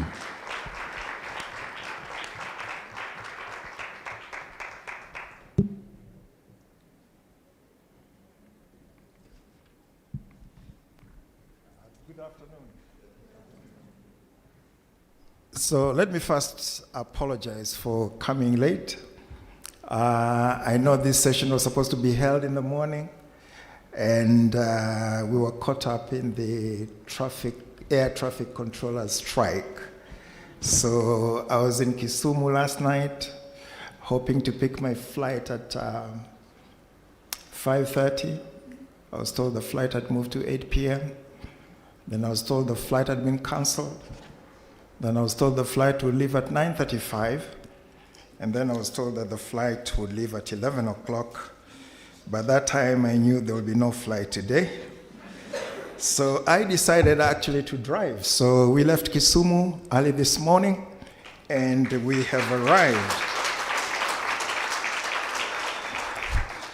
Yeah, so I didn't travel all this way just to give you a speech. Actually, I came here so that I could participate in the conversation, because what we're doing here is absolutely critical. But let me say something about Safaricom, which will bore you, but allow me. So, excellencies and distinguished guests, ladies and gentlemen, a good afternoon to you all, and thank you, Grace, for inviting me to be part of this very important conversation as to how we can create long-term sustainable community investment assets. About this time last year, a lot of actors in the development sector were very confident that there will still be funding from traditional funders. So that was in February. And then in March, Trump happened, and there was substantial decline. Some say that USAID was actually dismantled, whatever you call it. But this has really severely impacted the development sector, not just in this country, but in other countries as well. And therefore, makes this a very, very important conversation. In fact, when it happened, some of my friends who are in the banking sector said this is a good opportunity for Safaricom to step in now that USAID is dismantled. But truth be told, Safaricom does not have any that kind of resources to fill in the gap that USAID has left. So what we can commit to, we do have a long-term commitment to support work among our communities, among our people. That we can confirm. And this started at inception. And I'll speak very briefly because I'd prefer that we have the discussion as opposed to me giving you what I think you need to hear. So Safaricom, right from the very beginning, in the year 2000, the founders of the company realized that if we were to be successful in this market, we needed to identify with the local challenges, the needs of our societies within which we are operating.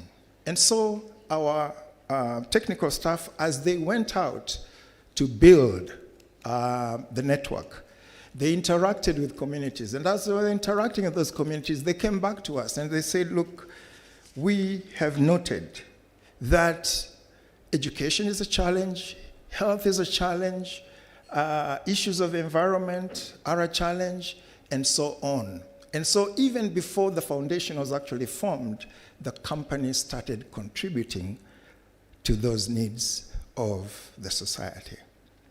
Later, one Bob Collymore said that the business of business is business, but business cannot thrive if business is not at the table discussing and dealing with societal issues. that was the birth of the purpose that is called Transforming Lives in Safaricom. And so even as we connect people to knowledge, and people to opportunities, Safaricom took the decisions that we must be involved in the societal needs and societal challenges. And I know this sounds like a PR, an item from PR, but it is actually part of the DNA of the company, having a purpose to work with communities. The reason why I'm late here, because I was in Lugari yesterday, in Kakamega County, trying to put up 2 schools, very, very, very needy schools in Lugari County. Some of them, I think, one of them, the roof had been blown up, the walls were caving in because they were not done to standard. And so M-Pesa Foundation, I've put up 70 million shillings to renovate each of those 2 schools. So,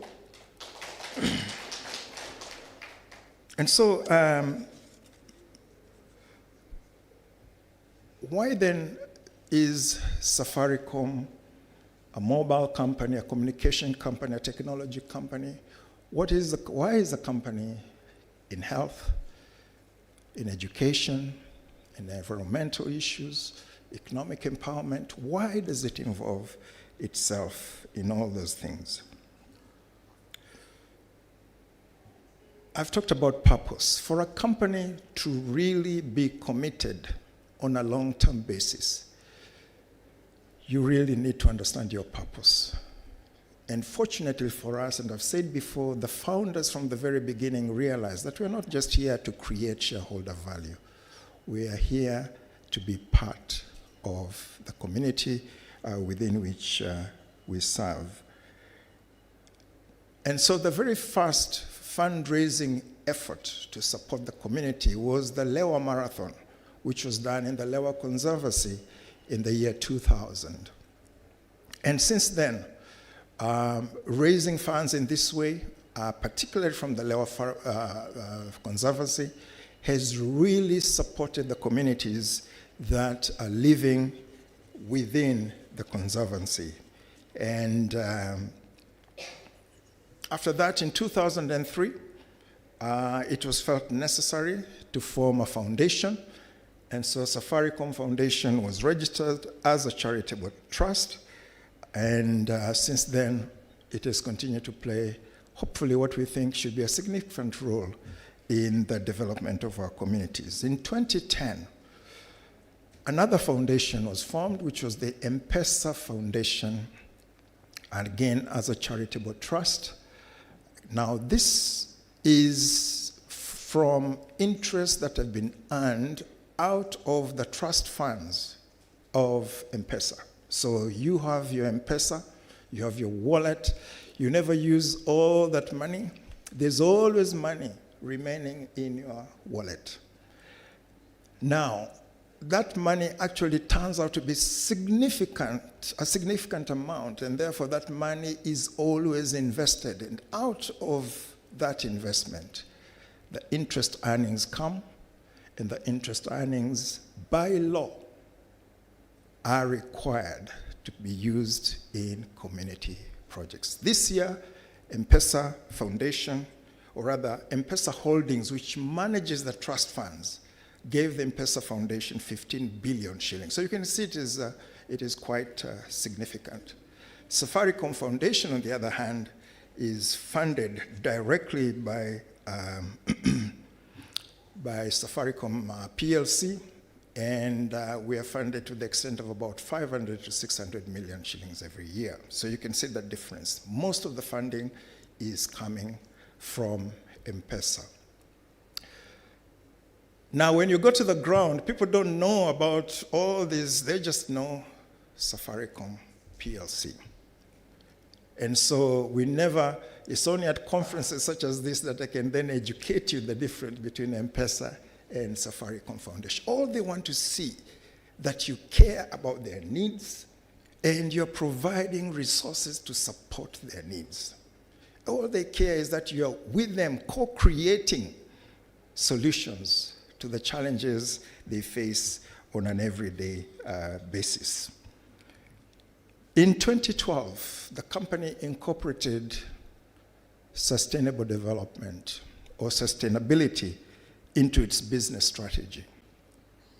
And every year since then, the company has produced sustainable business reports, which are available on our website, www.safaricom.co.ke. And this was felt that it is important for us to be accountable to the people that we serve. That's why we produce sustainable business reports every year.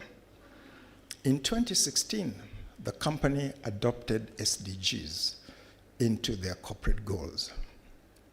So every single division within the company had a number of SDGs which they were to report on an annual basis. And the company took 9 SDGs because those were close and they were relevant to the business. So when you're talking about contributing towards the achievement of SDGs, it has to be something that is relevant to your business. So the 9 were health and well-being, quality education, decent work and economic growth, industry, innovation and infrastructure, reduced inequalities, responsible consumption and production, climate action, peace, justice, and strong institutions, partnerships for the goals. If I take climate action just as an example, the company took a deliberate decision that they're going to go new and renewable energy. So the network, as much as possible, will run on new and renewable energies. I think now it's about 25% of the network, because it's very expensive also to move from the traditional ways of powering or the network to deliberately going to new and renewable energy. So that is what is being done on the SDG side. Now, I've given this example just to push the point home that private sector do have the resources that are required for development. Private sector do have resources that are required for development. I was reading a report, I think it's from Impact Africa, published in 2024, that was saying that from private philanthropies, from corporate philanthropies, from corporation philanthropies, 192 billion was contributed, I think it was the year 2022, 2023. Some of you would have more current statistics. But that just tells you that it is possible to have the private sector contribute on a sustainable basis to support work within our communities.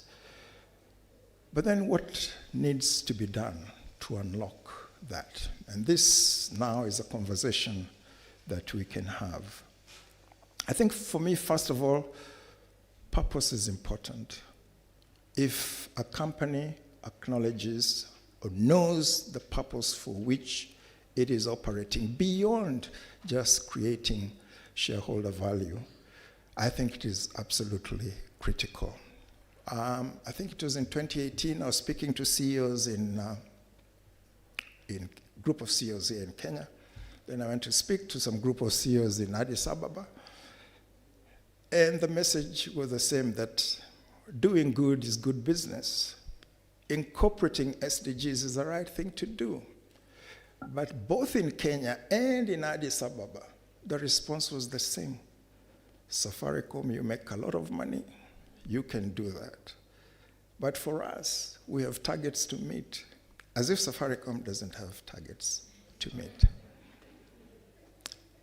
I hope it doesn't sound arrogant. I think it's really important for a company to know that for you to talk about sustainable business, you also must have a contribution to make sure that the people that you serve have clinics to go to in good distance, their children go to good schools, they are healthy.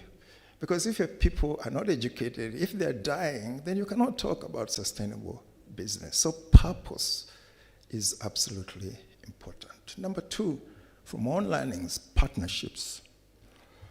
Partnerships are so critical. If we've been successful at all, it's because we have worked with partners.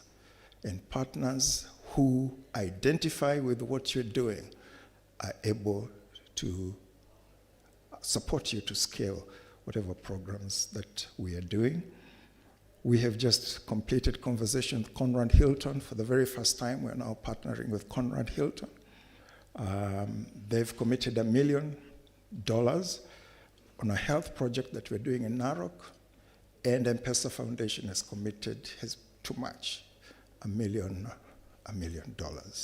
So when 2 or 3 or 4 partners agree to challenge or to address a community need, the impact is so much more. I think the third area, and this is again from AVPA, where I also sit on the board. This is our African Venture Philanthropy. When we had the conference last year, one of our keynote speakers said that Africa cannot grant its way to prosperity. Africa cannot grant its way to prosperity. In other words, you cannot depend on grants on and on if you're hoping to be prosperous. But yet, there is so much, in terms of resources, there's so much wealth within our country and within our borders. And one of the areas that we've been looking at is the pension funds. How do we unlock pension funds to come and support community work? And of course, the pension funds are selfish. They want to invest where they get the highest returns for the sake of their members. And so the discussion about how do we de-risk to make it palatable, to make it attractive to private sector players such as pension funds, to release those funds so that they're available for community growth. Are there any creative ways that we can think about to make sure that we have resources flowing into projects supported by our communities on a long-term basis? I think that's a discussion that we can have as to how do we create new sources of funding to come into our development sector. So as I said, these are just some thoughts, back of the envelope thoughts, but perhaps when you get into the conversation, maybe we can talk about much more. So I thank you for your kind attention, and I'm ready to interact. Thank you. Thank you very much, Mr. Ogutu. If you kindly would just maybe take a seat.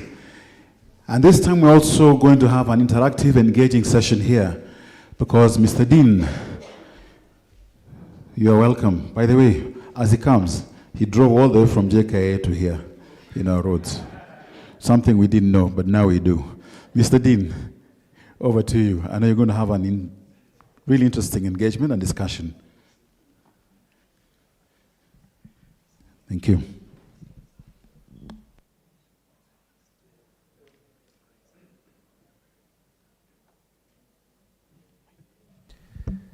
Thank you very much, Mr. Ogutu.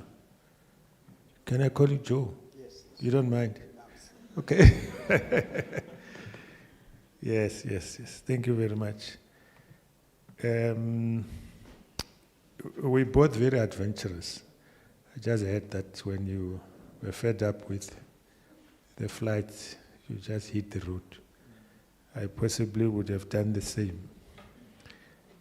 You have spoken about the importance of creating long-term sustainable community assets. From your perspective, what distinguishes short-term social impact from impact that endures across generations? So I said that first and foremost, for you to think long-term, you must have a purpose that drives you. You really have to have a purpose. Otherwise, it is going to be short-term. I'll give you an example. I attended a meeting. I was speaking at a meeting in Denmark, and after the presentation, a lady came to me who chairs the foundation of one of the biggest car makers in Europe. I will not mention the name. One of the biggest car makers in Europe.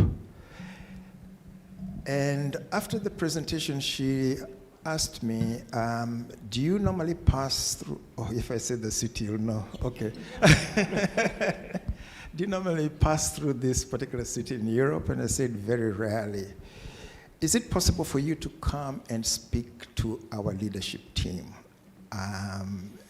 And I said, why would you want me to do that? And she says that they fund, it's actually, originally it's a family business, this particular car maker. They fund the foundation very well. But basically they just write a check. But they're not involved. The company, you know, is not involved. They don't really care what we do with the money, and so on. If there is no purpose, then the only purpose is to generate shareholder value. That is all, to make profits. And you can hit those targets very well. Anybody who has worked in corporate, you know that if you do this and you do that, you switch and there's, you know, the profits will come up. And so for me, and I'm really repeating myself, if you know the purpose for which you exist and your responsibility towards meeting the challenges that our society face, then it is not going to be a short-term. It's not going to be short-term because those challenges are not short-term challenges. These are long-term challenges. You have to be there for the long haul. Yeah, so for me, absolutely, you have to have a clear purpose. You have to know that you have a skin in this game of changing the lives of our people because they matter to your business. Thank you. Thank you very much. And what mind shifts do you, in your view, are required for foundations to move from just merely funding projects to building institutions and assets? Again, I can only give an example. Without you going out and actually feeling the needs of the people, and then seeing the transformation that comes after the intervention that you have made, then it is going to be very academic. Yeah, it is going to be very, very academic. You have to be passionate about this, and you can only be passionate. I have to report as chair of the foundation. I have to report to the PLC, Safaricom PLC strategy team. And the strategy sessions, we have to report. We have targets within the strategy. In terms of impact, what are we expected? How many people are we expected to reach? So during the quarterly business review, which happens every quarter,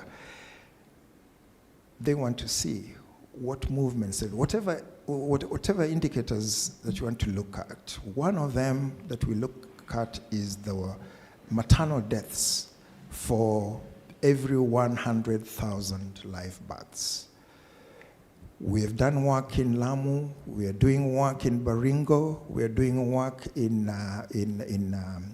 Migori, we're doing work in Homa Bay, and so on. And what we have seen, and again, working with partners, AMREF is a very important partner to us, working with the county government, working with the government, and alignment to government policy is also very crucial. We are seeing a difference that is happening. Case in point, is Lamu. Let me give just that one case in point. When we started, maternal deaths were 670, I think, per every 100,000 live births. And we've worked with them over a period of 5 years. Today, they're the ones who report to you that the number of maternal deaths has gone down from 670 to below 300. And now they report on a daily basis within their own governance structures. They report that this month there's been no death. This month, and they celebrate the fact that there's been no death over a certain period. So I'm not sure whether I've answered your question, but measuring impact also is important. It's important that you measure your impact, and it's important that you go on the field to witness the changes that are being made. Yeah. Thank you. Thank you very much. And if we can carry on with our conversation, Joe, Safaricom Foundation operates across the corporate and community development purposes. So what practical approaches have you seen that successfully embed sustainability into social investment models? So you're saying what practical approaches have we seen that have led to sustainable? Yeah. So again, I'll almost be repeating myself that number one, you have to go and work with the communities. You cannot impose a solution to a community. I'll give you one example. We did a water project in Korea, and as much as they needed that water project, it was basically rehabilitation of shallow wells, and we did about 50 or 60 of them, but we didn't put governance structures in place. We had no governance structures in place. And so when I went back, I think it was a year after that, 70% of those water projects had gone into, they're not functional at all. Because you really have to work with your people that even if they tell you that water is the need, then you have to put a governance structure in place. You have to put a mechanism that ensures that water will be available on a sustainable basis. Because sad to say, in certain communities, there is a dependency syndrome that if you have come, you have done, somebody else will also come and do it. So they don't take responsibility. And therefore, you have to be there for the long haul. You work with them to make sure that they've got the governance structures in place. If they're collecting money, there is a way in which money is kept safely so that it is used for maintenance purposes. One of the common things is people steal the pipes and so on. I see Carol smiling because you're in this business. It is tough. So if I may answer your question, then don't just give a check and walk away. You have to be part of the community. You have to walk with them that journey. It takes time, it may cost you money, but on a long-term basis, that community will appreciate you. I'm talking about water. Do you know what it means to a woman who has to walk 10 kilometers daily to get water? 10 kilometers. It means that day she'll do nothing else. The daughter will do nothing else. And see the joy in their hearts when water is brought to a walking distance next to the village, that they can now turn the tap, fill whatever it is container they have. It means so much time has been freed to be able to do more productive things. So yes, I think you absolutely need to work with them. It is not just signing a check. It's not just giving them the money, but you have to be with them, support them until they're able to move on a sustainable basis. Very, very interesting. Because sometimes communities are of the view that governance is for governments and not for them. And I think this particular aspect is neglected a lot. When we were still doing grant funding in Kagiso Trust, we have pumped money into a lot of projects, and we have seen how projects which were unhealthy at a governance level, that money went to waste. You just move a few years down the line, they are no longer there. They just collapse. But projects where they had good governance, they have a better chance of being sustainable and longevity. The Kagiso Trust model emphasizes community ownership, investment income through sustainable dividends, and reduced donor reliance. Maybe I can say progressive reduction of donor reliance. So in your view, what elements of this model do you believe are most transferable to the Kenyan context?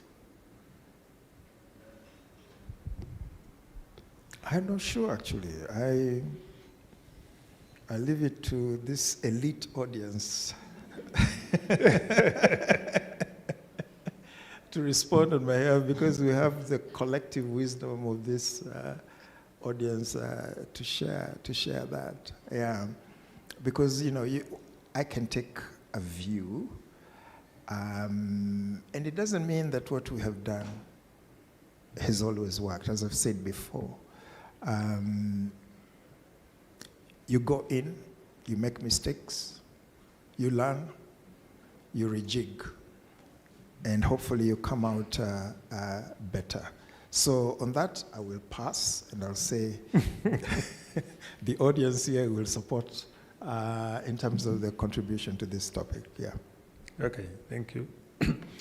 And what local conditions? You have already mentioned one key one, which is governance. But what, in your view, are other local conditions which needs to be in place for a model like this to succeed here in Kenya? So I will not talk about the regulatory environment. I think a lot has been said about the regulatory framework that the government has developed, about the PBOs and so on and so forth,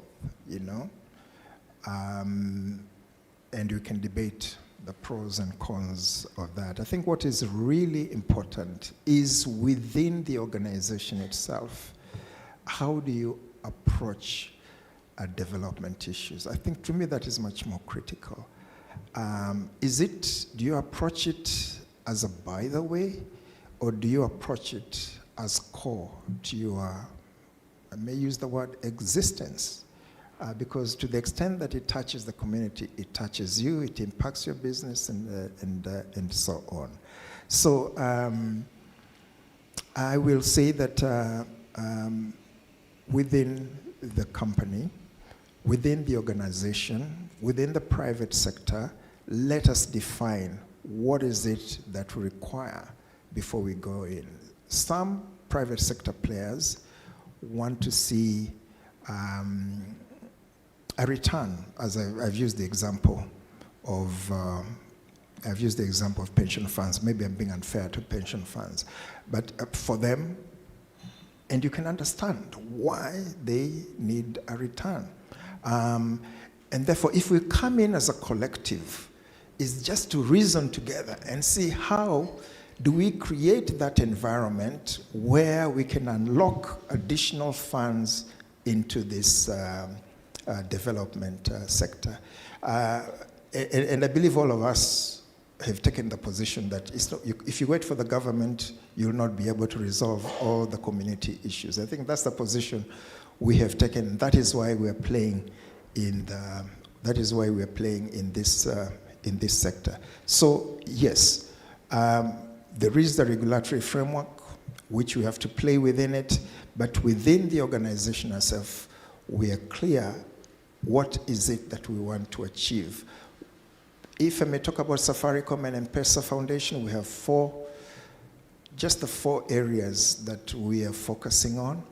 1 is health, 2 is education, 3 is economic empowerment, and 4 is environmental conservation. So we have chosen those deliberately that as areas we shall focus on, and then we identify the partners with whom we shall be able to work so that we can be able to scale and our impact will be much better. So those are the things that are within our control as actors in the sector. To choose whom we are going to partner with, what is it that we want to achieve, where do we want to concentrate our resources for, because we cannot be everything to all the people. Yeah.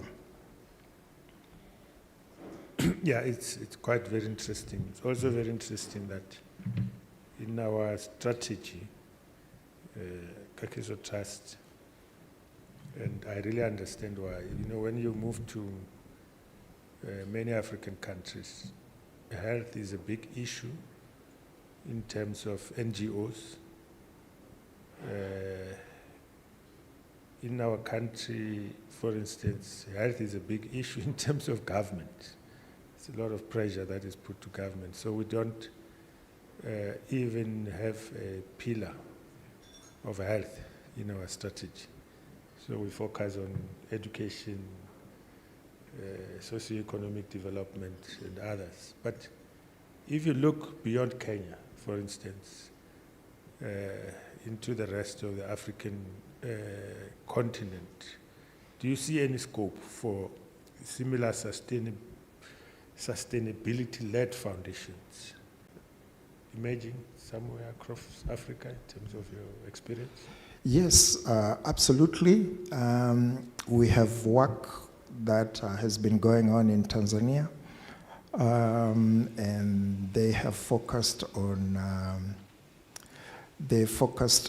again the safety of the mother from the time of conception to the time of delivery, and they have a program. I think they call it Linda Mama or something. So together with the group Vodafone, the Vodafone group and the Vodacom group, I think we have seen that working together as a group and focusing on the challenge of the women from the time of conception to the time of delivery, there have been benefits. So there's opportunity to really work across geographies with a clear focus to impact lives of our mothers. The other one is fistula. Fistula is a big problem in Africa. Certainly in Kenya, it is a big problem. Again, working with our co-partners within the Vodafone group, again, we've been able to address, together with the Flying Doctors, together with AMREF and other partners, we've been able to start focusing on dealing with fistula, and hopefully we have a target of 2030 that we can eradicate fistula in the continent. So yes, there's opportunity to work together.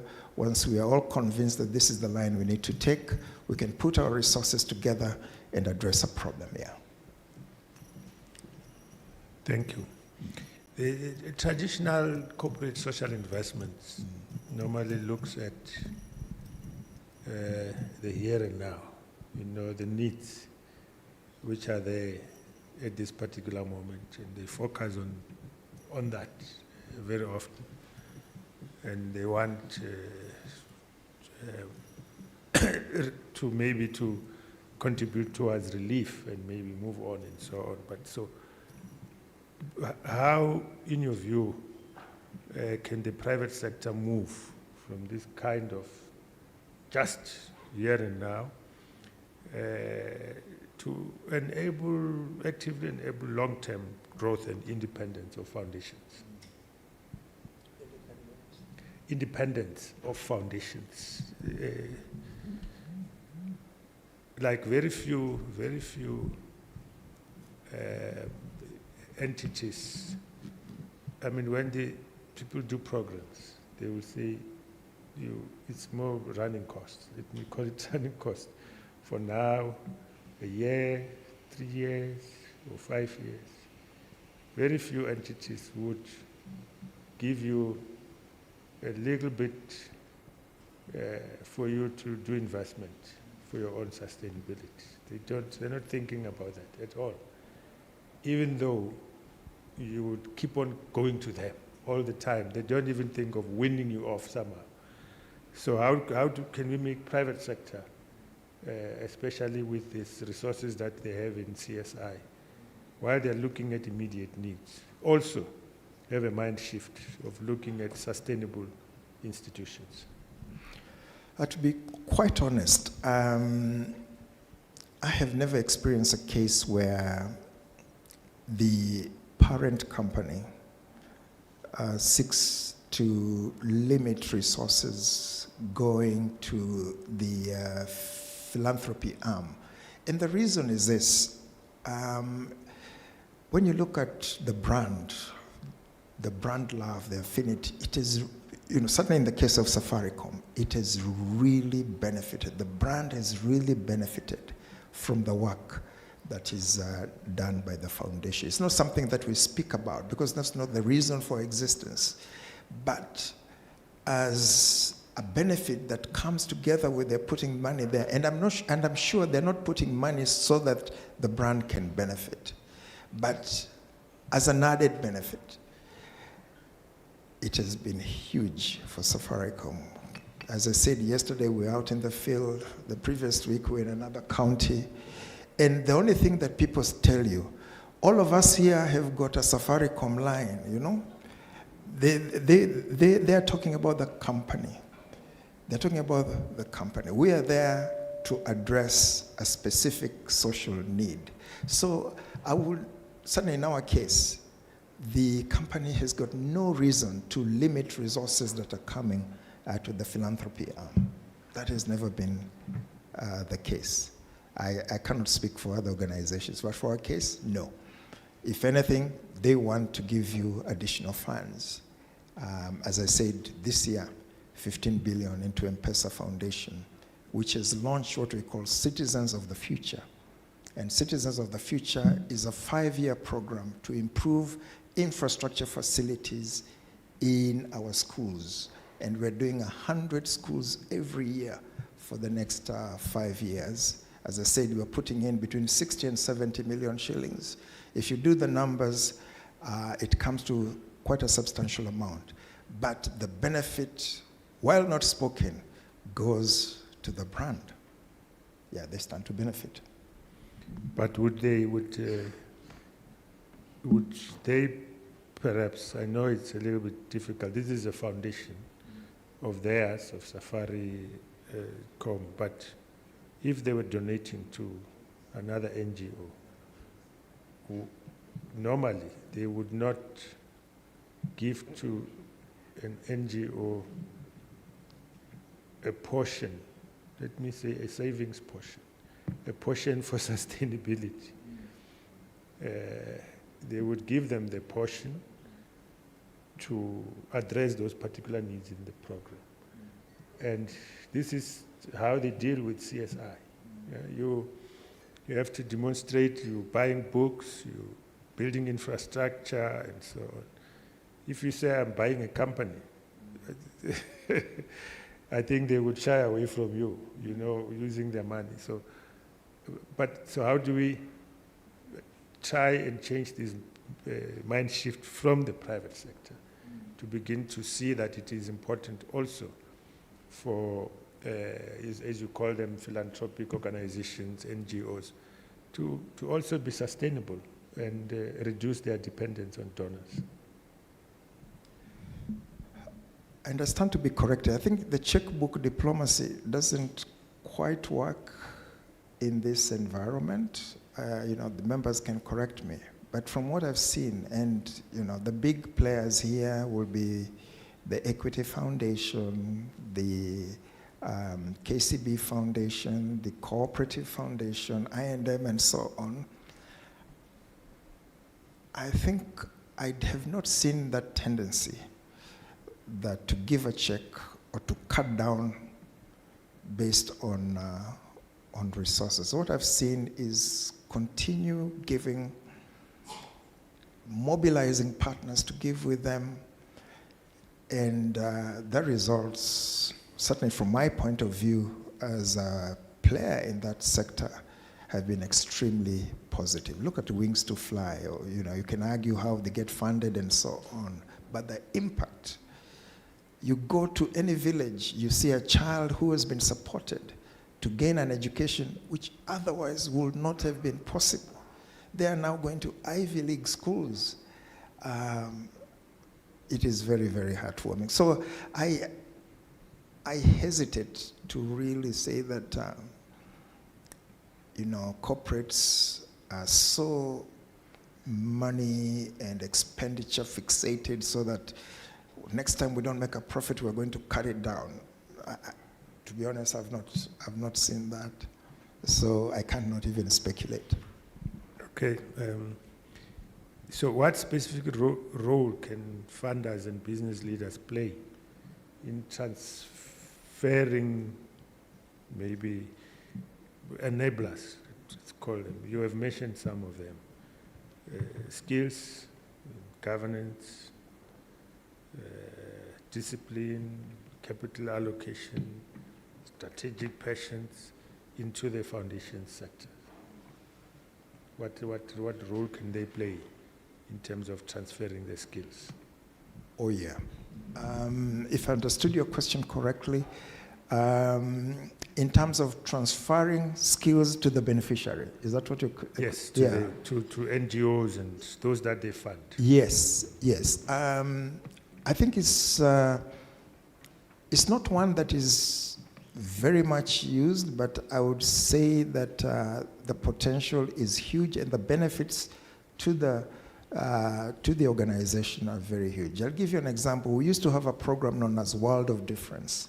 And World of Difference was basically using our staff who have strength in a particular area. It could be HR, it could be marketing, it could using our staff and assigning them a particular foundation that we are working with, or an organization or a CBO that we are working with, using them to sort of transfer some skill sets to that particular organization. That was hugely beneficial. We had that program, and I remember very well, one of our staff we sent to Kenya Red Cross, and she went to Kenya Red Cross to establish the ambulance initiative that still works at the Kenya Red Cross today.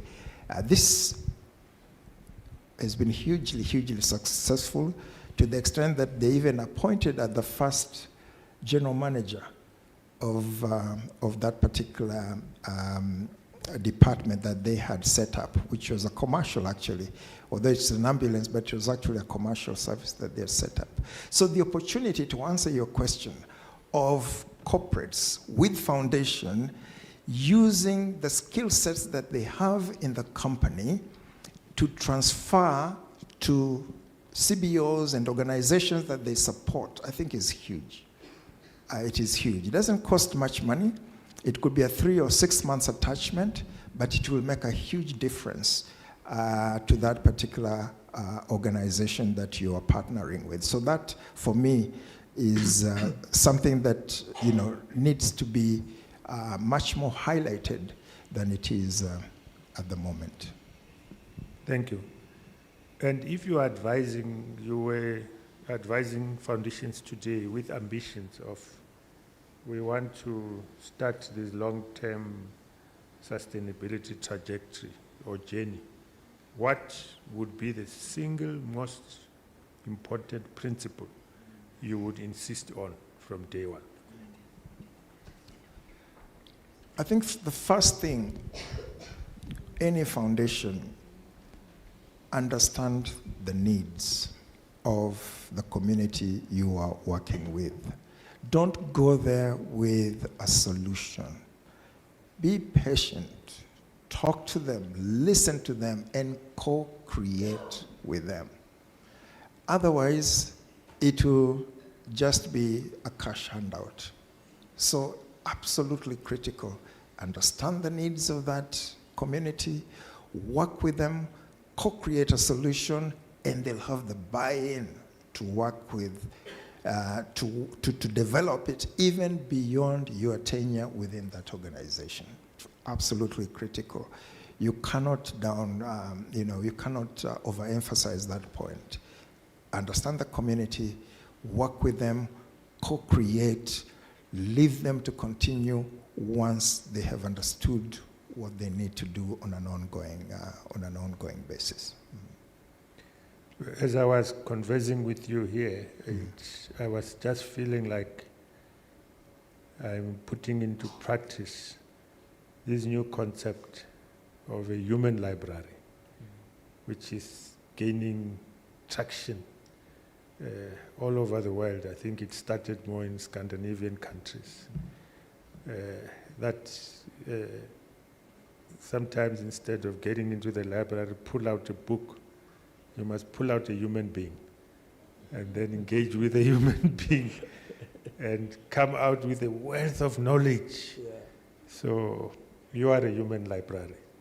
That we were pulling out a wealth of knowledge. And I know I've really kept you captive for long here, but one last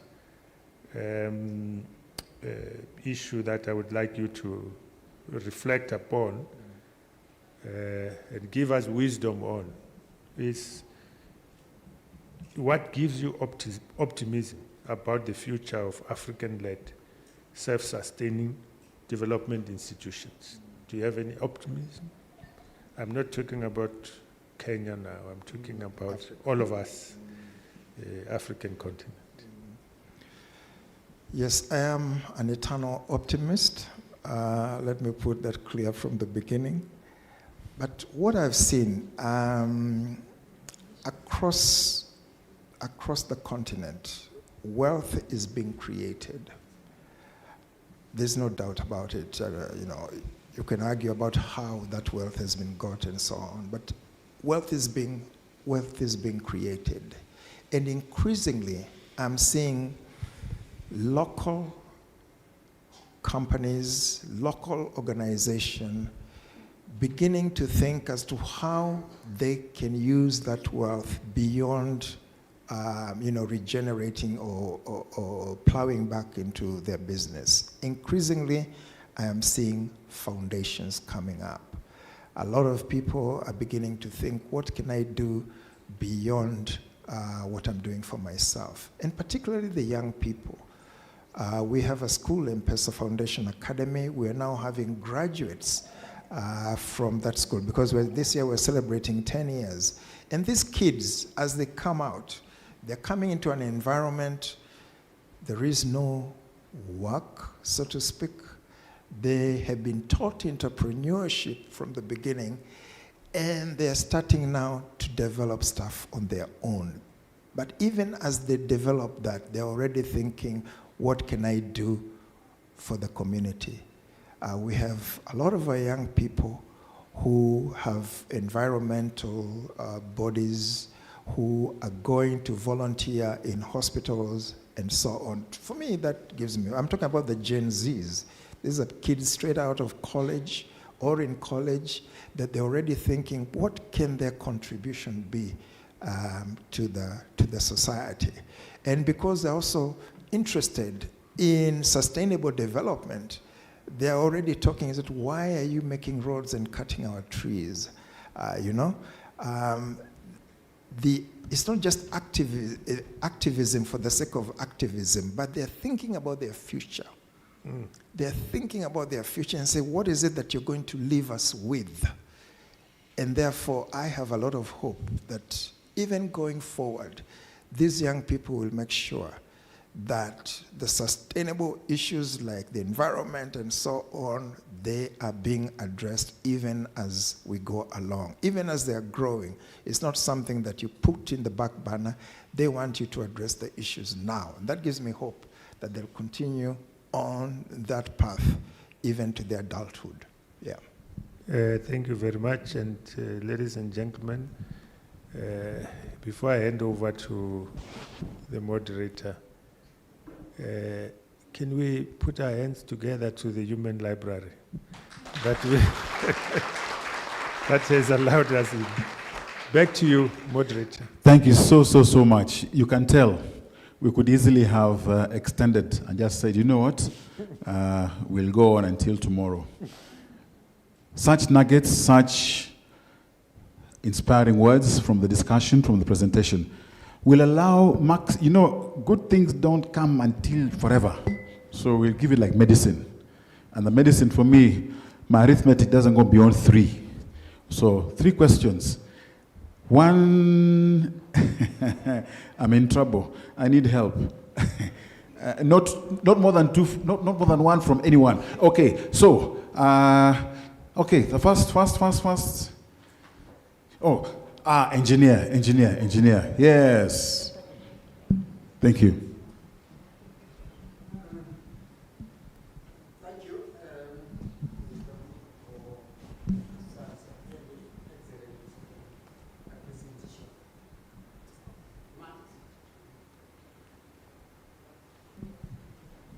Mine is to make a comment and then follow it up with a question.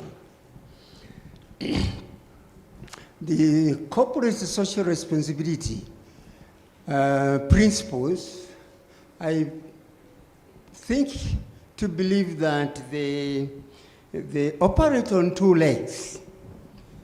The first leg is to give to the community in appreciation of what you are, what you have got from the community, you give them back. That happens to many, all of us. You are educated in the community. There are not many educated people in that community. And you go back and you contribute to that community.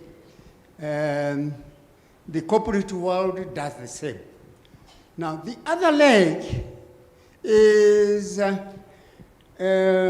advertisement, promotion, to brand your product, like Safaricom in competition with the other technological entities in the field, would like to ensure that they keep themselves ahead, and by therefore being seen to do good, that provides, I believe, for their motivation. If one were to think more of the first leg, where you just give to the community, wouldn't, and therefore comes to my question, wouldn't the possibility of therefore working with other institutions such as ourselves at KCDF, who we do not have any product to sell, or what we stand for is that is good to the community, and by so doing, encourage the growth of such independent organization, which can probably go far and beyond and be out of the possibility of 1 or 2 points that came up in the course of discussion, that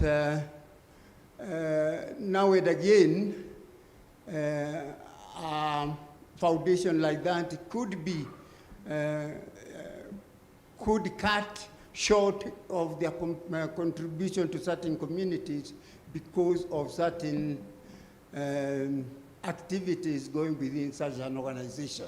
But institutions like the KCDF have all just to provide the good. They don't think of any particular product of anyone. Thank you. Thank you very much. Number one, as I was speaking, you never heard me use the word CSR or corporate social responsibility. You never heard me using the word give back.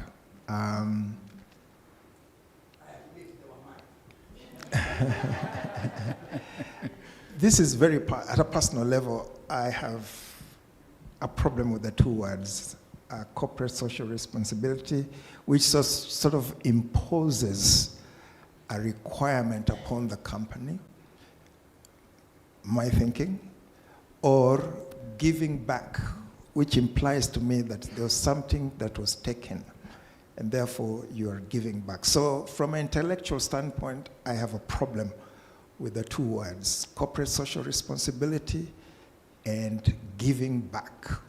So for me, I like the word investment. You are investing into the community. You recognize a need. You're working with them, and therefore, having established that there is a need, a felt need, you are co-creating, and you are therefore putting resources in support of that particular issue. So that's first. Second, you've talked about KCDF. Incidentally, as I was coming here, a colleague of mine told me that you're going to KCDF. These are our very good partners. You know, they were telling me, KCDF are our very good partners. We still remember the projects that we did with them, I don't know, 15 years ago, I don't know. I've been there long enough, but I don't remember, you know, somebody coming to me and say, KCDF has been such a good partner to us. Some of the work that they did in economic empowerment, and she was sharing with me the work that was done in economic empowerment, and those people who benefited at that time still come to our partners meeting. So I think congratulations to KCDF, whatever you're doing, it seems to have been, the right thing. And therefore what I'm saying, we are open to having further discussion. What are the areas that we can we can work with you in order to touch the lives of our people? That door is not closed. Karibuni sana. Grace, you've heard me. Karibuni tuonge. Thank you. Wonderful. And I have a sense there's an investment question that's going to come from somewhere in the middle there. Where the microphone? Yes, you do. You have the microphone there. Please go ahead. Thank you so much. Thank you, Mr. Ogutu, for a beautiful presentation. In your presentation, you've demonstrated the strong alignment with the SDGs in your strategy. So my question is that beyond your annual report and sustainability reporting, where else do you account for this impact that you are making, particularly with the external frameworks, global frameworks that you measure your contributions towards SDGs? Thank you. Yeah, so we are part of the UN Global Compact, and the UN Global Compact, the Kenyan chapter, that is an ongoing conversation in terms of what are we doing to address or in fulfillment of the SDGs. I have become increasingly tired of hearing there is a funding gap. There's a funding gap. You know, that's what you get in these conferences. We are now in 2026. Before 2030, there's still a funding gap of $1 trillion. I don't know what. There's a professor called Wangari Maathai, a Nobel laureate. And she gave us the story of the hummingbird. Anybody know the story of the hummingbird? Yeah, so what she said was that, look, there was a big fire in the forest. There was a big fire and the animals ran out of that forest. You know, and the fire raged on. But one bird said that, I am going to do something about this. She went into the stream, drew in some water, came back, dropped. She went in the stream and out, in and out of the stream, and dropped in the water. The others were just yelling, my goodness, what was fire and what? This thing, everything is dying. But the hummingbird went to the stream to try and extinguish the fire. And Professor said, have the attitude of the hummingbird. Do your little thing. So even though there's a funding gap, let us address our situation, our immediate communities. Let us see what we can do. Within those 17 SDGs, there's something that we can do. And that is why Safaricom incorporated the 9 SDGs instead of the 17, because you cannot do everything. They said we'll focus on these 9 and see what difference we can have. So the hummingbird attitude. Thank you. All right, there is one more here. Yes, please. Don't worry, we shall. I need to be in your good books. Thank you, Mr. Ogutu, for that presentation. It's really wonderful. I have 3 questions. One is, we're together when you say you hate these words of corporate responsibility, philanthropy, charity, and we're all now saying we are investing into communities. That's the language now. But I can't help wondering, how do you measure your ROI?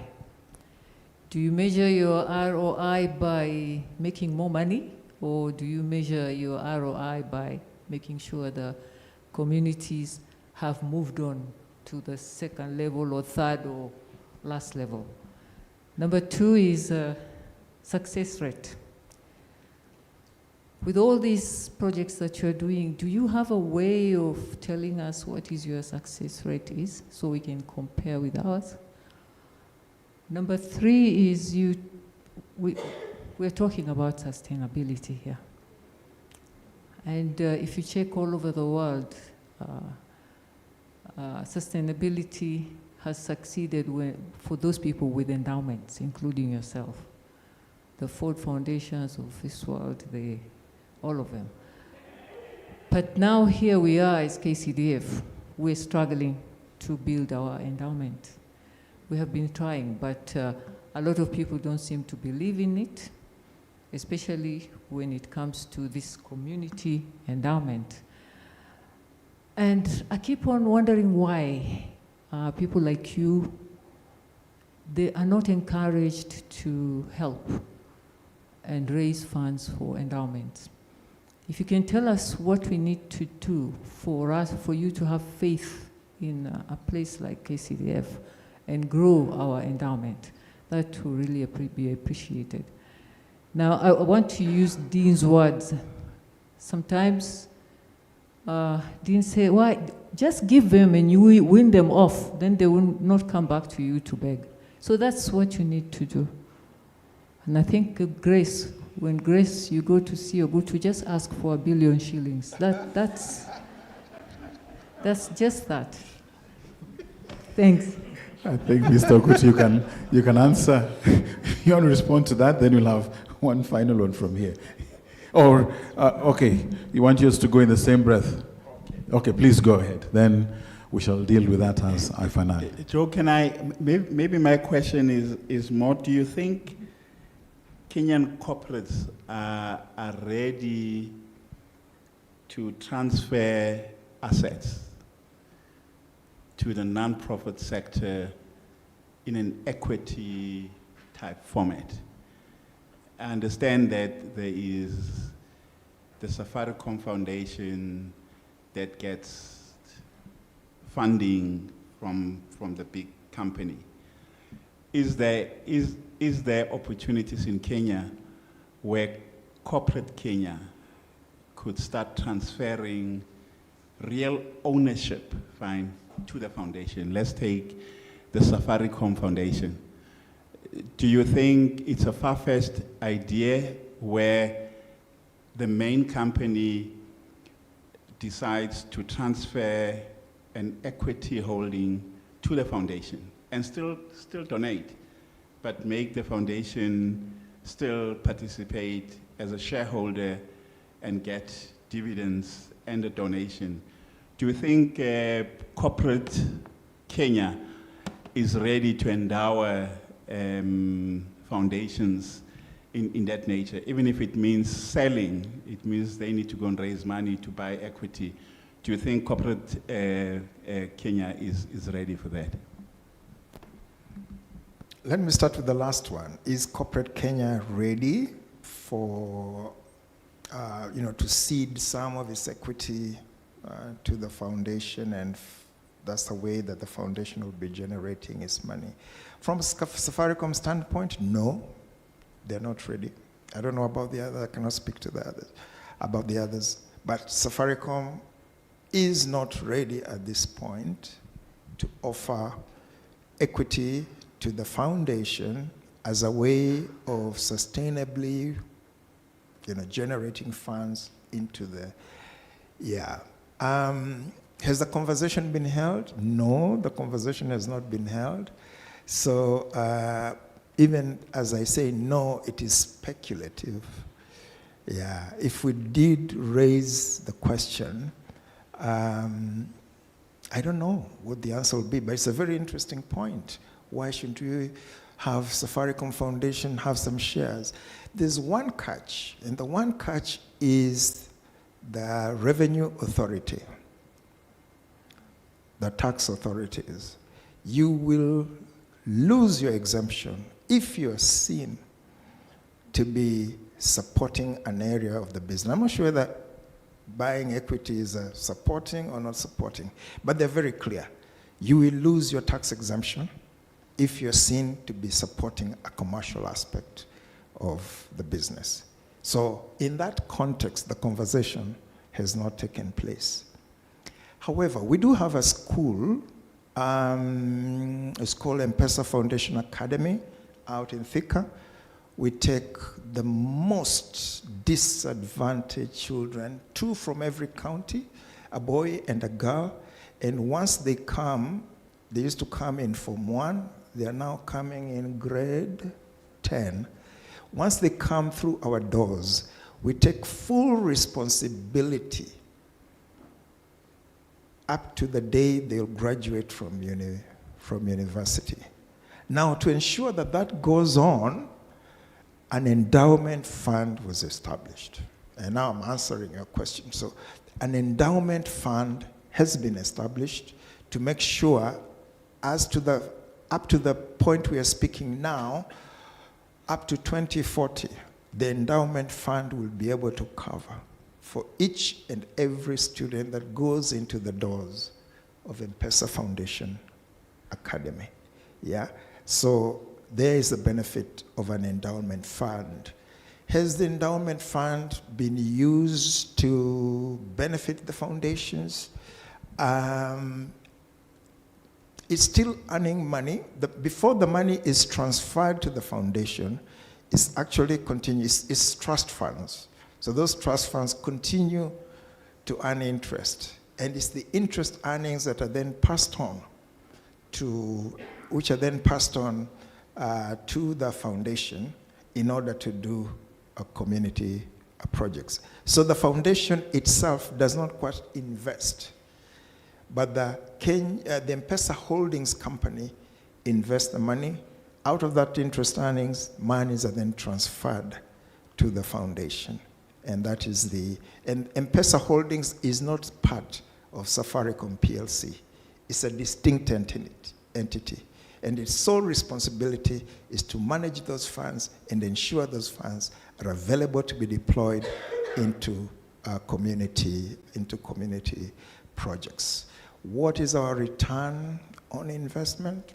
In 2023, we were launching the strategy 2023-2026 foundation strategy.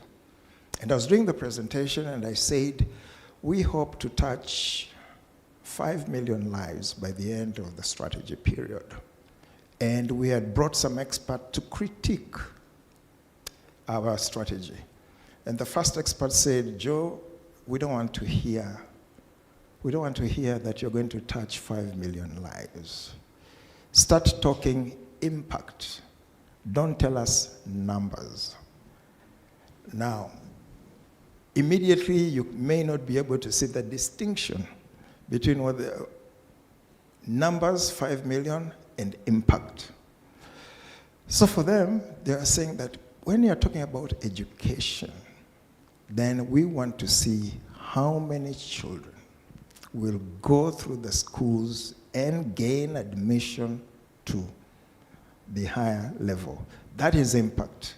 We want to see those who have completed university. If you are talking about the school, those who have completed university, what are they doing? So that is impact. We don't want to hear numbers, that we are going to take 5 million kids, or whatever number, through high school and so on. So it was an eye-opener for us that we must start thinking seriously. So it's not just the numbers that we are conveying through the conveyor belt, but what impact can we measure in terms of transformed lives? And that is something that, to be honest with you, we are working on. Return on our investment, ROI, is something that we are currently doing with the support of what is this consultant firm that are working with us on sustainability, which are the 3 big firms, PwC, Deloitte, KPMG is the one. So we are working with KPMG to do all those measures. Yeah. All right, thank you very much. I guess when that feedback comes, it'll speak to the success rate. We can continue, we can go on, and let's keep engaging. As a finale, Madam Grace, your time now. Finally, you are the helm. You've been putting all this together to give us some closing remarks. And, Mr. Dean, the one who drove from JKIA, we want to capture. If you don't mind, with Joe, just come and stand in front. Just in front of the tables. I think the cameraman wants to capture the moment, but he'll direct us. If you could kindly just indulge for a moment there.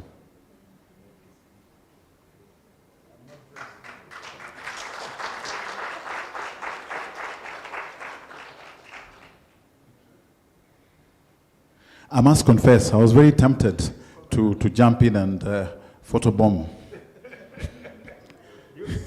I can jump in, eh? I can get airtime for life. All right, thank you very much, Joe. Thank you, thank you.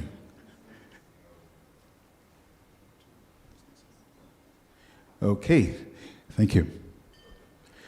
Just to let us know, if you didn't, Madam Grace Maingi is the Executive Director of KCDF, first amongst equals, because she has a team, and she's very humble, and she just says no. She only just comes in to do the closing bit, but over to you, Tafadhali. Thank you. Thank you very much, Edmund. Could we kindly give a big round of applause for our MC for today?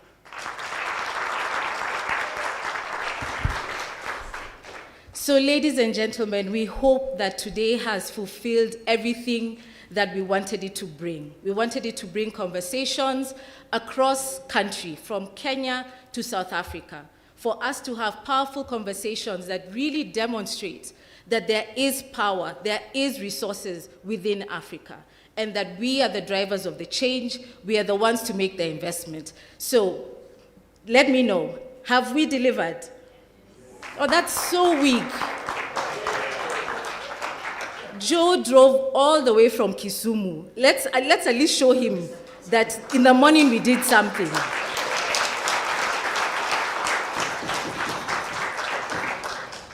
So really, this was an invitation by KCDF and the KCDF entities to invite you on a journey that has authentic conversations, consciousness of the realities and the task ahead of us. Because as has been said this afternoon and in the morning, the challenges that we have within Africa are real and are deep. We hope that this conversation has freed our minds, not for ourselves, but for the next generation, building on long-term sustainability, that we can have an African focus on building institutions to serve communities, having a community laser focus that delivers sustainability. One of the key tasks that, as you saw, I was given in the morning is to push the legislative and policy advocacy to create a conducive environment for revenue generation and investment opportunities for CSOs. So we welcome you and invite you to join us on this journey. We want to build a coalition of the willing and win over those who are not yet convinced on sustainability.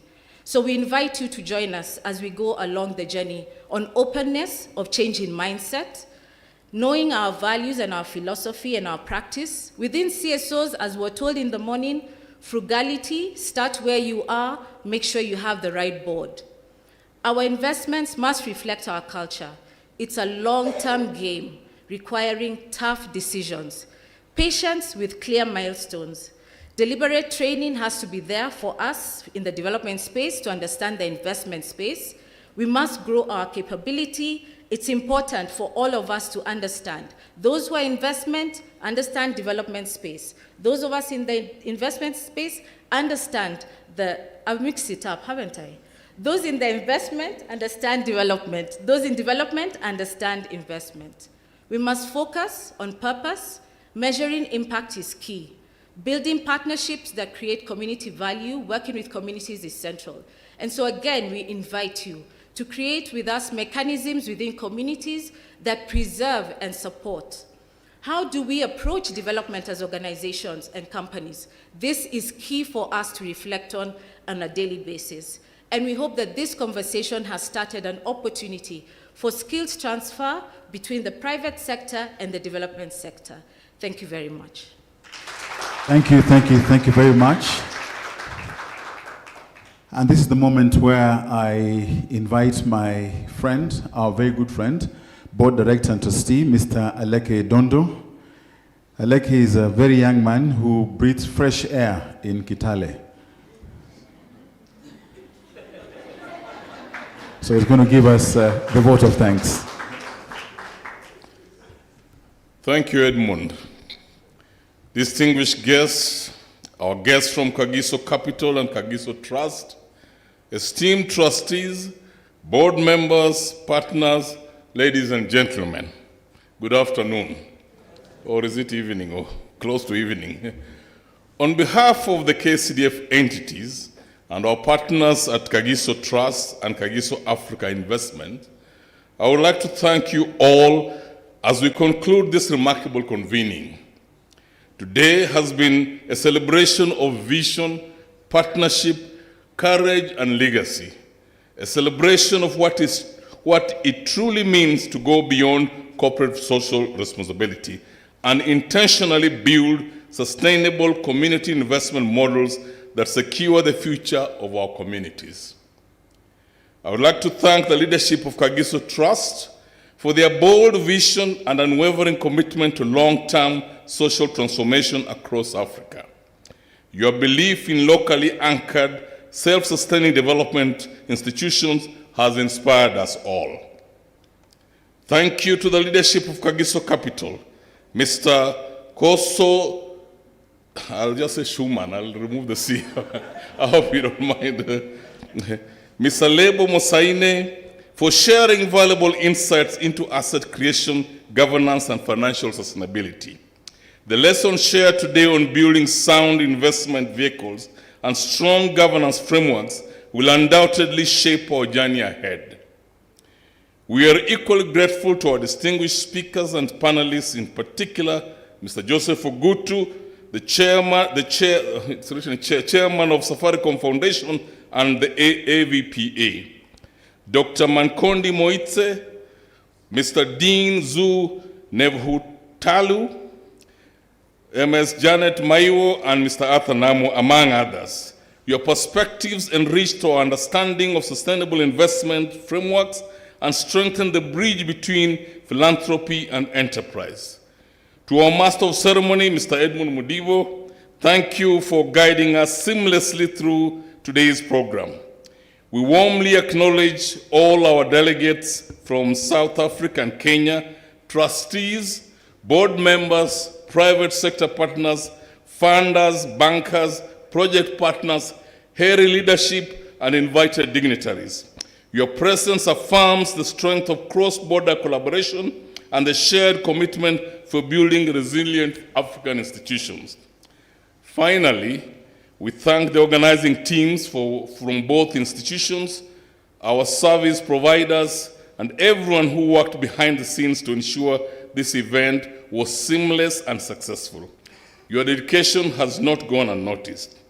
Distinguished guests, as you continue networking, may you carry with you the renewed conviction that sustainable community investment is not an aspiration, it is achievable. And together, we are building models that will outlive us and transform communities across Africa. Thank you, and God bless you all. Thank you very much. And there is one person he forgot to thank, so I will thank him. Mr. Leke, thank you. He also thanked me, so we've balanced the books. We now have come to the end of today's engagement, but it opens up opportunity now for networking. Let's get to know, get to understand, share those contacts, share those cards. Let's see how you can take it on from here. Because, yes, the CFO of the trust, thank you. All right, are we good? We are good. Wonderful, because we're going to exchange cards, network, and more importantly, if you're like me from Western Kenya, there's tea. So please, let us partake, let's enjoy. All is good. Thereafter, please, you may depart at your own leisure, preferably before this evening, before Serena gives us an invoice. Asanteni sana. God bless. Thank you.